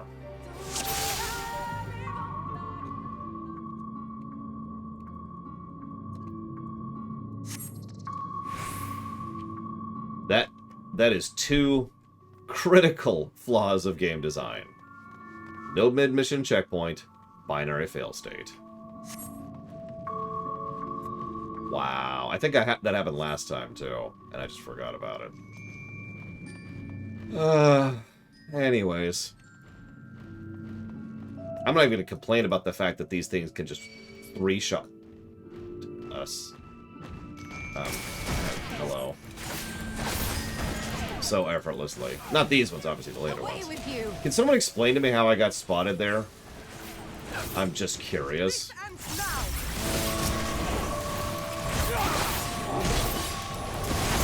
Wants to light me on that one. They'll detect the party members. They didn't last time!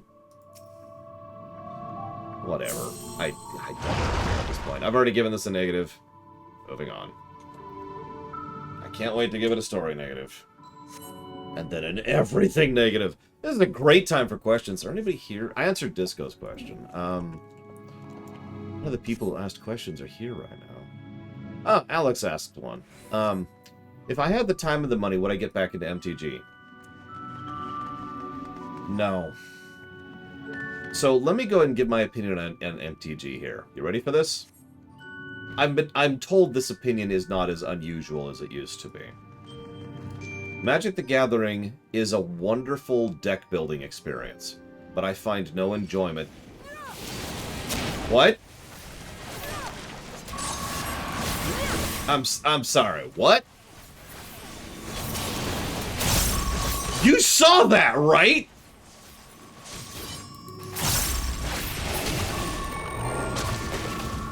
What the crap was that garbage? I thought I was just going to be sitting there for a moment. That's why I had no problem just chatting.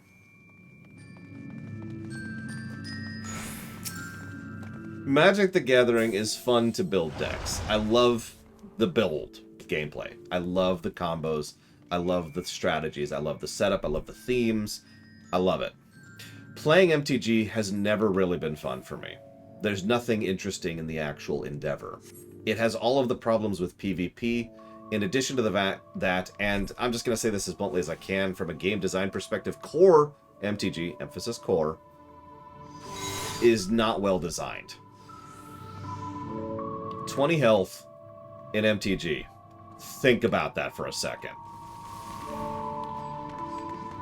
That point by itself is really all I need to say.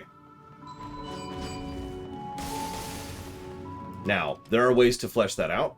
Me and my friends have come up with a few custom rules that make it more interesting. But I stand by my overall statement. Here we go.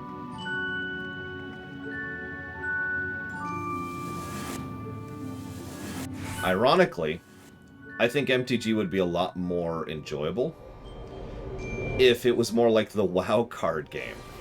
And I know what that sounds like, but hear me out for just a second.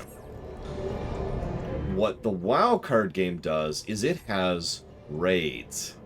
Players all working together in a co-op environment against a raid boss deck. That's awesome. And I wish MTG would lean into that concept more.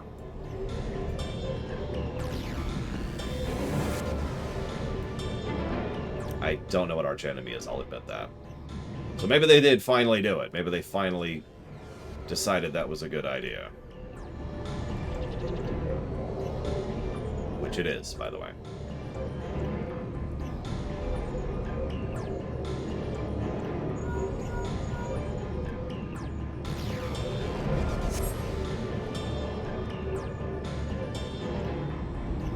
(3v1), but you're still fighting a player, right?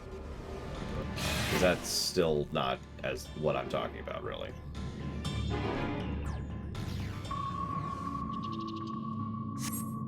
That's just, oh, what's the term for that? Asymmetrical PvP is what that is, which is fine, I guess. But still not what I'm talking about. Are you freaking kidding me with this? Oh my god. And we're just standing there watching, of course. Can I move now, please? Please? Hey, there we go. Can't use abilities, because of course not.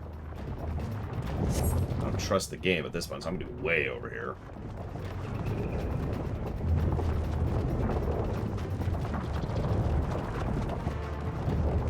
You ever wonder where they get all these giant rolling balls of death? RBOD.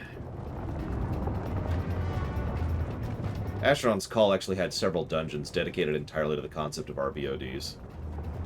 The way they did it was each of those rolling balls of death was, in gameplay terms, a spell. And there was like an invisible caster at one end of the hall. And if you remember, in Asheron's Call, collision determines whether a spell hits or not. So, if the ball runs into you, it's actually possible to live through it, although somewhat unlikely.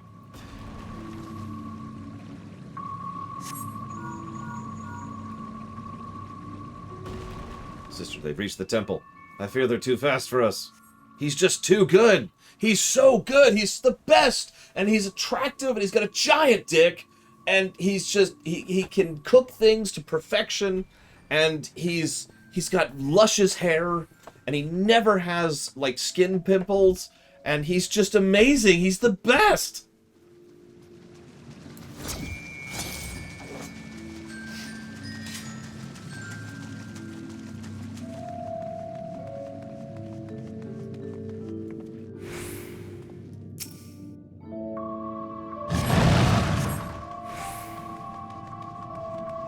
And there he is. Literally right there. I'm gonna kill the adjutant really quick. Hey look, it's the Yulmore adjutant. Oh, surely he doesn't have a lot of health. He's just an adjutant. Right? I mean, that makes sense. Here I come! No holding back! Well, I don't want to dismiss it, Rax. It's just... Raids were an awesome concept, and god damn it. You know...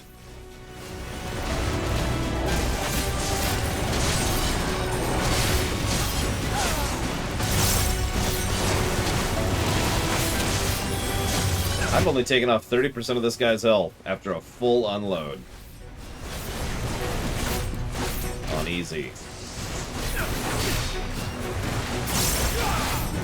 This, and that, and this!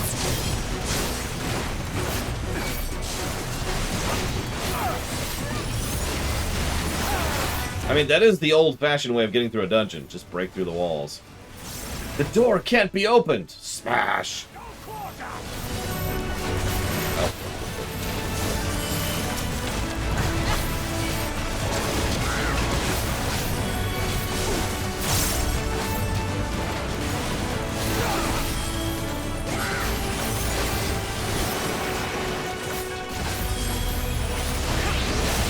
This is another encounter I wouldn't even have happen, by the way. To go back to the whole how I would make Ranjit. I will point out the first time I would have Ranjit show up in the story. We're not there yet.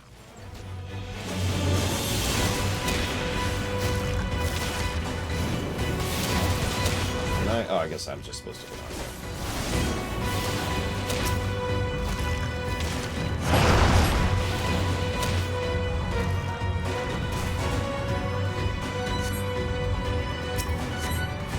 Oh, the next scene is 100% getting a negative. It's actually getting 3, but let's not get into that.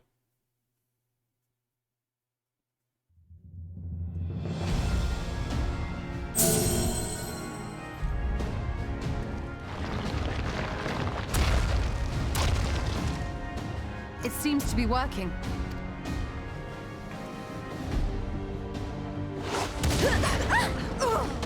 One hit, because he's Varrock, apparently.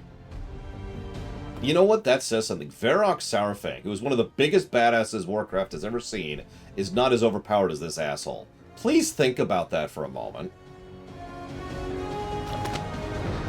I think not.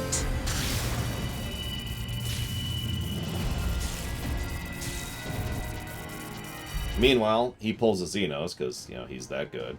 General, hold on! Oh, shut up. Huh?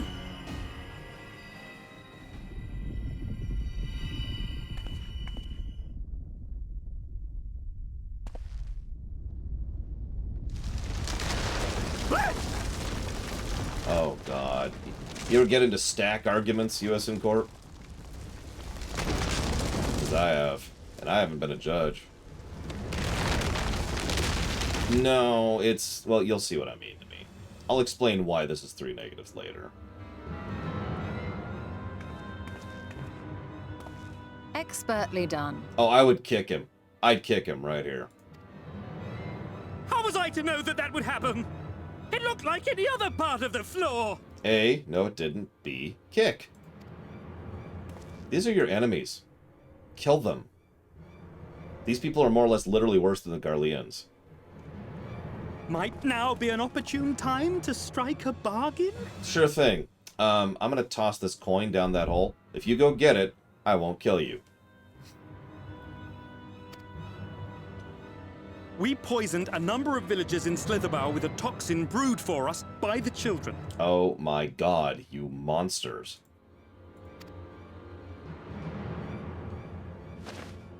This is the antidote. You. Yeah.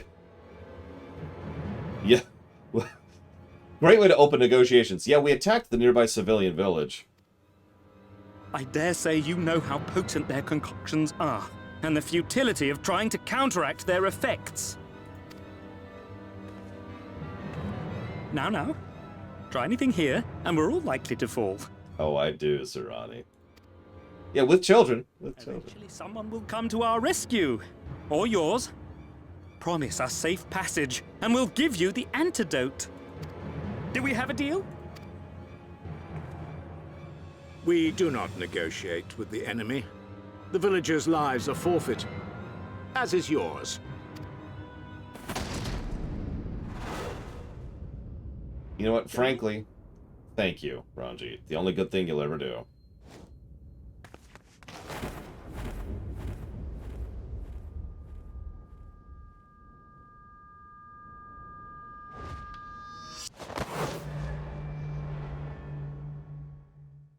I mean, if a black mage has those kind of reflexes, we better. Do not fail. So there's negative number 1. Well, that's not true. We're not there yet. We're about to be. But yeah, this is kind of negative 1. Like this whole scene. How noble and pointless. She's a black mage now. She class changed in the expansion.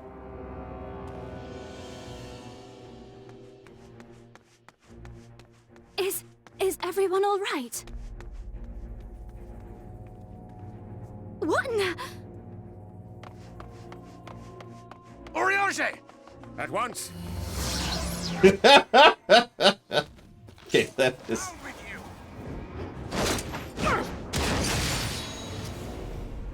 definitely the amusement of all this.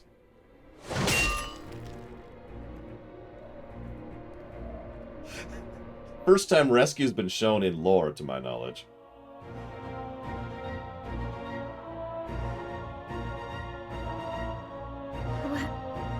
Where is Y'shtola? But yeah, no, this is a negative for Ranjit. And it is. The end. Moving on.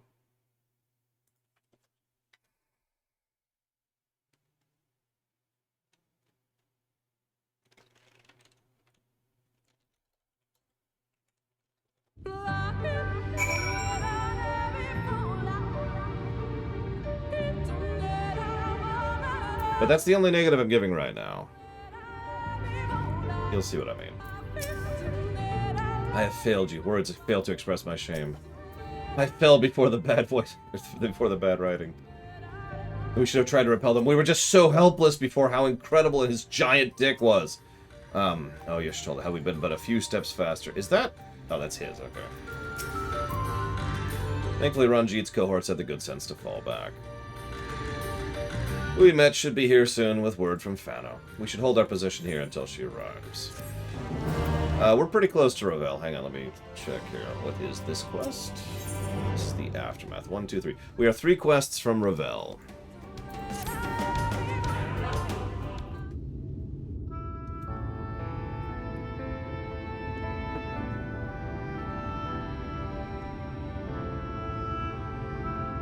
Please tell me if you know that hole might lead out into the woods somewhere.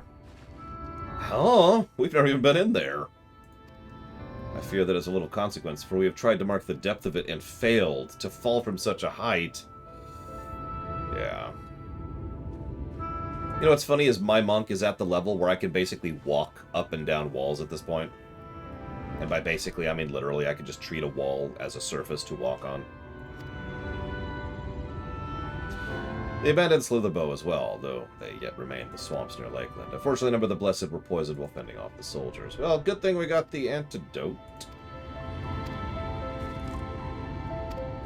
You and Urianger return and tend the wounded. Okay.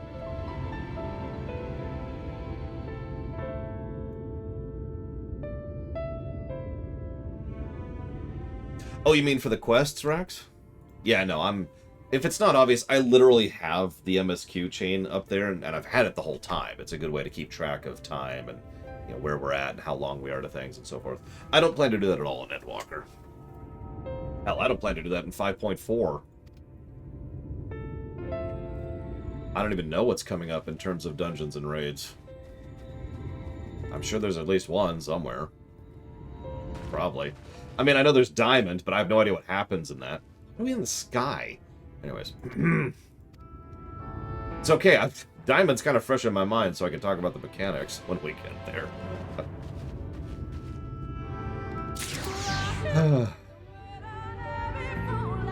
The last 5 quests are now reached. I mean, that makes sense. That tracks. Diamond was fun, but it's probably going to get an aggregate negative, regardless of positives, because it's very much a dungeon journal fight. There's a few things that are just absolutely not explained at all that I literally had to die to in order to understand. Once I understood them, yeah, no, it's legit, but there's some things there, you know. It is an intermittent problem.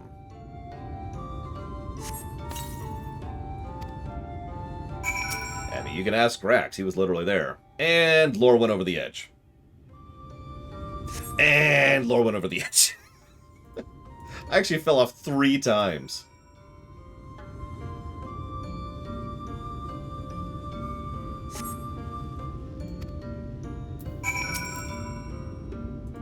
Well, the first time I died was because I didn't know you could fall off at all. So, that's on me. The second time I died because I didn't understand what was happening at all.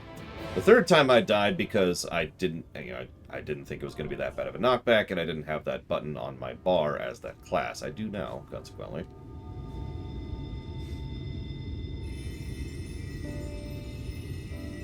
I didn't die a 4th time because I was busy keeping everyone else alive because a lot of everyone else was dying too.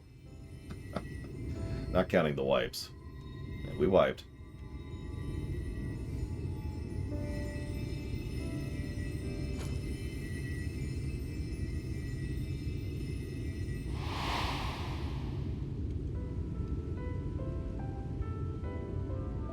Why are you giving a flashback to something that happened 30 seconds ago?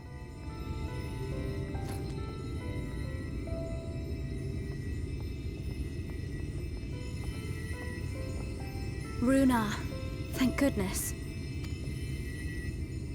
We delivered the antidote to Slitherbow, and from what we could gather on the way here, the Ulmorans have had the good manners to withdraw. Thank the gods they did, or we would never have made it here in time. I'm told we have Runar and his comrades to thank for keeping the soldiers occupied prior to their retreat.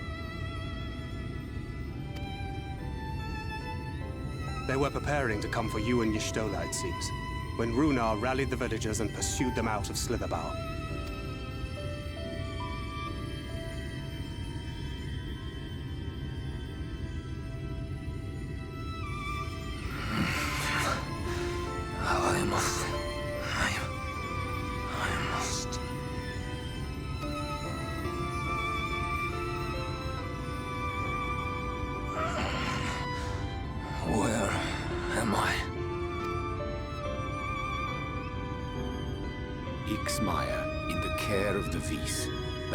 Safe now, friend. Pray, rest thee a while longer. I could totally write that, Alex. You've probably never seen my writing, but I can write some very dark, very political stories. I'm quite good at it. No. No, I am all right. Somewhat heavy of limb, perhaps, but otherwise well, I assure you. I am glad to see you are all safe. When we realized where the soldiers were headed, we knew something had to be done.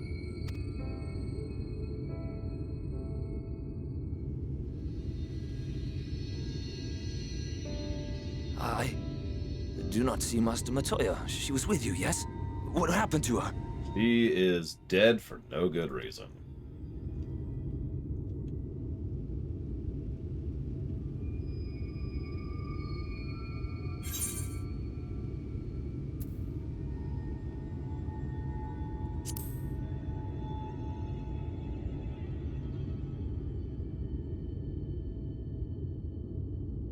Spare me your riddles and speak plain. Where is Master Matoya? She's dead.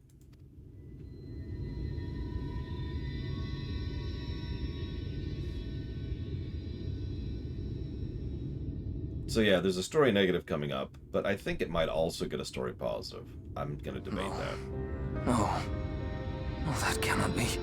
Why would she do such a thing? It's actually the helmet I'm wearing, von Falkenstein. Was there no other way? I cannot believe that she...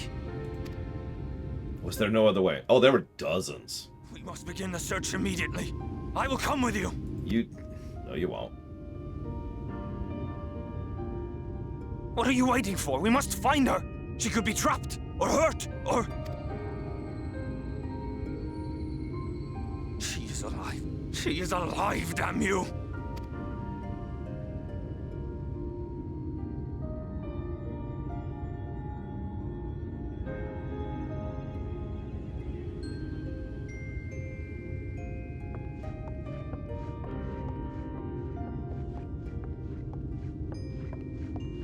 Forgive me for interrupting, but our scouts have apprehended an intruder. We thought perhaps he might be an associate of yours.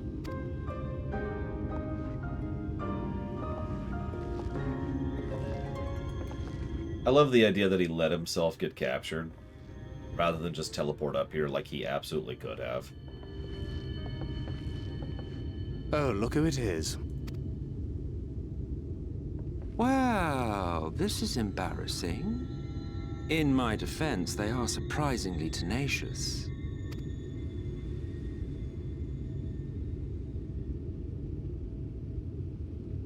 So, what trouble have you gotten yourselves into this time?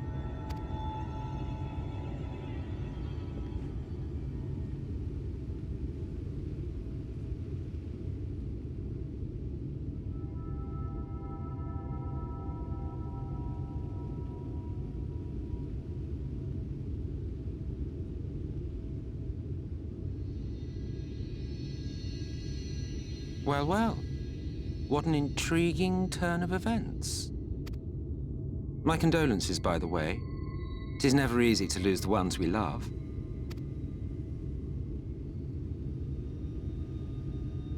Notice he says that She to is us, dead, isn't she? by the way. Wishing it were otherwise will not make it so. That you should be indifferent to her loss is no surprise. But to us, she was a friend. The best of friends.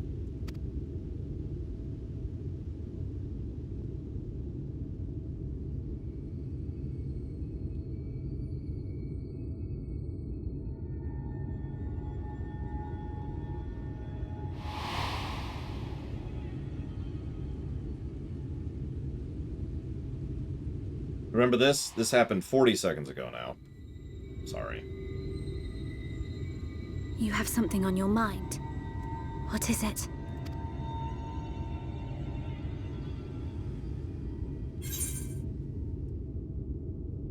After she fell, there was a powerful gust of wind, as if from nowhere.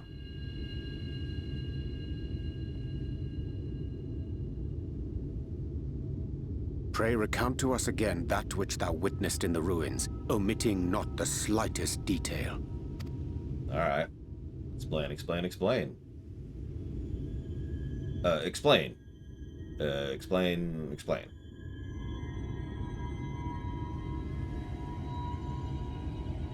Flow. The teleportation magic she used to spirit us away from Uldar after the bloody banquet. I recall a similar gale in the tunnel before it took effect. Interesting. I thought I sensed a brief disturbance in the live stream. How reassuring to know it was not my imagination.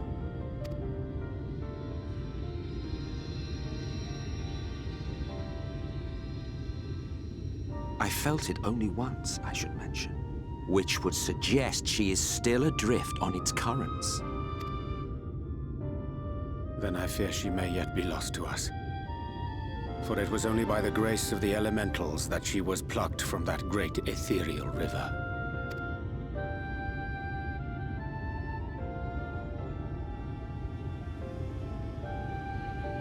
Ah, very well. I'll go and fetch her. I know I'm just probably reading too much into this, but I like to think that the main reason he thinks to do this is because how much of it's bothering us. Not us. Us. Perhaps a clear and unambiguous act of kindness will serve to win the trust you seem so determined to deny me.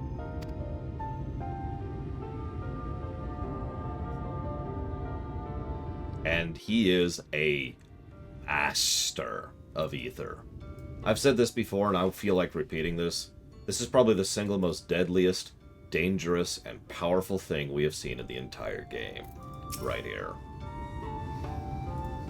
So we need to find some place that resonates strongly with the live stream. And by we, I mean you. So here, take this. It's a lamp of my design.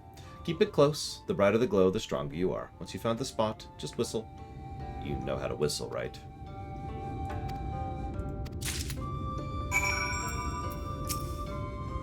What are you standing around for? Get searching. You do want to save her, don't you? Oh, it'll totally help his cause, in more way than one.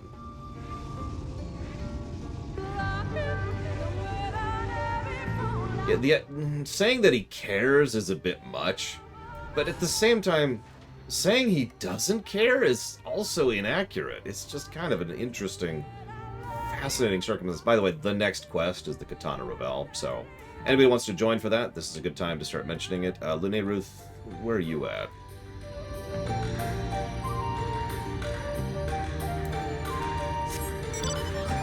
$33.3.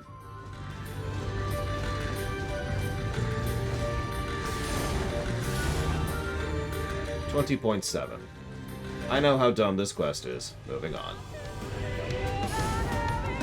Don't need to do it again.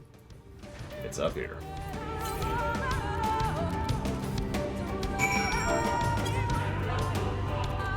Specifically right here. Hey, Lunerith, do you see where I am?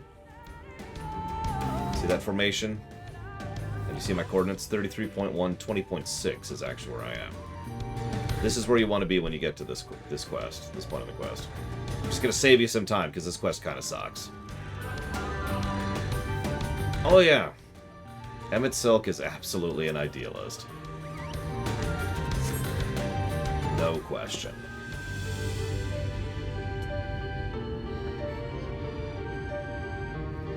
Yeah, it's like a hot and cold thing, but it's not as good as the ether current thing used to be.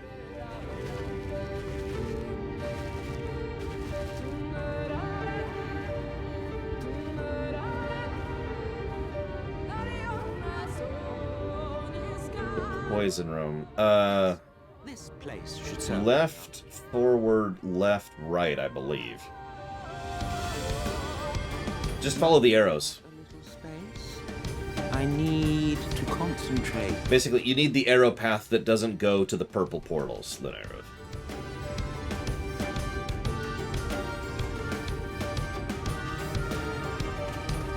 Oh yeah, no, in addition to being a master ether manipulator, he is also pretty good at exactly what he's doing right here.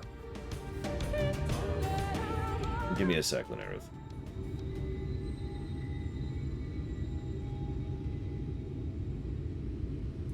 Now then, what color was her soul again?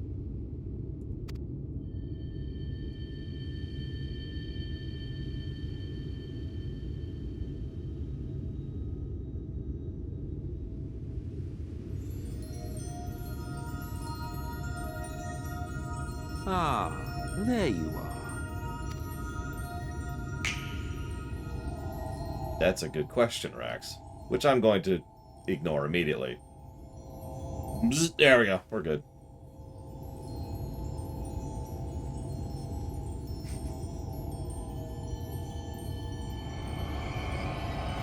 Oh yeah, it's PG warning here. keep having to get you new clothes, Y'shtola.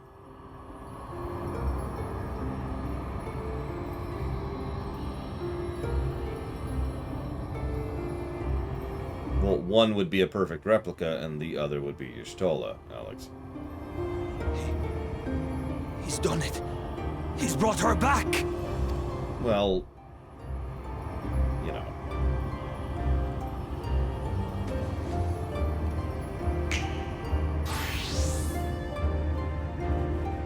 Why not? That, by the way, is ethereal mastery. Being able to just combine the ether around her into a facsimile of her clothing. Please, please think about how hard that is to do. I've talked before about the idea in lore of crafting something out of just ether. Are you all right? He effectively just did that. Like that.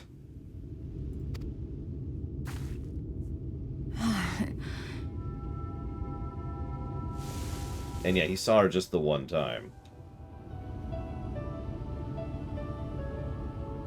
Yes. Though I cannot imagine how. What happened? Thou didst invoke the power of flow, which thence did usher thy soul unto the life stream.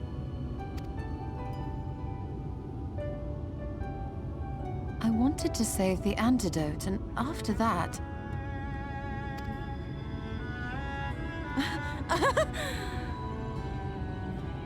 I did something exceedingly reckless, for which you will just have to forgive me.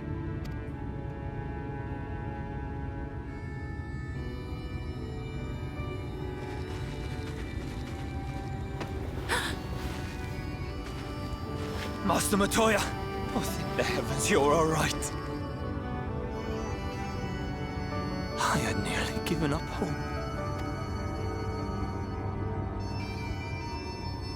Please, Renard, dry your tears. What would the others think if they saw you like this?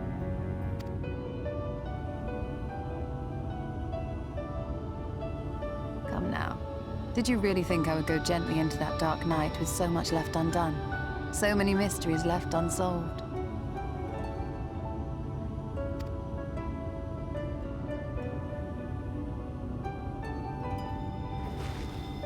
So yeah, I stand by my statement. This is a plus and a minus. Is there aught you wish to say to me? A word of thanks, perhaps? Unlike another scene, which we're not at yet.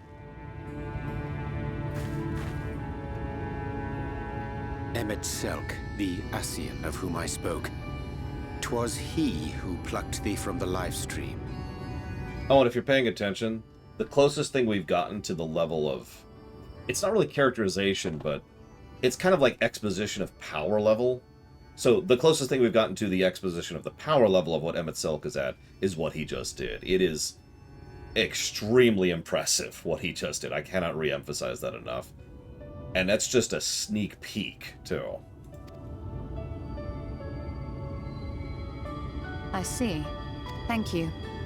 Differences notwithstanding, you saved my life, and for that I am grateful.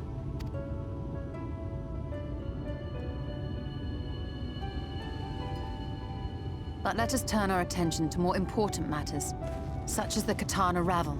Speaking of which, if anybody wants to join, this is a good time to guess a number between 1 and 100. You had better not have explored its depths without me.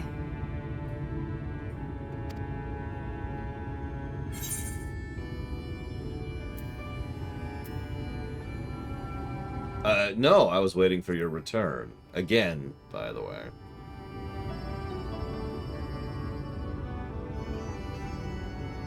Yeah, exactly, Pillars of Snow. This is the distinction, by the way. Almet and the others should be pleased to see you in such uncharacteristically high spirits.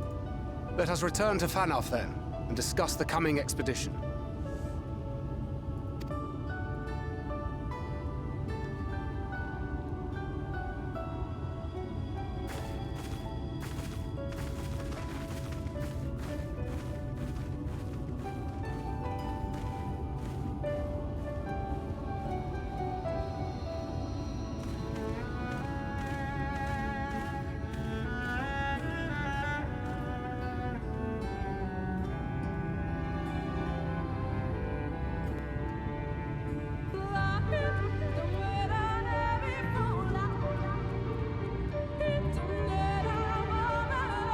Thank you, Lord Haramount. Very much. As always. And I will put that towards the Ratchet and Clank HD collection.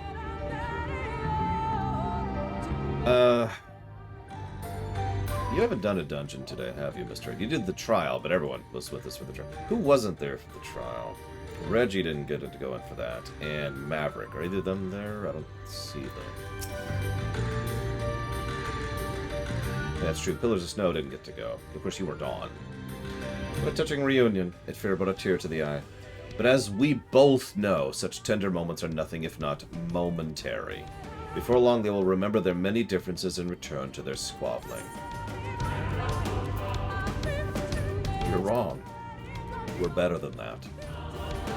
Oh, if I had a gill for every time one of you heroes made that claim. But seriously, we Ascians do what we do for the greater good, for the rejoining. Though we sow the seeds of chaos, it is man who tends them, he who reaps their bountiful harvest. But I grow tired of these arguments. If you would kindly refrain from retorting and return to your customary brooding silence, I will take it as thanks for rescuing your companion and leave it at that. Now, I mustn't keep your friends waiting. That would be Giga Pudding back there. What was Pillars of Snow's guess? Oh, that's funny. Well, I think you'd be in anyways, because the number this time was, wait for it, 2. So that's going to be Pillars of Snow, Giga Pudding, and it looks like Mr. Red. But Alex didn't get to join earlier, so I'm going to slot that out, if that's okay. Yeah, my dice are just the worst.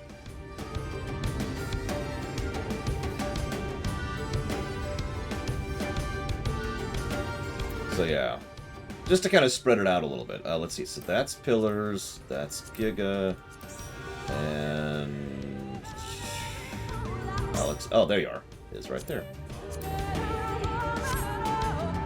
Yeah, getting a 2 is kind of hard to do, admittedly.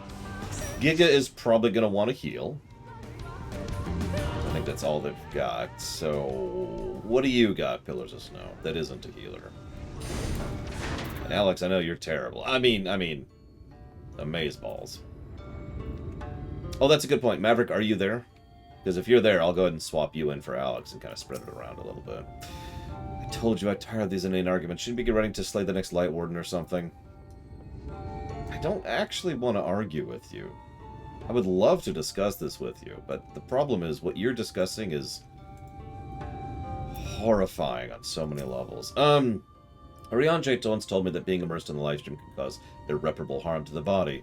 Yeah, she lost her sight last time. I didn't do nearly as much damage as I would like, Ross, but, you know.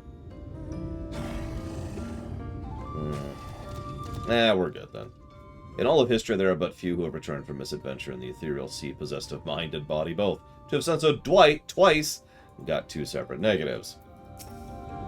It's such a shame because it is negatives, and I've thought about this, and I stand behind it. But if you really think about this, zoom the camera all the way out. This is great characterization for Emmett Selk. No, hear me out what I mean by that. Y'shtola being resurrected in Heavensward is good characterization for Emmett Selk. Because it emphasizes how much crap we had to go through last time to bring her back, that he just did that. Oh, and by the way, there's Thancred's stalwart companion, as ever. And yeah, no lingering effects, no blindness. Just did it. With the literal snap of his fingers. I hate to keep re-emphasizing this point, but please remember that one of the things that this game does quite well is it emphasizes that there are types of power that are not simply destructive, right? That there's a lot more you can do than just be destructive. I apologize for having put you through such an ordeal. I see no way to save the Knight's Blessing. Happily, both they and I live, thanks to you. Thanks to him. But our work here is not yet done. We must go to the Katana Revel.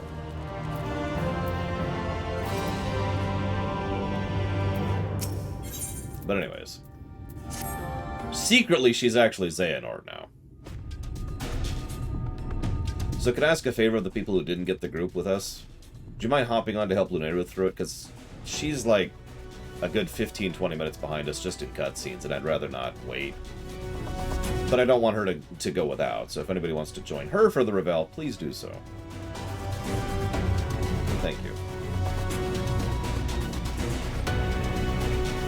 Let's navigate the Revel and make for the Raktika Falls. Oh yeah, and show her where the spot is! Because holy crap, that stupid freaking quest. Though you see it's but another obstacle, the Revel is the oldest and most sacred of our temples. But you're allies of the Ronka. Yes, we are. Wink! Okay, so... What's with the Transformer sound effect in this song? It's always made me go, just, huh?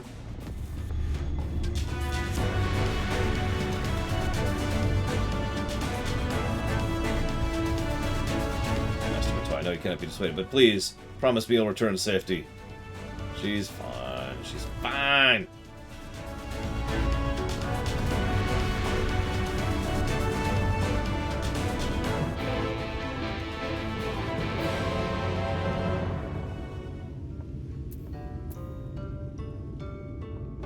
One more.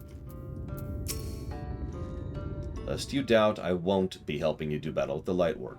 To accompany you thus is quite taxing enough. Now, if you've no further questions, are there any other Ascians in the First? Not a single one? Happily, I'm quite content to mingle with the masses, and even if I did crave the company of my own kind, one might say we're understaffed at present. There are no strict rules governing how we work, although that has not been without its consequences. In the beginning, we were each responsible for a shard and free to do as we wished, but Igorm, God, I don't know how to pronounce that, impetuous temperament showed us the folly in that. In light of her failings, oh my god, Igorm? I don't think I ever caught that before. In the light of her failings, we took to working in tandem as the situation demanded. Mitron and Logriff, were supposed to take care of the first, of course. Alas, as they were slain by the champions of the realm before the flood, expendable though they were, I found them quite useful, but that's a tale for another time.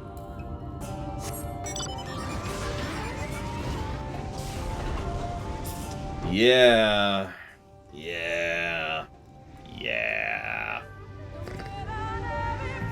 I never caught that, or that, or that. There's three things I never caught in his dialogue just now. Looks like I'll be reapering it. So that's an answer to your question. And you're all dead! Oh, sorry. Sorry, I didn't mean to run you over. Right.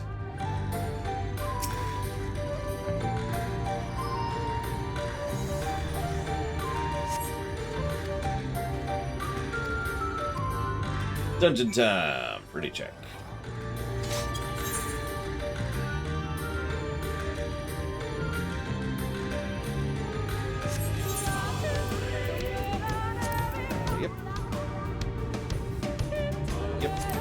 Boop. That's it. Giga Pudding even put on real clothes. He really did, Cashel. Which is interesting to think about, considering Emmett Selk did almost the exact opposite. And Elidibus, well, we'll talk about him more later, I guess. Eventually. So Lineruth asks, if Xenos back in Rhalgr's Reach was actually Xenos, how is he so OP? So as much as I don't like it all that much either, the truth is Xenos really is OP. That's kind of his shtick.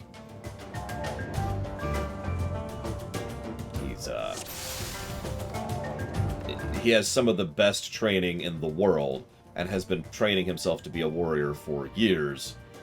And, yeah. Yeah, no kidding, Rex.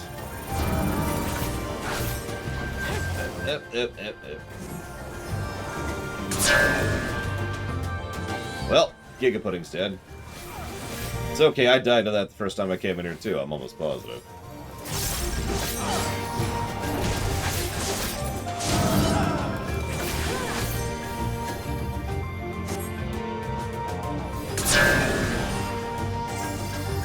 Bothri a coward? I don't think cowardice even enters into his mind. let me explain that a little bit differently. I don't think Vothri has a sufficient emotional complexity to conceive of cowardice. I don't mean that as an insult. I mean that as a statement of fact. And yes, Igyorm was the one who was killed by us right before La Habrea was killed by Thornton. Yeah, weird luck with this one.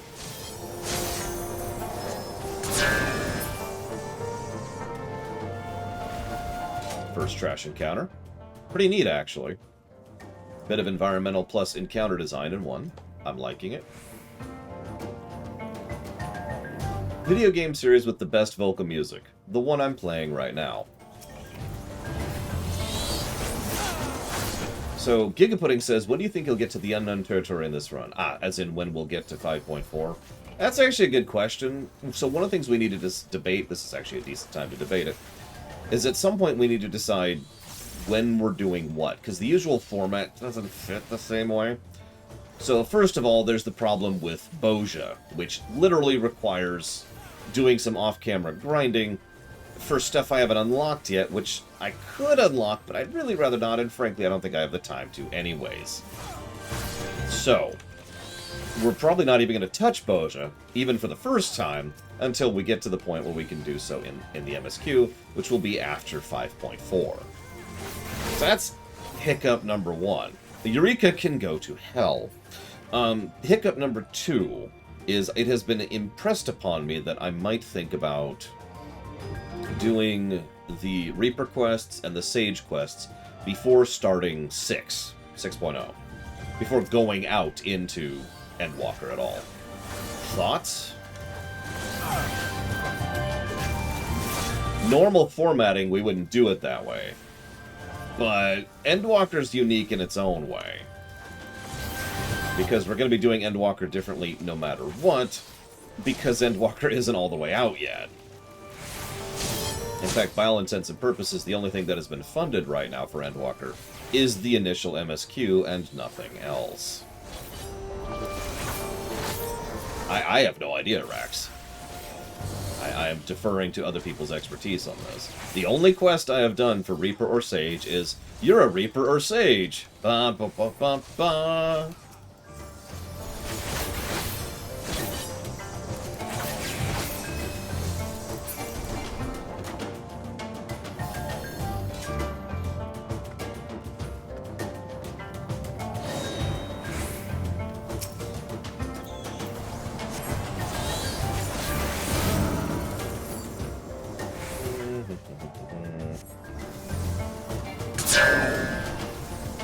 Escalation of the previous mini-boss.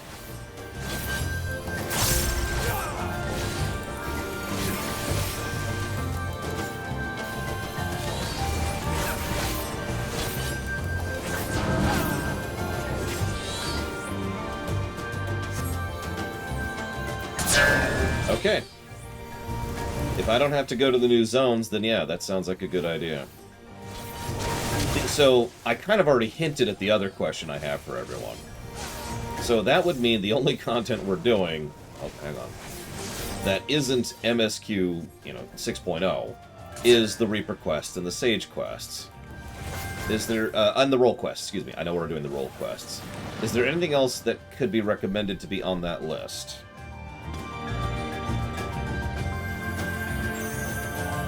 I suppose there's side quests. Are there optional dungeons? Are there optional raids? Okay, there's 2 optional dungeons, so we can bake those in. You see, I'm hesitant to even attempt to look up some of this stuff, because casual Google searches can get you answers you don't want. We're not doing Pandemonium one way or another. That's set in stone. That's going to be something we save for the patch content.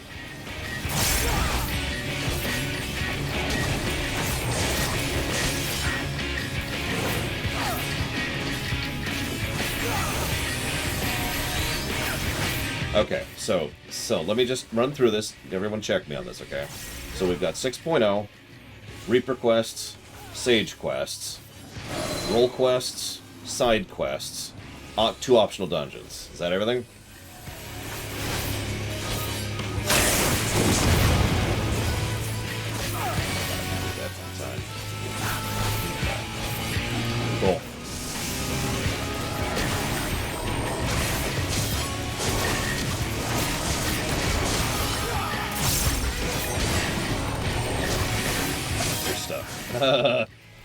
Honestly, I'm good. You know, I'm good. Well, okay, so...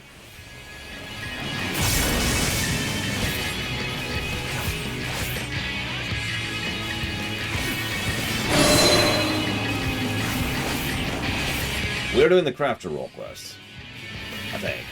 That's the current intention. It's one of the reasons I have every crafter at 90. Thank you again to everybody who helped make that happen.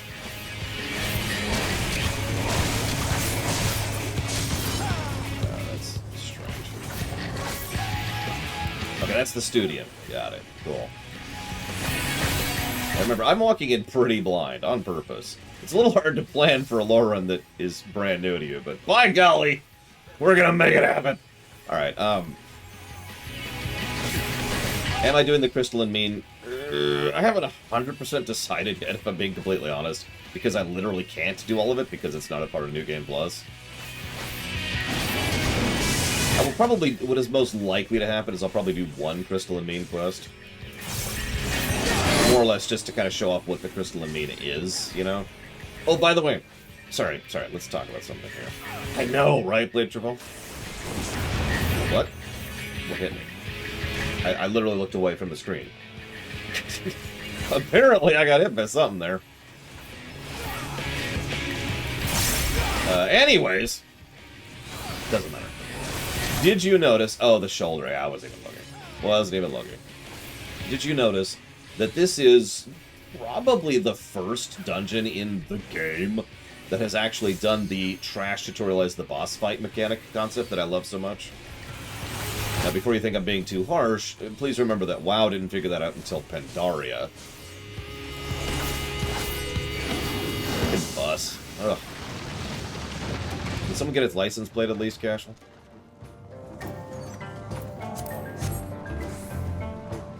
We'll see how bad the crystalline mean is to do. By memory, it wasn't exactly time-consuming, but we'll see. We'll see. Perfect. Thank you, Cashel. Hey, look, it's acrobats.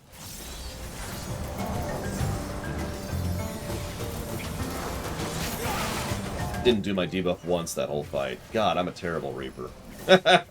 What is that? That's, I don't remember how much additional bonus damage that is. 10%! So I was doing 10% less DPS than I should have been that whole fight.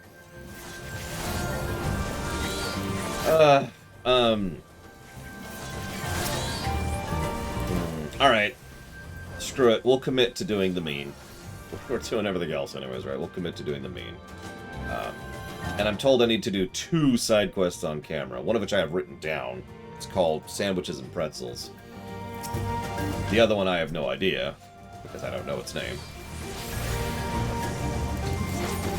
And all the other side quests will probably take off camera, because that continues to be a good idea.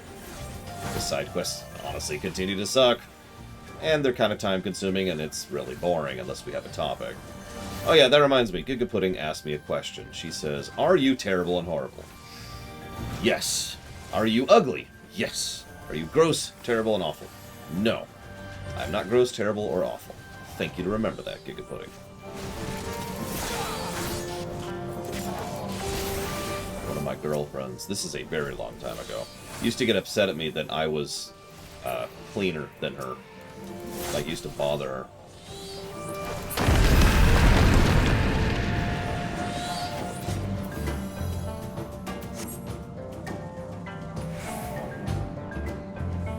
Like, yeah, I don't smell now, you know? I will tonight, because I gotta do my exercises right after I stream, but, you know. But what Giga Pudding actually asked is, are you excited for Endwalker? Not yet. So, I wanted to answer that differently, because I wanted to give the long answer, because it's me, and that's kind of what I do. I usually don't get excited about stuff until I'm there.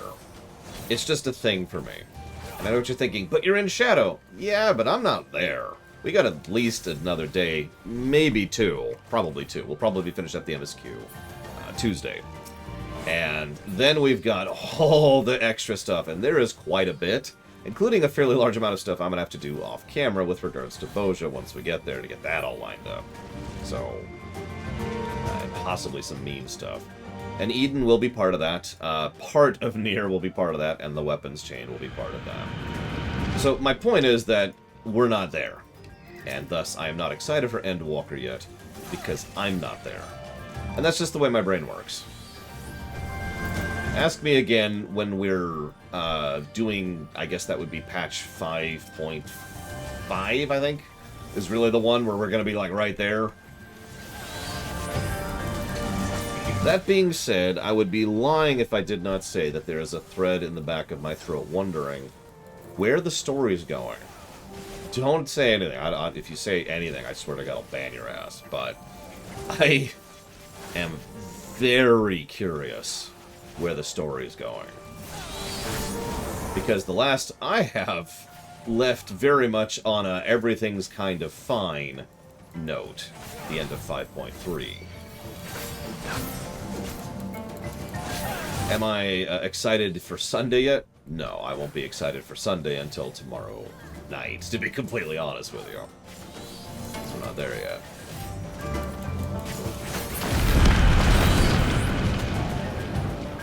Hello.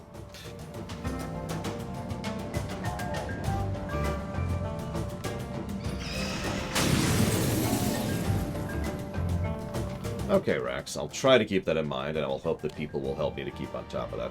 Sunday, we will be finishing up our first series of streaminations. We will be concluding the My Little Pony streaminations.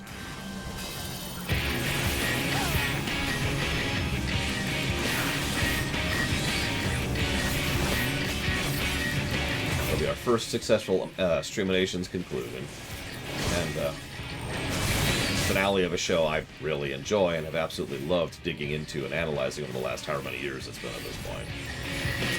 I have still not had time to do the wrap-up, which I need to do because that's this Sunday, but I haven't had time, so that's whatever. You know how it is. 2.5 years, wow. Fun little reminder, I've made more money off of My Little Pony than I have off of every Star Trek show I've ever covered.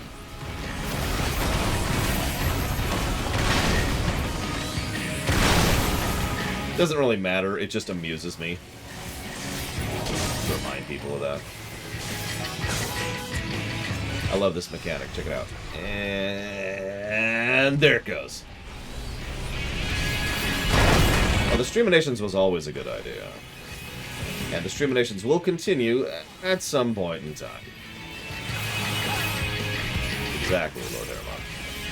I never charged a dime for Star Trek, and I never put up ads, so I have made, functionally, no tangible money from Star Trek. Now, I know what you're thinking. There's probably some people who have subscribed to me on Patreon for the Trek stuff, and you're right, but I have no metrics to track that. Justified will be the next streamination, just Season 1. But we will be doing Season 1 of Justified as our next streamination. It will not start next week, by the way. Let me just get that out there. I accept that. Justified? I have no idea. It's a TV show. Well, that's all I know.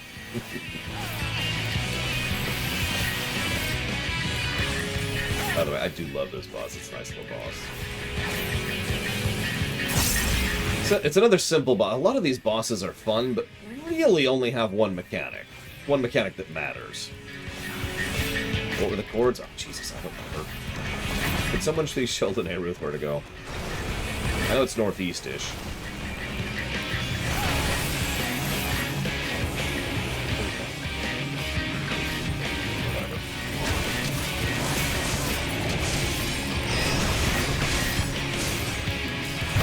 Correct, Rax. Streaminations will be on pause, not discontinued, while we get the queue caught up more. And that's going to remain so until I am satisfied with how caught up we are on the queue. The queue is and has been unacceptably large for literally years. It needs to shrink. Alright, who the hell's been loading? Yeah, exactly. The pillar mechanic is nice. And it's fairly self-apparent, really, if you look at it. But yes, we'll be covering Justified Season 1. I don't anticipate that'll take over long. And then Arcane, which will also not take over long. And then Tangled, which I have actually no idea how long that's going to take. And I'll discuss some of the specifics of how that works for people who haven't been there for the MLP stuff when we get there. Notice only now do we start to actually see some of the Sin Eaters.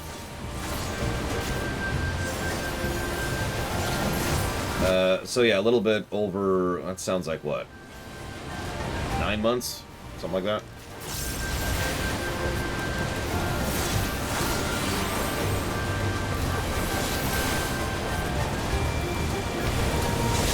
It may, Lord Hermont, and that may be however long it is. But the queue needs to be smaller. I need to just bite the bullet and get the goddamn queue smaller. You notice nothing's been funded for 2 months, by the way? That is entirely according to design. The math I did when I figured out what the price of funding new runs should be was absolutely accurate.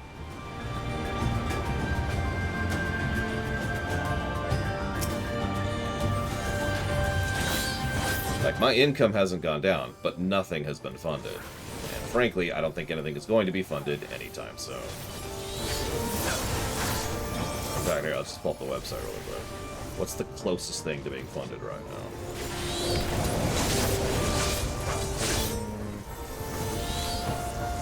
That would be, honestly, probably Wing Commander 1 is the closest to being funded, and that's not happening. After that, probably Crusader Kings 3.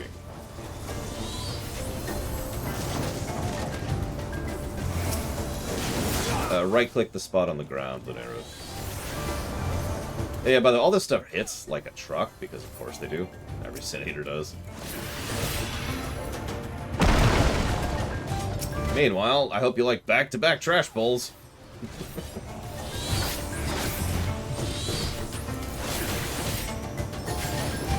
Yes, absolutely, Lord Hermont. This is the most drastic time we've changed the price in terms of priority.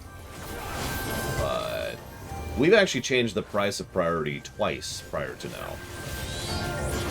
The intent is and always will be to fund things at roughly the same rate that we run things. And so the price will go up or down as necessary. Right now, the price has gone up by 3.156%. Or, I'm saying that wrong. By 315.6%. There we go. Sorry. And that's accurate for right now. That's where it needs to be.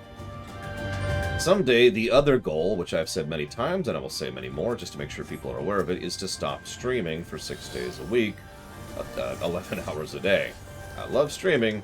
I do kind of need to have time to do other things.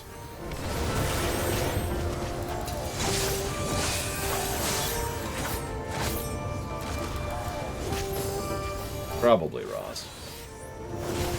Yeah, I love my job. Please do not mistake this for a complaint. But there does need to be a bit of a balance, and I have been streaming too much. It's just, I'm streaming too much as a bit of a temporary measure in order to try and get caught up. So I am streaming more, and I am charging more.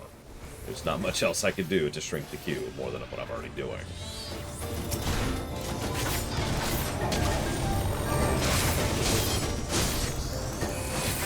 How much money did this one take? Thousands of dollars, Lord Hermont. I don't have the numbers in front of me. I believe it might actually approach the 5-digit range. And a lot of people. You know how I do things. It's not just money, but people. A lot of people. You see this thank thing going up here? A lot of people put money into this run. And a lot of money was put into this run. FF14 was, quite frankly, very expensive. I really didn't think it would get funded. Or at least not as soon as it did.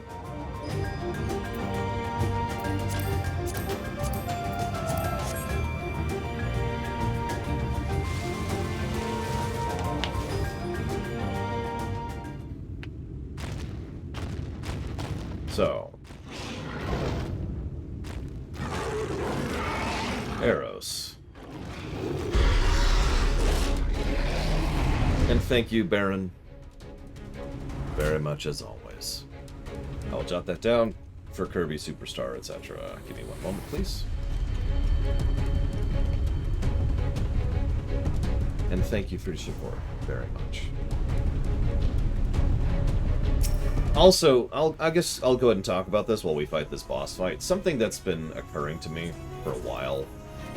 Right now, the system is you fund something by filling up the bar, which I charge priority for. Once you have filled up the priority bar, it goes into the queue, and we play it, you know, wherever is appropriate to play it. We don't necessarily have to do that, as weird as that may sound. So let me try to explain this in the most terrible way I possibly can. Imagine for a moment that instead of filling up the bar, it's, well, we're down to the point where we've only got 1 or 2 or 3 games left in the queue. So what's next? Well, what's the highest rated thing in the queue right now? Or in the list, excuse me. And we look at the list and we see that there's, you know, right now it would actually be Crusader Kings 3. So, in a hypothetical situation where we were to empty out the queue right now, the next game we would play would be Crusader Kings 3. Now that backup plan has been in place for forever, but what we could do if we really wanted to is just make that the norm. I'm not sure what I think of that idea, though. I also forget what to do about this mechanic. Ah, that's right.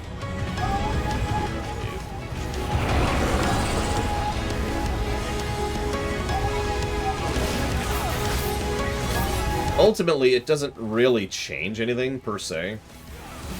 It removes some of the, shall we call it, psychological incentive to fill out a run, which means people will be less inclined to donate money where they couldn't or shouldn't, which I'm actually 100% okay with. And again, you know, the funding priority list won't really be changing all that much. But it will certainly be visually different. Yeah, the list will become a little bit more like the Q 2.0.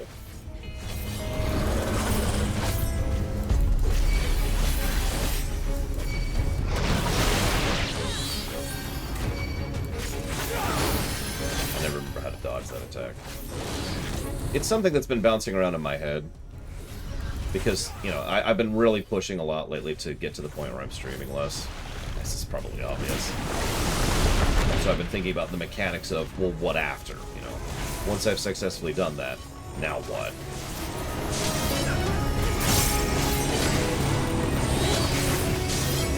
And over.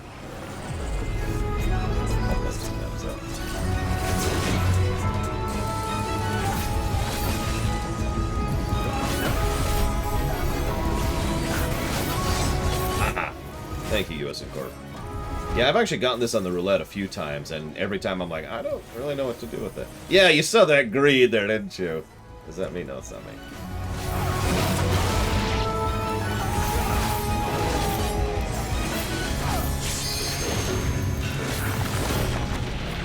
Well, another thing that is and always has been important is I tend to take into account things that aren't just, you know, how much money has been put towards a work. That's interesting. One of the reasons Justified was put up towards the top of the list is the person who has been putting money towards it has been laboring very long and very hard to put it onto the Streamations list, because it is important to them, in a similar manner to what happened to you, Lord Harriman. You know, the game is important to you. It's not just a game you want to see me cover, right?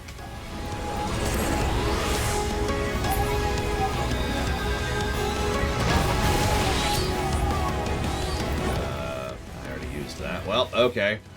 Yeah, I'm gonna burn it. Do what you can, pillars of snow. I don't think we got this, to be completely honest. He's gonna do at least one more cycle. Yeah, see. Here. Sorry, trying to live a little bit. There, should be good.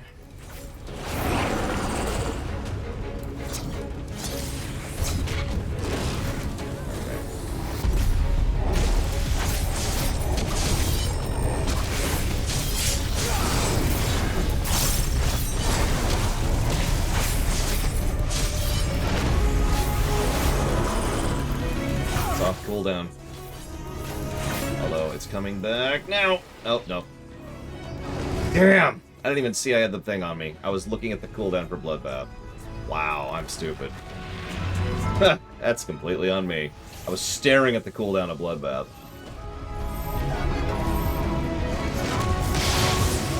And that's a wipe.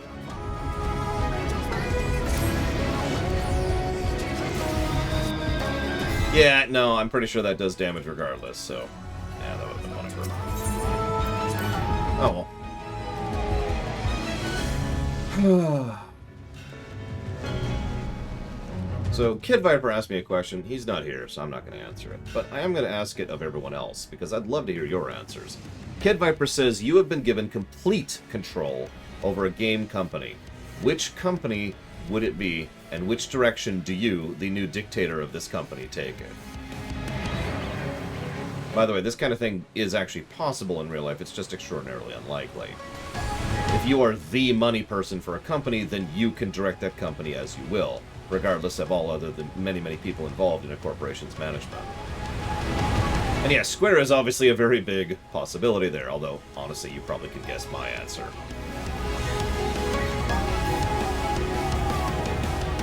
Also, I agree with what Rax just said. I don't want to talk about the psychology of how much it bothers me to have a giant queue, because that's a me problem. But constantly plugging away at a queue, at a backlog, isn't super fun. I can't wait to play what's next is a little bit better.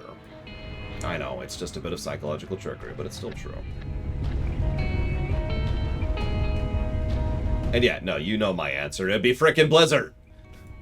I could fix Blizzard. I could do it! But, what would your answers be? I see Capcom. Yep. Bring back Mega Man, bring back Breath of Fire. I'm with it.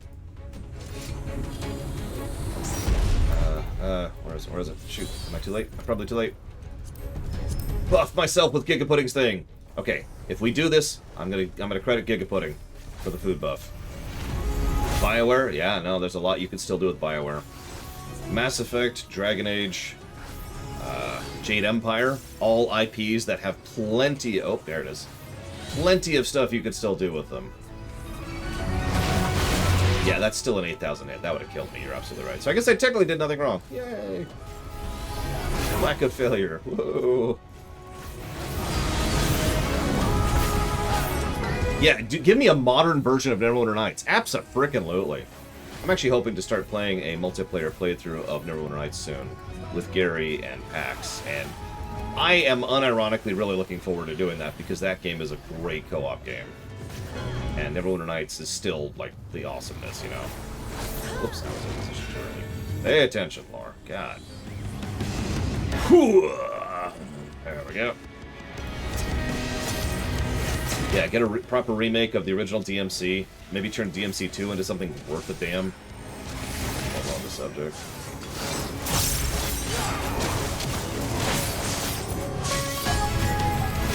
Yeah, Capcom has a lot of potential, if that was the company in question.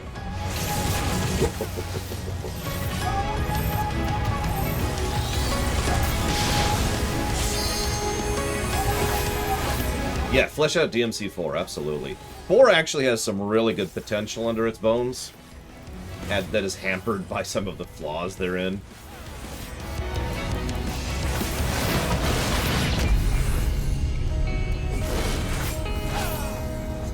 Oh, dude, Paradox. Oh, Paradox is tempting. Paradox is more tempting than Square for me, which probably says something about my mentality.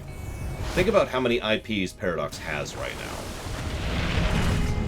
Think about what you could do with that library. Here.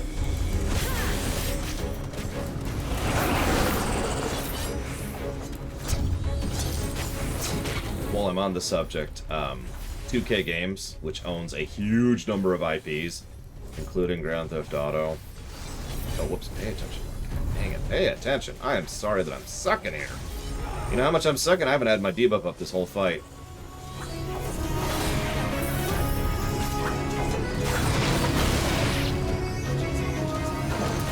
Yep, Civilization, XCOM.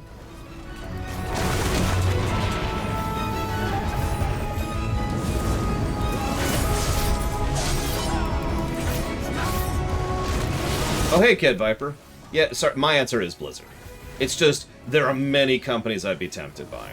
Because after all, if I took over Blizzard, I could make a Warcraft 4X, a StarCraft RPG, a Diablo City Manager, or sorry, I'm saying that wrong, sorry. A Warcraft 4X, a StarCraft City Manager, a Diablo Town Manager, and an RPG all over the place, because I freaking feel like it. I could do so much. Ugh. With Blizzard's IP. I've said this before, and I'll say this again. I'm one of those people who said StarCraft would be a terrible MMO. Then I started actually thinking about it in more than a surface level perspective. I was like, oh my god, StarCraft would make an amazing MMO! Because it's not actually immediately apparent, the quality that you could do with a StarCraft MMO, but it's there.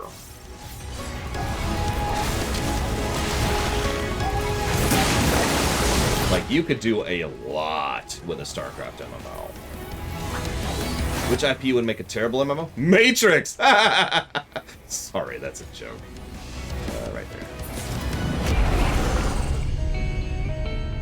Yeah, exactly. I couldn't make World of StarCraft, but I could make a StarCraft MMO. Good job, everyone.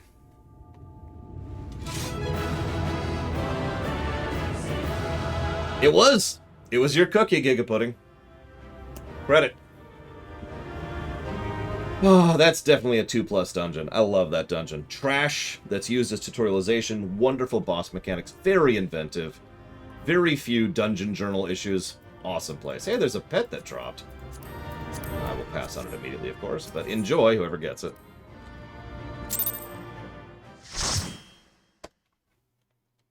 Ah, Lune Ruth is now ready to go for it.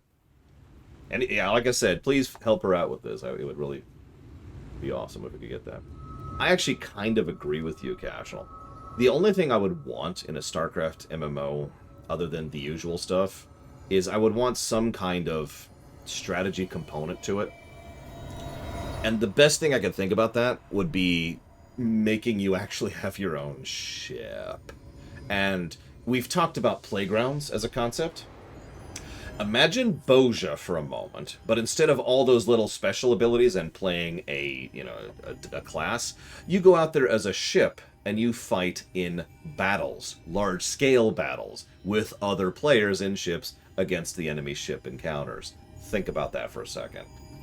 Obviously, that's a terrible analogy, but I hope you at least understand the vagueness of what I'm trying to get across, because I can see it in my head, I swear. I can see it up here, what I would do with it.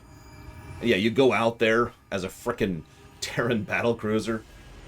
In fact, if you want to go absolutely insane with it, some of you may or may not know this, but the latest mount that was added to Guild Wars 2 is actually a multiplayer mount.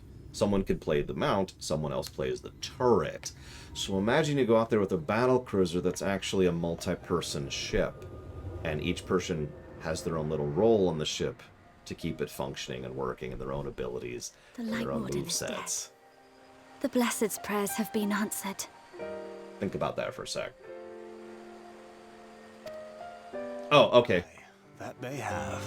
Thank you for telling me, Gary. Did you already mention in the chat, so Pax knows? And yeah, you could have players that actually are on the carrier, and they're in a fighter in the carrier. This condition yet troubleth thee. So, like, for example, I'm sorry to keep talking about this, but, like, imagine you're out here in the Protoss, actually a battle, you're out here in a Terran battlecruiser, and you've got some players that are on this ship in a wraith, in a fighter, and just zoom on out and go do stuff to help support the carrier, to help to support the battlecruiser. Yeah, go for it, Disco. I'd love to see it. Anyways, I'm going to stop talking about how much I'm going to make this game someday, and I'm going to get back into this. It does. Though he shows no immediate signs of corruption, the danger remains. He must be told. Nah, I get you, Gary. I get you. You'll grab some, like, I don't know what's around you now. I don't know the food places. Get something nice.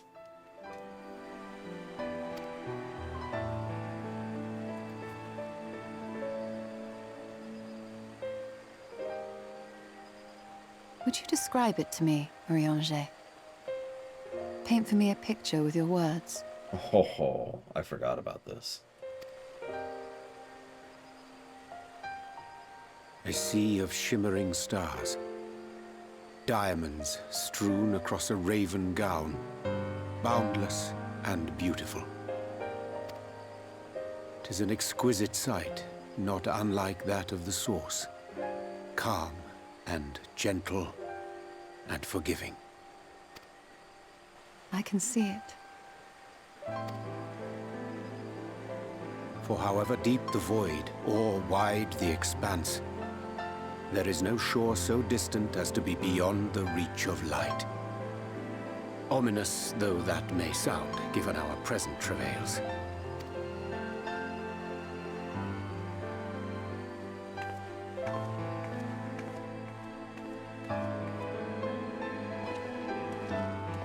Well fought. Let us return home. Yeah, by the way, if you're paying attention, that is for all intents and purposes the first time her blindness has actually come up. If you could really argue it, it's the third time. But if we do that, the second time was also in shadow. Ah. Yes. So, I hope you like exposition. Really important exposition. The murals. If I am not mistaken, they predate the Empire. Is it sad that I immediately understand all three of those just at a glance? How can you tell? A peculiarity of the paint. Most are made from mineral-based pigments, but whatever was used here is older than anything I have ever seen. According to Almet, this sanctuary was built to preserve the wisdom of the ancients. What events do these murals commemorate, I wonder?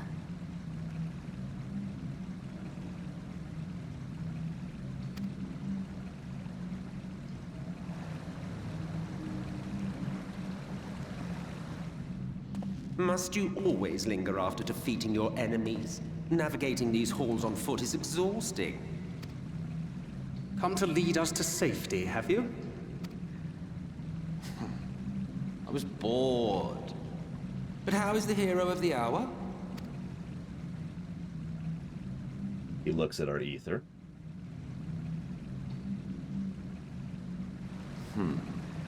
Fighting fit, I see. Keep up the good work. Did you hear the mask drop there for that line? Just for a second. You're plotting something. Every hour of every day. But never you mind about that. As I have told you 1,000 times before, I like to watch. Nothing more. Well, I would quit this place and I suggest you do the same. There is yet work to be done.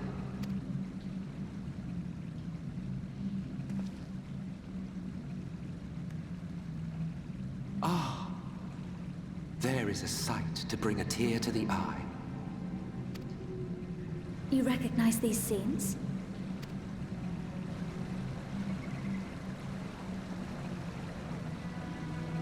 That I do. Indeed, there was a time when anyone and everyone would. Until one calamitous day when the world was divided across 10 and 3 reflections, sundering the land and all who dwelled upon it.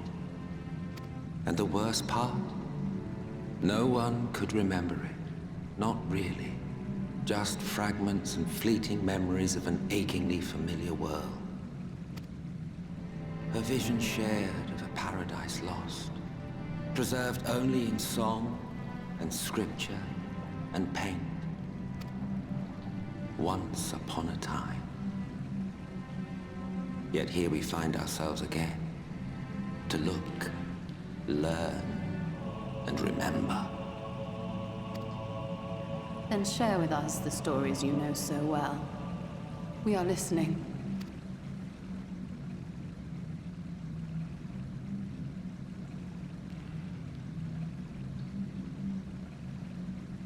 Before the Great Sundering, there was one world.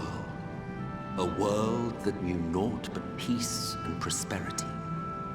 Until it was faced with a crisis. Unprecedented, terrifying. Civilization found itself perched upon a precipice, staring into oblivion. But through prayer and sacrifice, the will of the star was made manifest. Zodiac was his name, and by his grace was the calamity averted.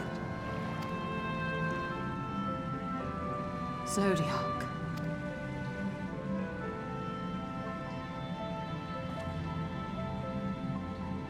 A savior mighty and magnificent, deserving of reverence and gratitude. One would have thought, yet some thought otherwise. From the fears of these naysayers would rise Hydaelyn, she who was to serve as his shackles, to bind him and hold him in check. And so they fought, and they fought, and they fought, and in the end, Hydaelyn was victorious. With all her strength, she smote him, dealing a blow so devastating that it split the very fabric of reality.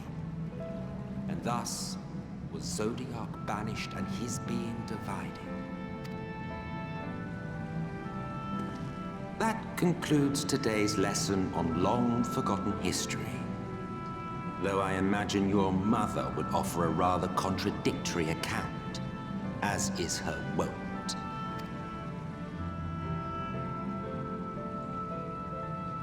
I'm sorry, I can only assume I misheard. But it sounded an awful lot like you were implying both Zodiac and Hydaelyn are not gods. Well, I lean into the frame. No gods. What? Not gods of the first? Is that what you thought these paintings depicted? Or... Oh. Oh. They are gods after a fashion, yes. But no different from the kind with which you are so intimately acquainted. Formed of faith and prayer, of conviction and devotion. The eldest and most powerful of primals. You have spun quite a tale. Yet you have not explained the role of the Ascians in all of this. How is it you are privy to ancient secrets lost to time?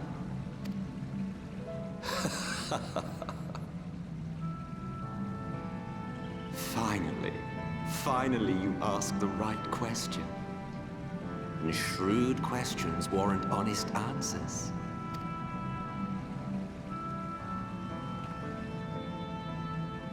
We Ascians know because it is our history, our story. It was we who summoned Zodiac, we natives of that sundered paradise.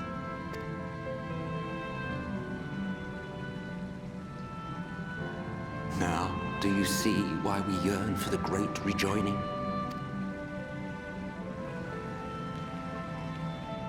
For our world, for our people, for all creation to be made whole again.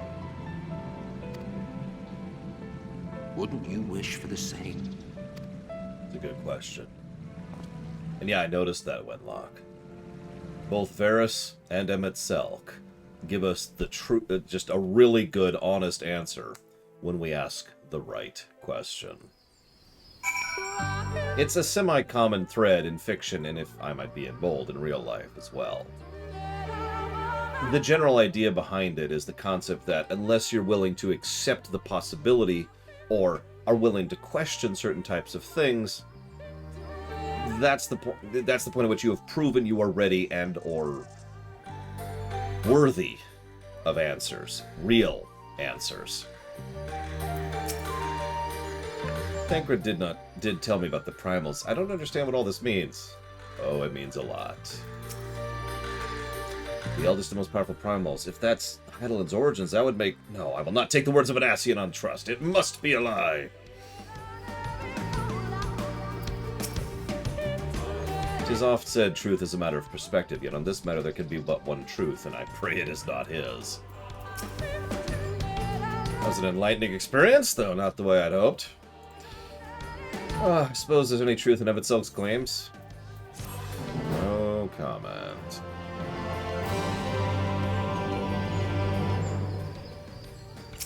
By the way, the name of this quest is Bearing with It.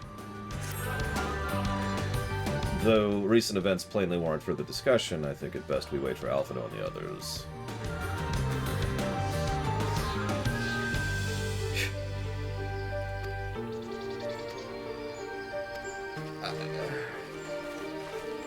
I would like to think that Emmett Selk thinks of us as something at least worthy of his time. I did actually disco. It's a cool outfit. I like it.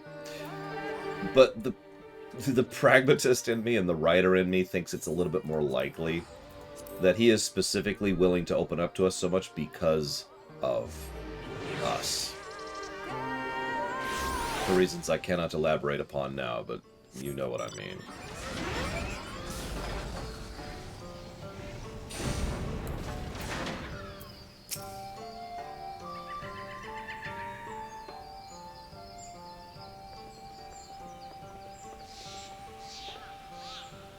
Actually, no, Rex. I think... How do I phrase this without spoiling? I think he's testing the soup, and it's not at the level he thought it was at. It's not, you know, he's cooking the stew, right? And it's not fully cooked, but he's been waiting so long for the stew to finish cooking, and it looks like it might just be ready. Just close enough to finally be done with this. Finally stop cooking this stupid stew. The meat's cooked through. The flavor's there. It's right there. Exactly, Rex. I feel like... this actually sounds egotistical, but I don't mean it like this. I feel like he sees us as being close to his goal. Close enough to be worthy of consideration. Close enough to qualify. Close enough for him, and he's already dealing with all this, where he's just like, you know... maybe? That's one of the reasons why I say his offer is genuine. Because if we prove him right, if we are close enough, think about what that would mean to him.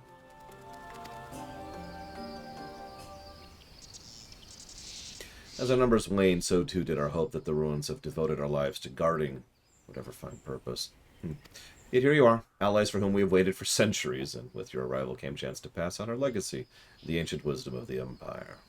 Oh, he's so much higher, von Falkenstein. He is way the hell up there. Not just in raw power, but in knowledge and skill. Think a master archmage, and what I mean by that is someone who knows exactly how to use their magic. Just right. That's Emmett Selk. You saw what he did earlier with Y'shtola. That says all I think it needs to.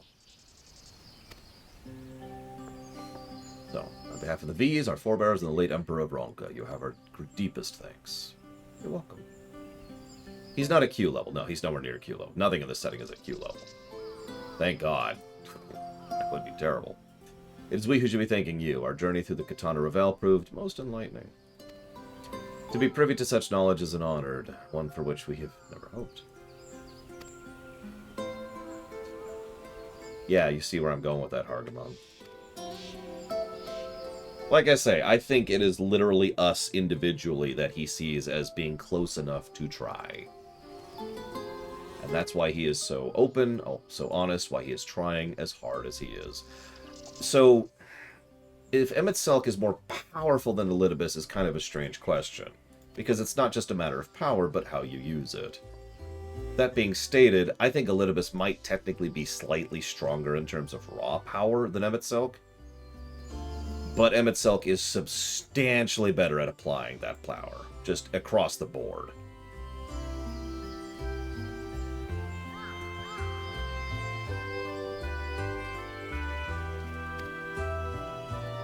Also true, as domain.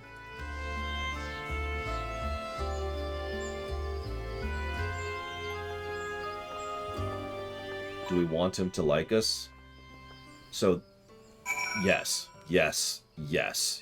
absolutely. And I'm not just saying that because he's a villain I enjoy. That has nothing to do with this. There is a very real, very tangible benefit to Emmett Selk deciding that we are close enough.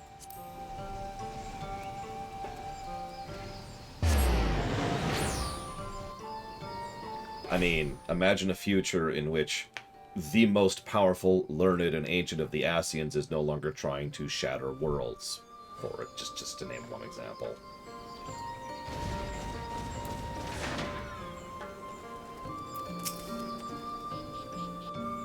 Just one benefit of that. Ah, you are returned, and none the worse for wear, I see. You needn't worry about us. What became of the Umoran soldiers, more importantly? They turned tail and fled at the sight of the night sky. The children of the everlasting dark have also retreated back to Woven Oath. Try as they might, they could not deny the truth of their own eyes. Oh, Astamine is right. Sorry. I was going to say, Emmett Selk is absolutely... He is a villain. Do not mistake me.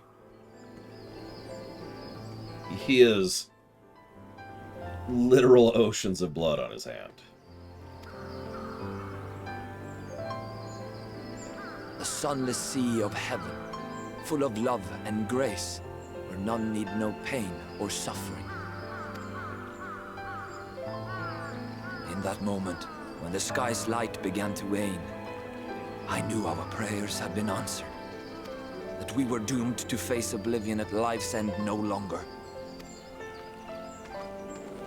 When first we met, I harbored certain suspicions about you.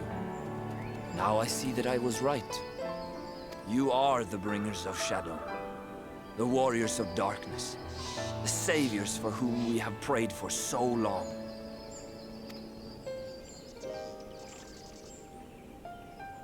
I suppose you're not entirely wrong, but we are not worthy of your reverence, nor have we any desire to be worshipped. If you would pray, pray for your children, that they may one day know a better world. I will do as you say. Please, let us at least hold a feast to celebrate your victory. You deserve that much. I'm sorry, Runan, but there is still much to be done and scant time in which to do it. We must go. All of us. For we share the same path and the same fate.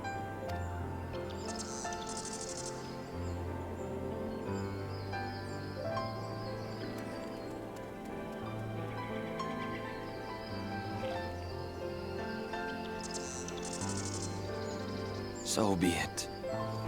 I ask only that you hold us in your hearts, as we will hold you in ours. Now, and ever after. By the boundless dark, this I swear.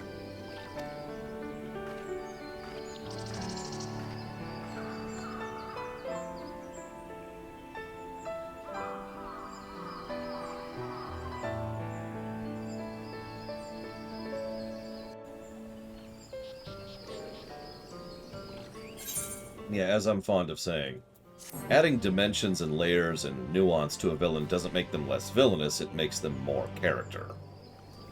Something that we've talked about many times before, including in this very run. Though it pains me to leave, it's time I return to the Crystarium. Before we go, I need to speak with you in private. Yeah, sure. This is when she confesses her undying love for me.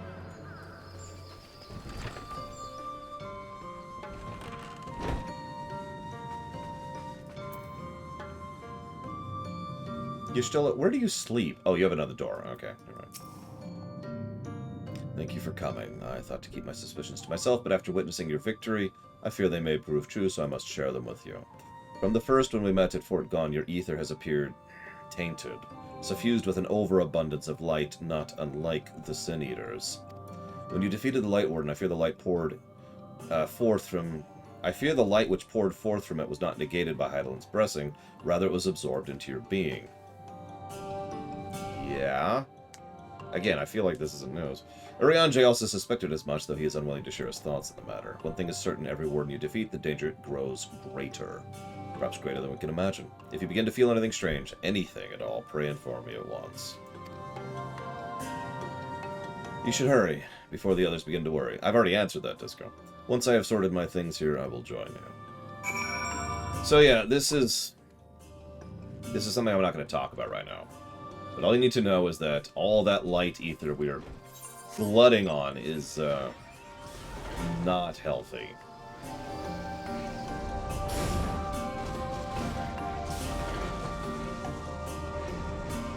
Well, I could say one thing for Emmett Selk as to me. We will always remember him.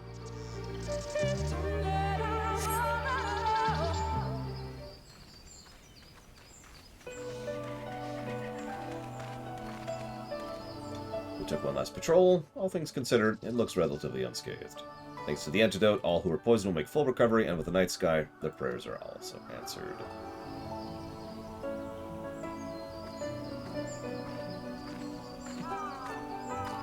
Would you believe that's actually my favorite scene in the entire game, as to me? I've actually mentioned it before, by virtue of calling it my favorite scene in the game, and nothing more. Presumption, Disco. For 2 years I have lived with the Blessed, learned their culture, going so far as to adopt Master Matoya's name as I own. I but pray I did honor to it.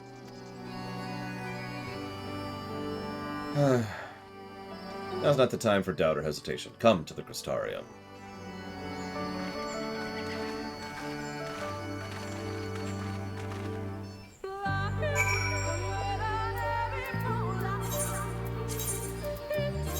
So let's see. I don't actually remember what's next.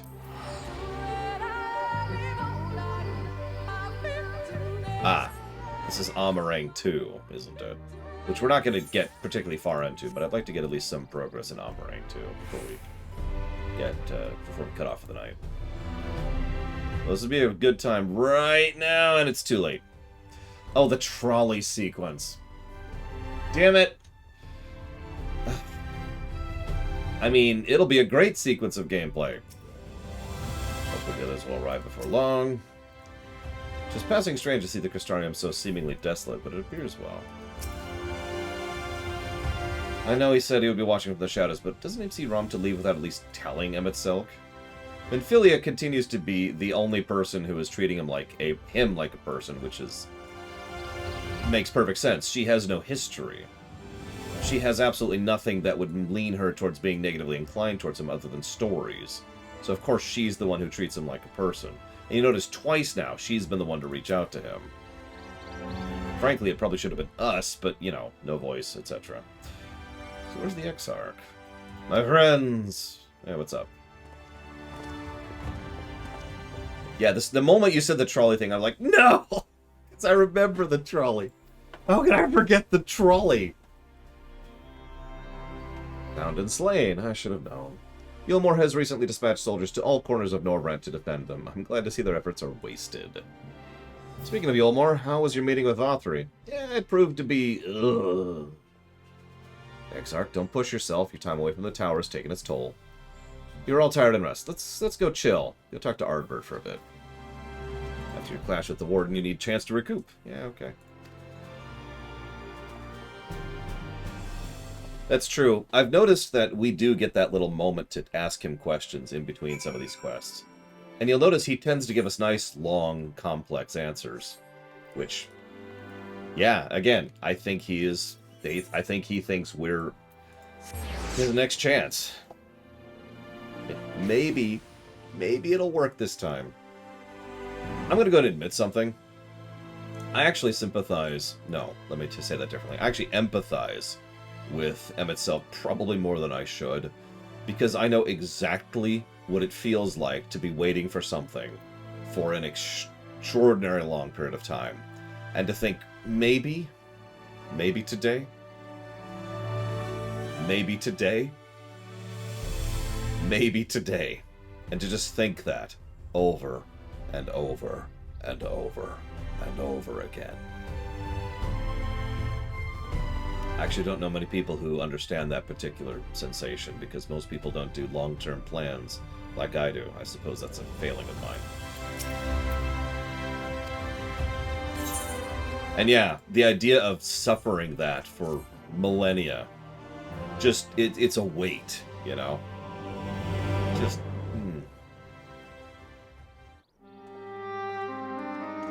I like these little wrap-up Ardbert sections in general, by the way. It's like going back to the ship in Mass Effect. So there's a light sealed inside you, is there? You wouldn't know it from the outside. You look the same as you ever did to me. I mean, what if that changes? What if it overwhelms me? I'm gonna be honest with him. I'm worried. I'm damned if I know. It's not as if I can lift a finger to help myself, much less you. Have faith in your friends, look out for them, and hope that they look out for you. What more can you do? Valid.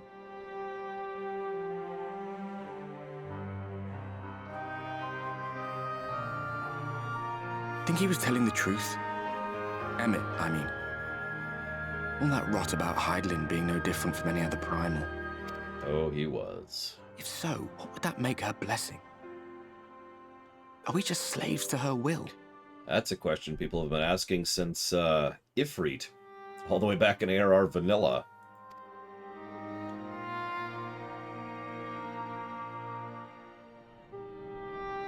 Let's pay him no mind.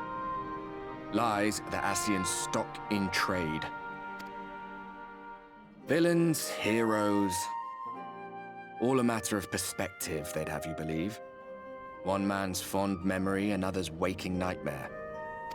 Me, I'm no saint or savior. Just another sinner. And I know damn well I'm in no position to judge. When I saw the people of Slitherbow look up at the sky and celebrate the return of the dark, felt good. It was moments like that that I cherished. Much more than the thrill of adventure. The quiet after the storm. I always took comfort in that.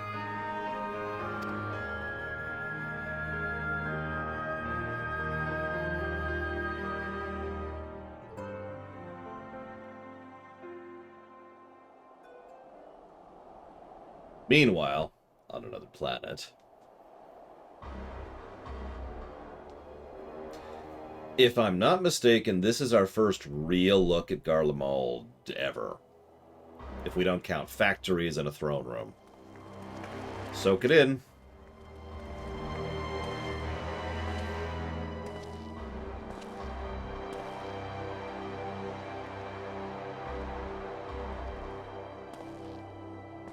What did the scouts have to report? Several skirmishes, but nothing of consequence. The fighting seems to have taken its toll on both sides. A stalemate, then. The Alliance has done well to hold the line for so long. Yeah, they have. But then they did have Ishgardian reinforcements. Nevertheless, neither side has any appetite for a prolonged engagement. 'Tis but the calm before the storm. And should the Empire choose to bring their full might to bear... To say nothing of Black Rose. All the more reason to hasten our search. How close are your people to identifying our next target? Random aside, I like to think that Gaius has enough rep to be able to walk up to certain people in the Garlean Empire, in the military, and say, "Hi, I'm Gaius von Belsar. Can you please tell me this information?" And there are people who would just be like, "Yes, sir." Close enough, though I have received some troubling intelligence. One of our generals posted to the Alamegan front recently disappeared without trace from the battlefield at Gimlet Dark. Odd. Dead seems unlikely. Fled less so. I wonder where he'll turn up. Were I a betting man, I would say here, in the capital. Not that any deserter who valued his life would contemplate returning, but a corpse might, given the right encouragement. In the manner of his royal remains, you mean? Elidibus plainly has no need of a new host, so the question becomes who? It may be that another player has joined the game.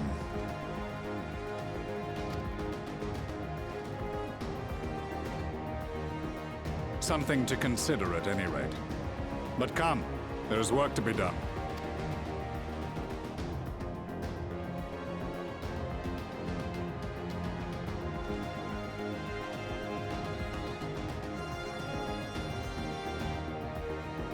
These bloodless games make for poor sport. Sport! Sorry. Mayhap if father... Nay. I am a stranger to him in this body. Besides, there is but one hand that can make me whole again. My enemy. My friend. I'm willing to change my mind and... I know not what entertainment occupies you, but if you will not clear the way for me, then I shall seize the reins of fate once more. I'm willing to accept that Xenos isn't as bad of a character as I have thought in the past. But I have to point out that so far, all they've used him for is the same goddamn note over and over. The hunt, the hunt, the hunt, my enemy, my friend, the hunt, my enemy, my friend, the hunt. We'll see where they eventually go with that. Ah, good.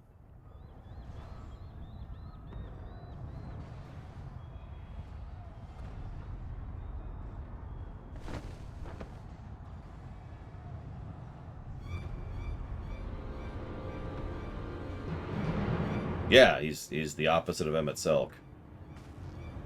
Granted, Emmett is getting a lot of screen time this expansion, but, you know. Emmett Selk got one more characterization sitting on the edge of the building than Xenos has had this expansion. Oh, hey! There goes Shadowbringers Pro 1. Interesting timing. So we'll start part 2.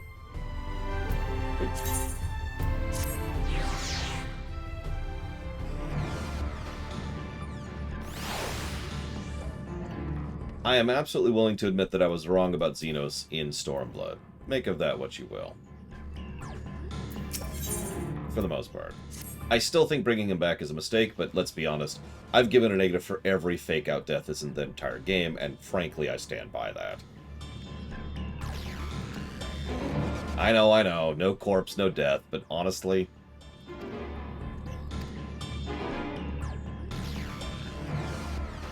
As I've said many times, I'm not holding back on FF4. Certainly not holding back here. Hell, even FF6, I have a negative in the chamber, so to speak, ready to go for the World of Ruin. Probably just one negative, actually, but still. We're just kind of, you know, hey, everyone's alive. Oh, okay, cool. That sucks. You know what? That's actually valid. Xenos is worse than most. And I do mean that, his fake-out death. Because at least the other fake-out deaths, A, they did something with it, and B, it could be argued, but Xenos slit his own goddamn throat right in front of us. Probably should have actually beheaded himself, if we're being just blunt about it.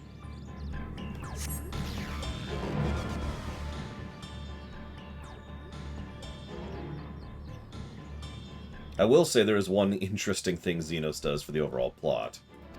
And that's actually all I'm going to say about that right now. Hi, Alize. I've only just returned from Amarang. I found the Crystarian moments from being beset by Sin Eaters. Where are they coming? This shouldn't be possible. We restored the darkness. Oh, hey, Vothri's decided to move, finally. Not friggin' time. Brother, what's happening?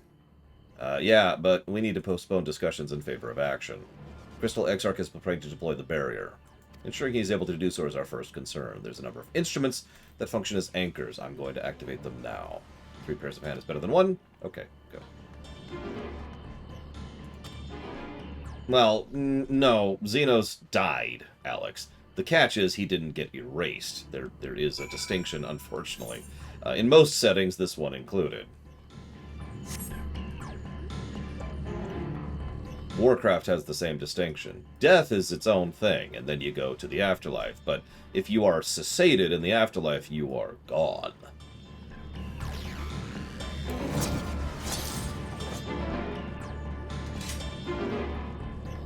So yeah, I'm just making the distinction because it's important to maintain this level of standardization, because, again, a lot of fiction uses this same concept. Xenos died, he just didn't go away. Still sucks. I'm not taking back the negative, I'm just pointing it out. Is it that one? No, it's this one. I'm right. It's this stupid thing, I think. Pretty sure. Oh my god, let me run in the city. Yeah, Elidibus stole his body, so Xenos decided to grab someone else's body. Which has its own implications, but we'll get to that later.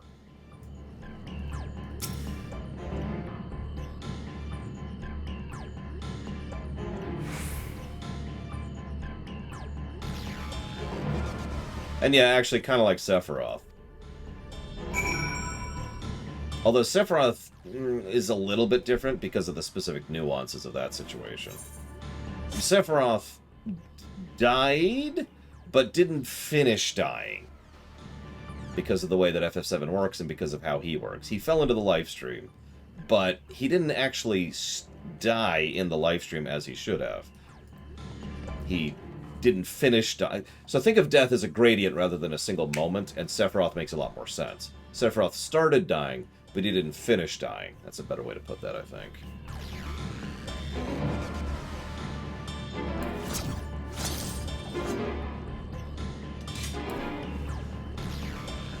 Oh my god, what is this nonsense? Come on!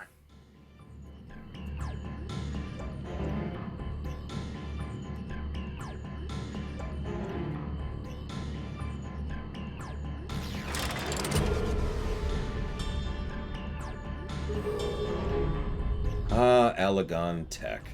Lovely stuff, really. Yeah, as I say, look familiar? That's the third time we've seen that. Meringue? Nah. I don't even know her number. Sighted! They're coming!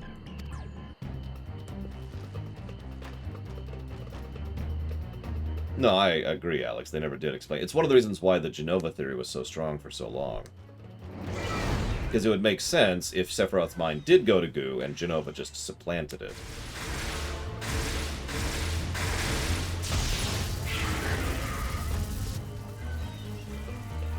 Squee!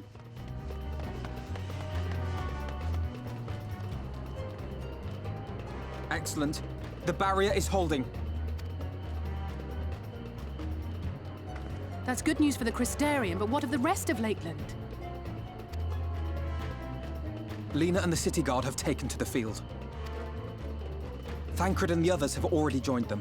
Let us do the same.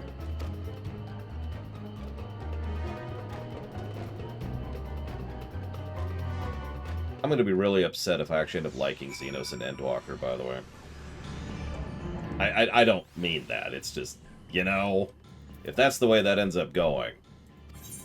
It'd be funny, wouldn't it? It's doubly funny because I've been willing to reconsider Xenos this entire time. I knew that even walking into the review, before we even started ARR. I also knew that Ranjit was never going to be a good character. So make of that what you will.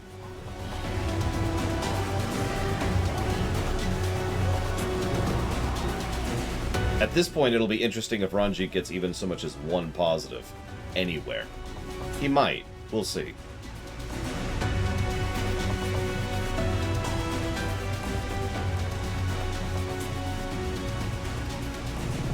That being said, I stand by the 3 negatives I gave Xenos' recovery.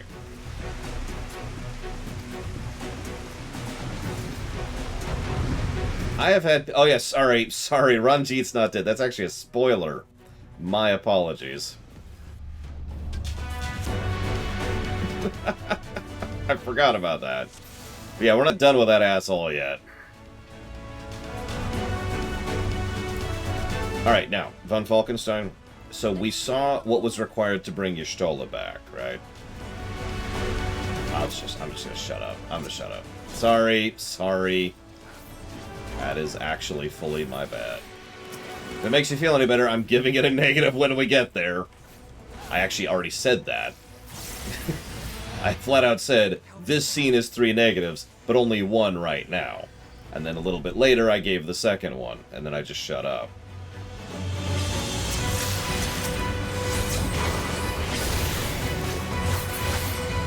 But yeah, let's go back to that topic I mentioned earlier. Noobs and garbage. Remember that? Xenos is a noob. He's a character that I feel they don't do as much with as they could, and they should. Ranjit is garbage.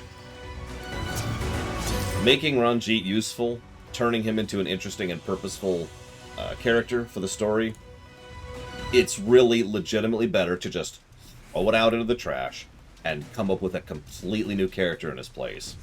I've already mentioned how his purpose for Thancred is valid. The thing is, the more I've thought about it, and I have thought about it since then, the more I think that that same slot would be better fitted by a completely different character.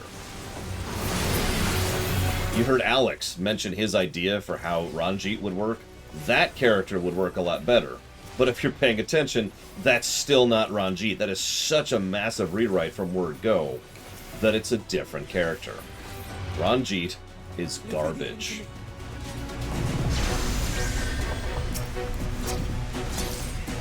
If you want to keep the name, fine, I don't care. Weirdo. If you want to keep the Reaper spoiler, or not spoiler, teaser, then yeah, sure, I'm cool with that. But, oh hey! I have Gluttony. I have Gluttony at this level. Yay! Gluttony! Oh, he's dead.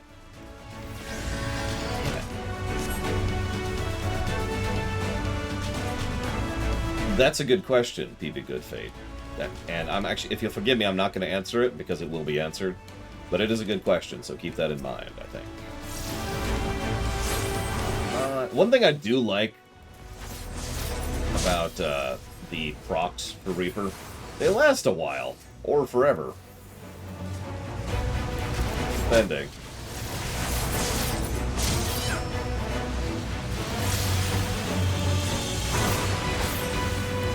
I've said it before and I've said it again. Ranjit's a threat of the week. And historically speaking, a threat of the week is usually written because either there's an executive mandate or because they were running low on time, and so they put little thought into something that's overpowered, even if it's actually against logic and reason. That is the threat of the week. I don't know why Ranjit exists, but I guarantee you there's some excuse somewhere for why they did that. It wouldn't even surprise me if they spent so much time and effort and energy on, just random example, Emmett Selk, that they were just like, alright, what do we do with Ranjit? Well, he shows up and he's terrifying, because he's the threat. Okay. I shall protect you. Cool. You will rue the day you crossed my path. I mean, I've heard several people say he's the enforcer for Bothri, which is a valid take to take, but as Alex literally just pointed out, that would once again be a completely new character reinvented. Like, imagine having a what game is that? What game is that? It might be a show, but there's something, I think it's a game, where there is an enforcer, and the enforcer never talks, right? They are there to be the muscle of the person in question. Vampire the Masquerade. Vampire the Masquerade. The Sheriff, whatever he's actually called.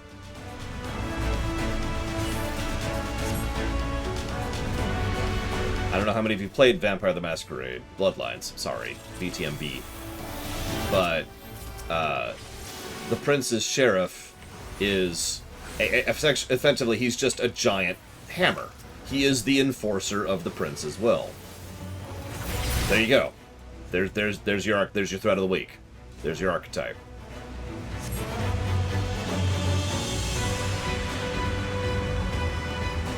Although, yeah, Scourge actually is a better example, but point remaining. Oh, we are Lunaruth.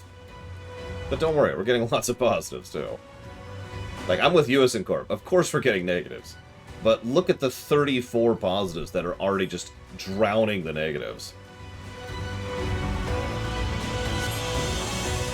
Apparently we're going this way.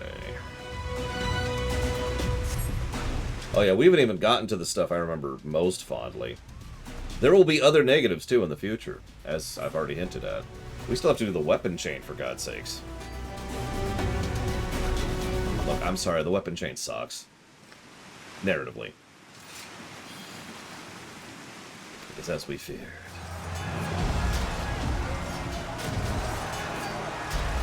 Oh yeah, we also got the near chain to finish up, while we're on the subject.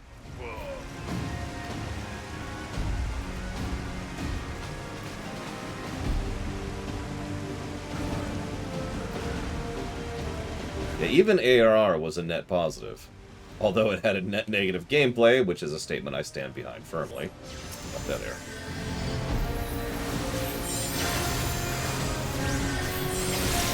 Yeah, the weapon chain is... Whew. We'll get there when we get there. I haven't even seen the end of the weapon chain because, you know, I skipped all the diamond cutscenes just for unlock purposes. I'm gonna start shutting up about content we haven't done. You know, I'm drifting way too much into mentioning territory. I do apologize. I do agree, though. This overall section that we're going through has some good moments. It had a great Emmett Self scene.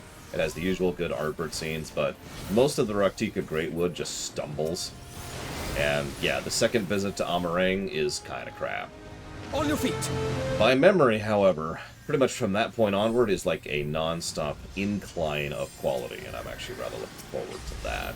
Which, hopefully, and by hopefully I mean totally, we'll start hitting tomorrow. Favorite Dragon Age? Well, I've only ever reviewed one of them, but I would still probably say Dragon Age Origins. There is no real competition in that for me.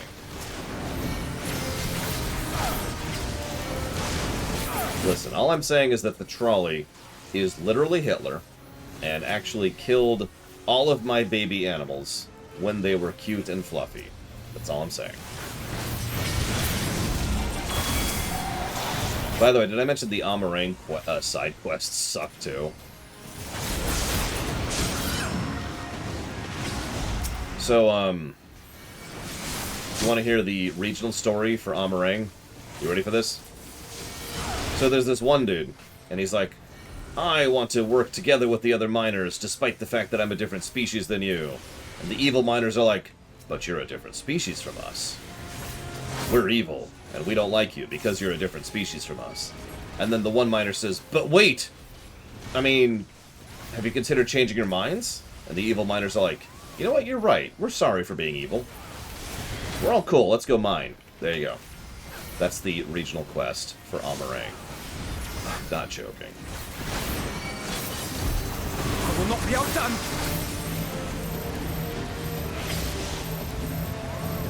Theory and practice!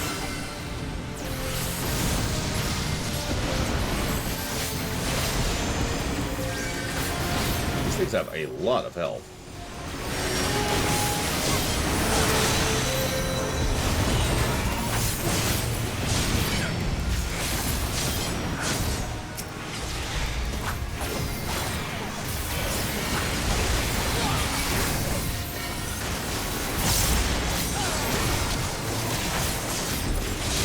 The evacuation ship, Lineruth. Yeah, we need to just get it fired up, I think. Although it's going to be pretty full, if we're being honest. There's actually a lot of people to save in this game. May the 12 guide you. I mean, there is a little bit more context than that. Ancient grudges, sins of our fathers. But honestly, no, I really didn't skip over much when it came to summarizing that regional. With heart and steel. Okay.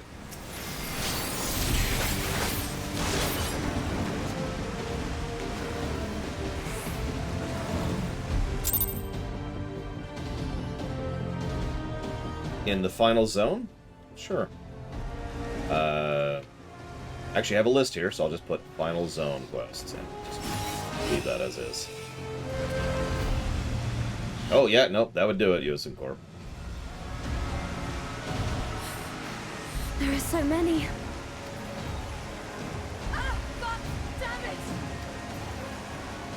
Sorry, Lineruth. Don't worry, I'm cutting off in like 10 minutes. I'm probably doing this and then cutting off, actually. Leader! Yeah!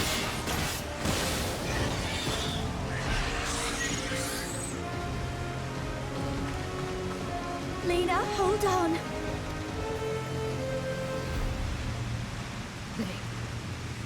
They turned on me.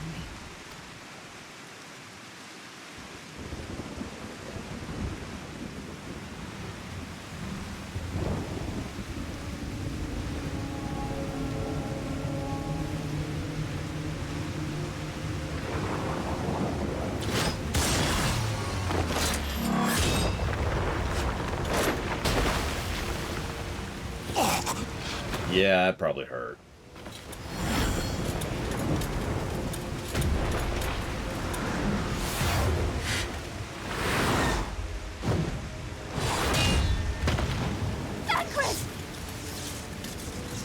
This is Thancred.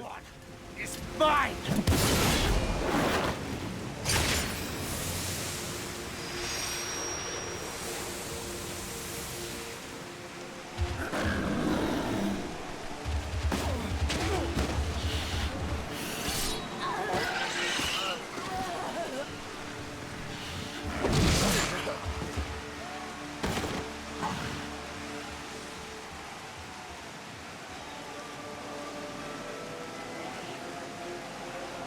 We need only hold out a little while longer. Reinforcements are coming, remember? The captain said so. We're going to be all right.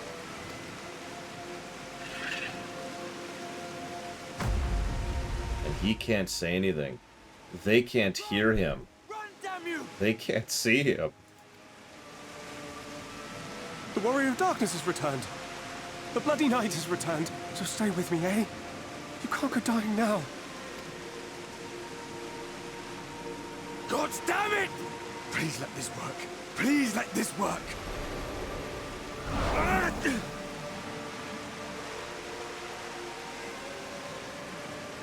Idealism. No. No, no. Stay back. Stay back. Help! Help!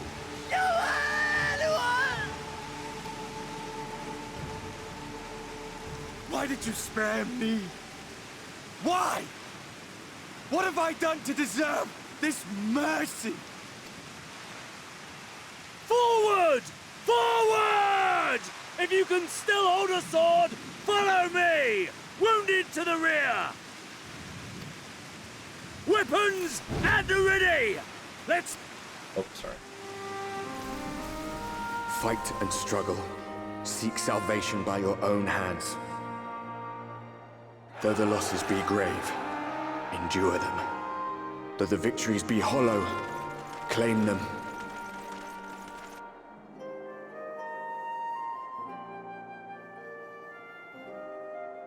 You ever heard me talk about the starship? Or the... Sorry, not the starship. The starfish. It's a person walking down a beach, picking up starfish that have come up to dry, and they're dying out of the water. Just throwing them back into the water. Someone else comes up and says, "What are you doing? There's thousands of them. You're never going to save them all. What does it matter?" Person picks up a starfish, throws it into the water, and says, "It matters to that one."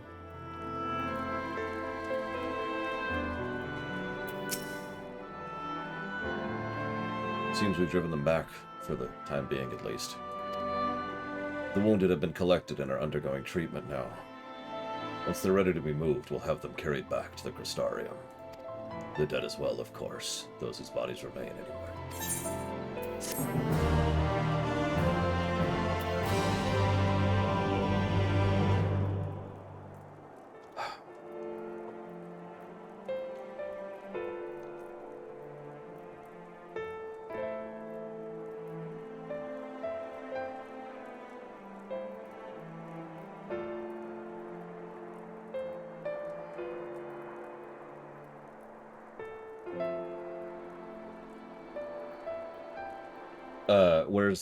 Where's that scene, Alex? I was gonna cut off right here, but whatever. I'll read at my pace. So we gotta do this little thing. Notice that Shadowbringers several times... Oh, for God's sakes, where's this asshole? There you are. Several times does this. It more or less forces you to pause for a bit and contemplate, take in for just a moment. Like the Ardbird scenes, or these kind of little follow-up quests.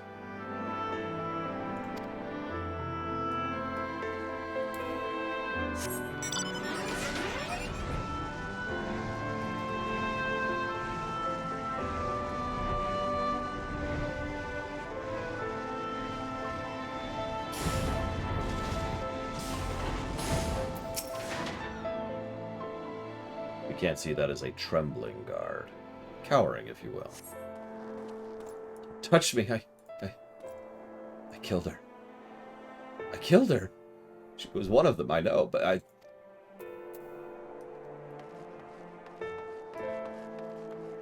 And I hate to point this out, but this is the zombie thing. Oh, don't mistake me, zombie stories are done to death, but the value and power of a zombie story is not the zombies themselves, but the survivors. That is the core essence of what makes a zombie story, really.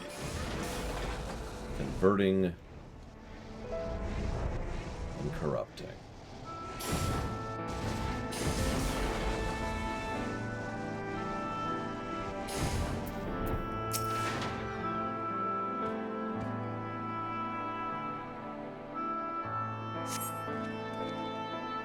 Thank you, but it's too late. One of them got me.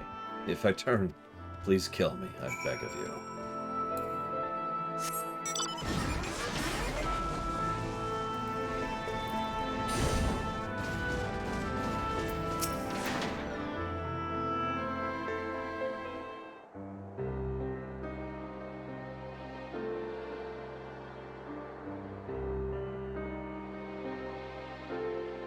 Oh, I did not see you there.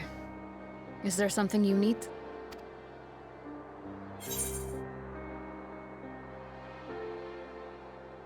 I'm fine. How are you feeling?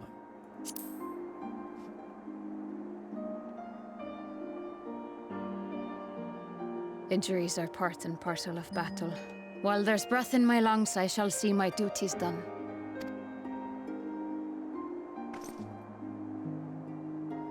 Don't pretend you're not of the same mind.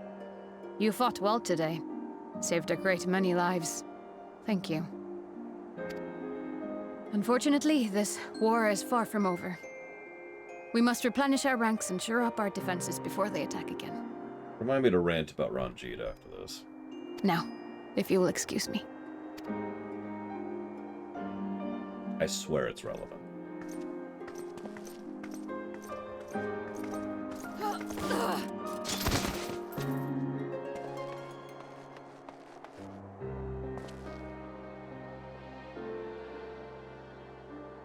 I am fine.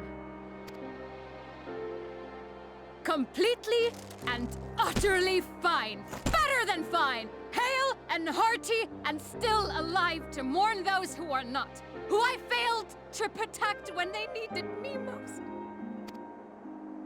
We've come so far, so goddamn far. I could have sworn the end was in sight, and now... Now they will never see it.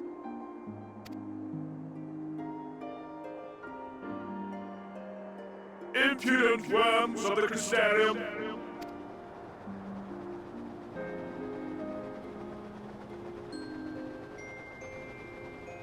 The tragedy that has befallen you is of your own making. Divine retribution for your defiance. You know, I both pity, sympathize, and empathize with Emmett Selk. And I will regret when I have to cut him down eventually, but... Vothri?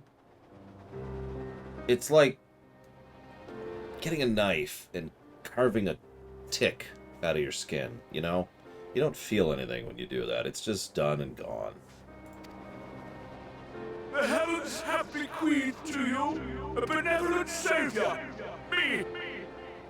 I offer you freedom from pain and suffering, a paradise where man and Caesar might live in peace and harmony. Why, already, our winged brothers and sisters regard me and mine as kin, alike to them in beauty and purity. Conjecture, Lunarith. But you not only reject my prophet hand, but raise your own against my senators. It is only right that they respond in kind. Let this be a lesson to all those who would walk the path of sin. The wicked shall not inherit this world! By contrast, I feel comfortable saying that, yeah, we're gonna kill Vothri in his stupid goddamn face.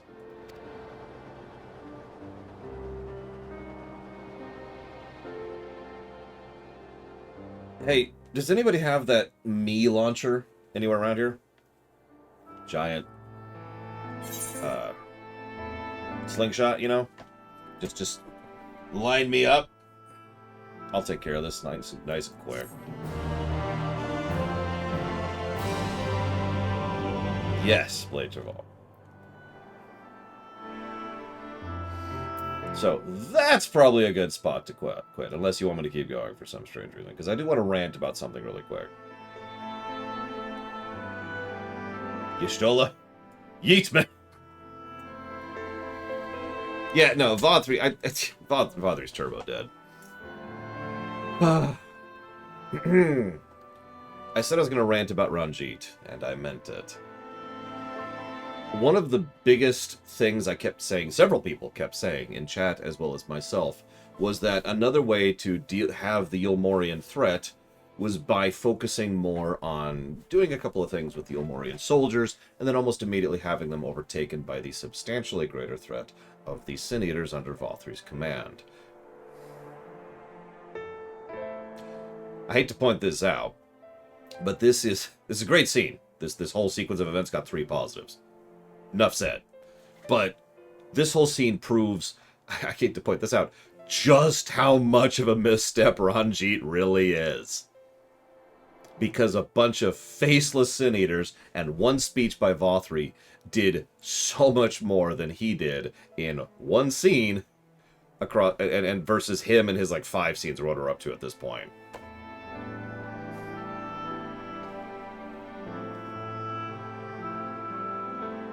Just pointing it out. This is why I've said this entire day. I've been saying it all day. This is why. Hi, Casual. This is why I have said so thoroughly that the easiest and quickest and best option for Ranjit is to eject him entirely and move on. He adds nothing to the narrative so far. As of the point we're at now, he has added nothing to the narrative. Let me update the HUD. I'm going to try to be better about updating the HUD post follow-up. Post-stream. Because it changes pretty much every 5-hour block. So yeah, we're up to 37. Yeah, how do you make a 0-note character? Minfilia had more character than Ranjit. Alright, and negatives are up to 11. Scroll down to gameplay. Gameplay's starting to do a little bit better. We've had a couple of good dungeons, so we're up to 14 now on that. No, Alex. Besides, I've already given it. And gameplay negatives are... I'm actually not sure where we're at on that. There's a few things on the negatives, but I think... Hang on. 18... We gained one more gameplay negative. Right. Yep. For the Ronk and Ruins puzzle section thing. That's what the new negative... And that's actually where we're at right now. We're still technically a net negative, but... I'm pretty sure we're going to go ahead and alphabet that in the long run. I do, as always, hope you have been enjoying Shadow. Tomorrow we'll deal with a goddamn trolley. Just get the negativity out of the way. Just vent that out. And then we'll get on to some probably substantially better stuff. So I hope to see you there. As a quick reminder, we actually are a bit out from the next dungeon, and the next dungeon after that is Mount Gulg. So we've got a nice big gap before we got to worry about stuff. But if we happen to reach Mount Gulg tomorrow, then we're going to push for the Crown of the Immaculate, which is an 8-man, and that'll probably be tomorrow evening, one way or the other. I don't think we're going to finish the MSQ tomorrow. I think there's just so much when we get to the Tempest quests. So, either way, I'll see you around.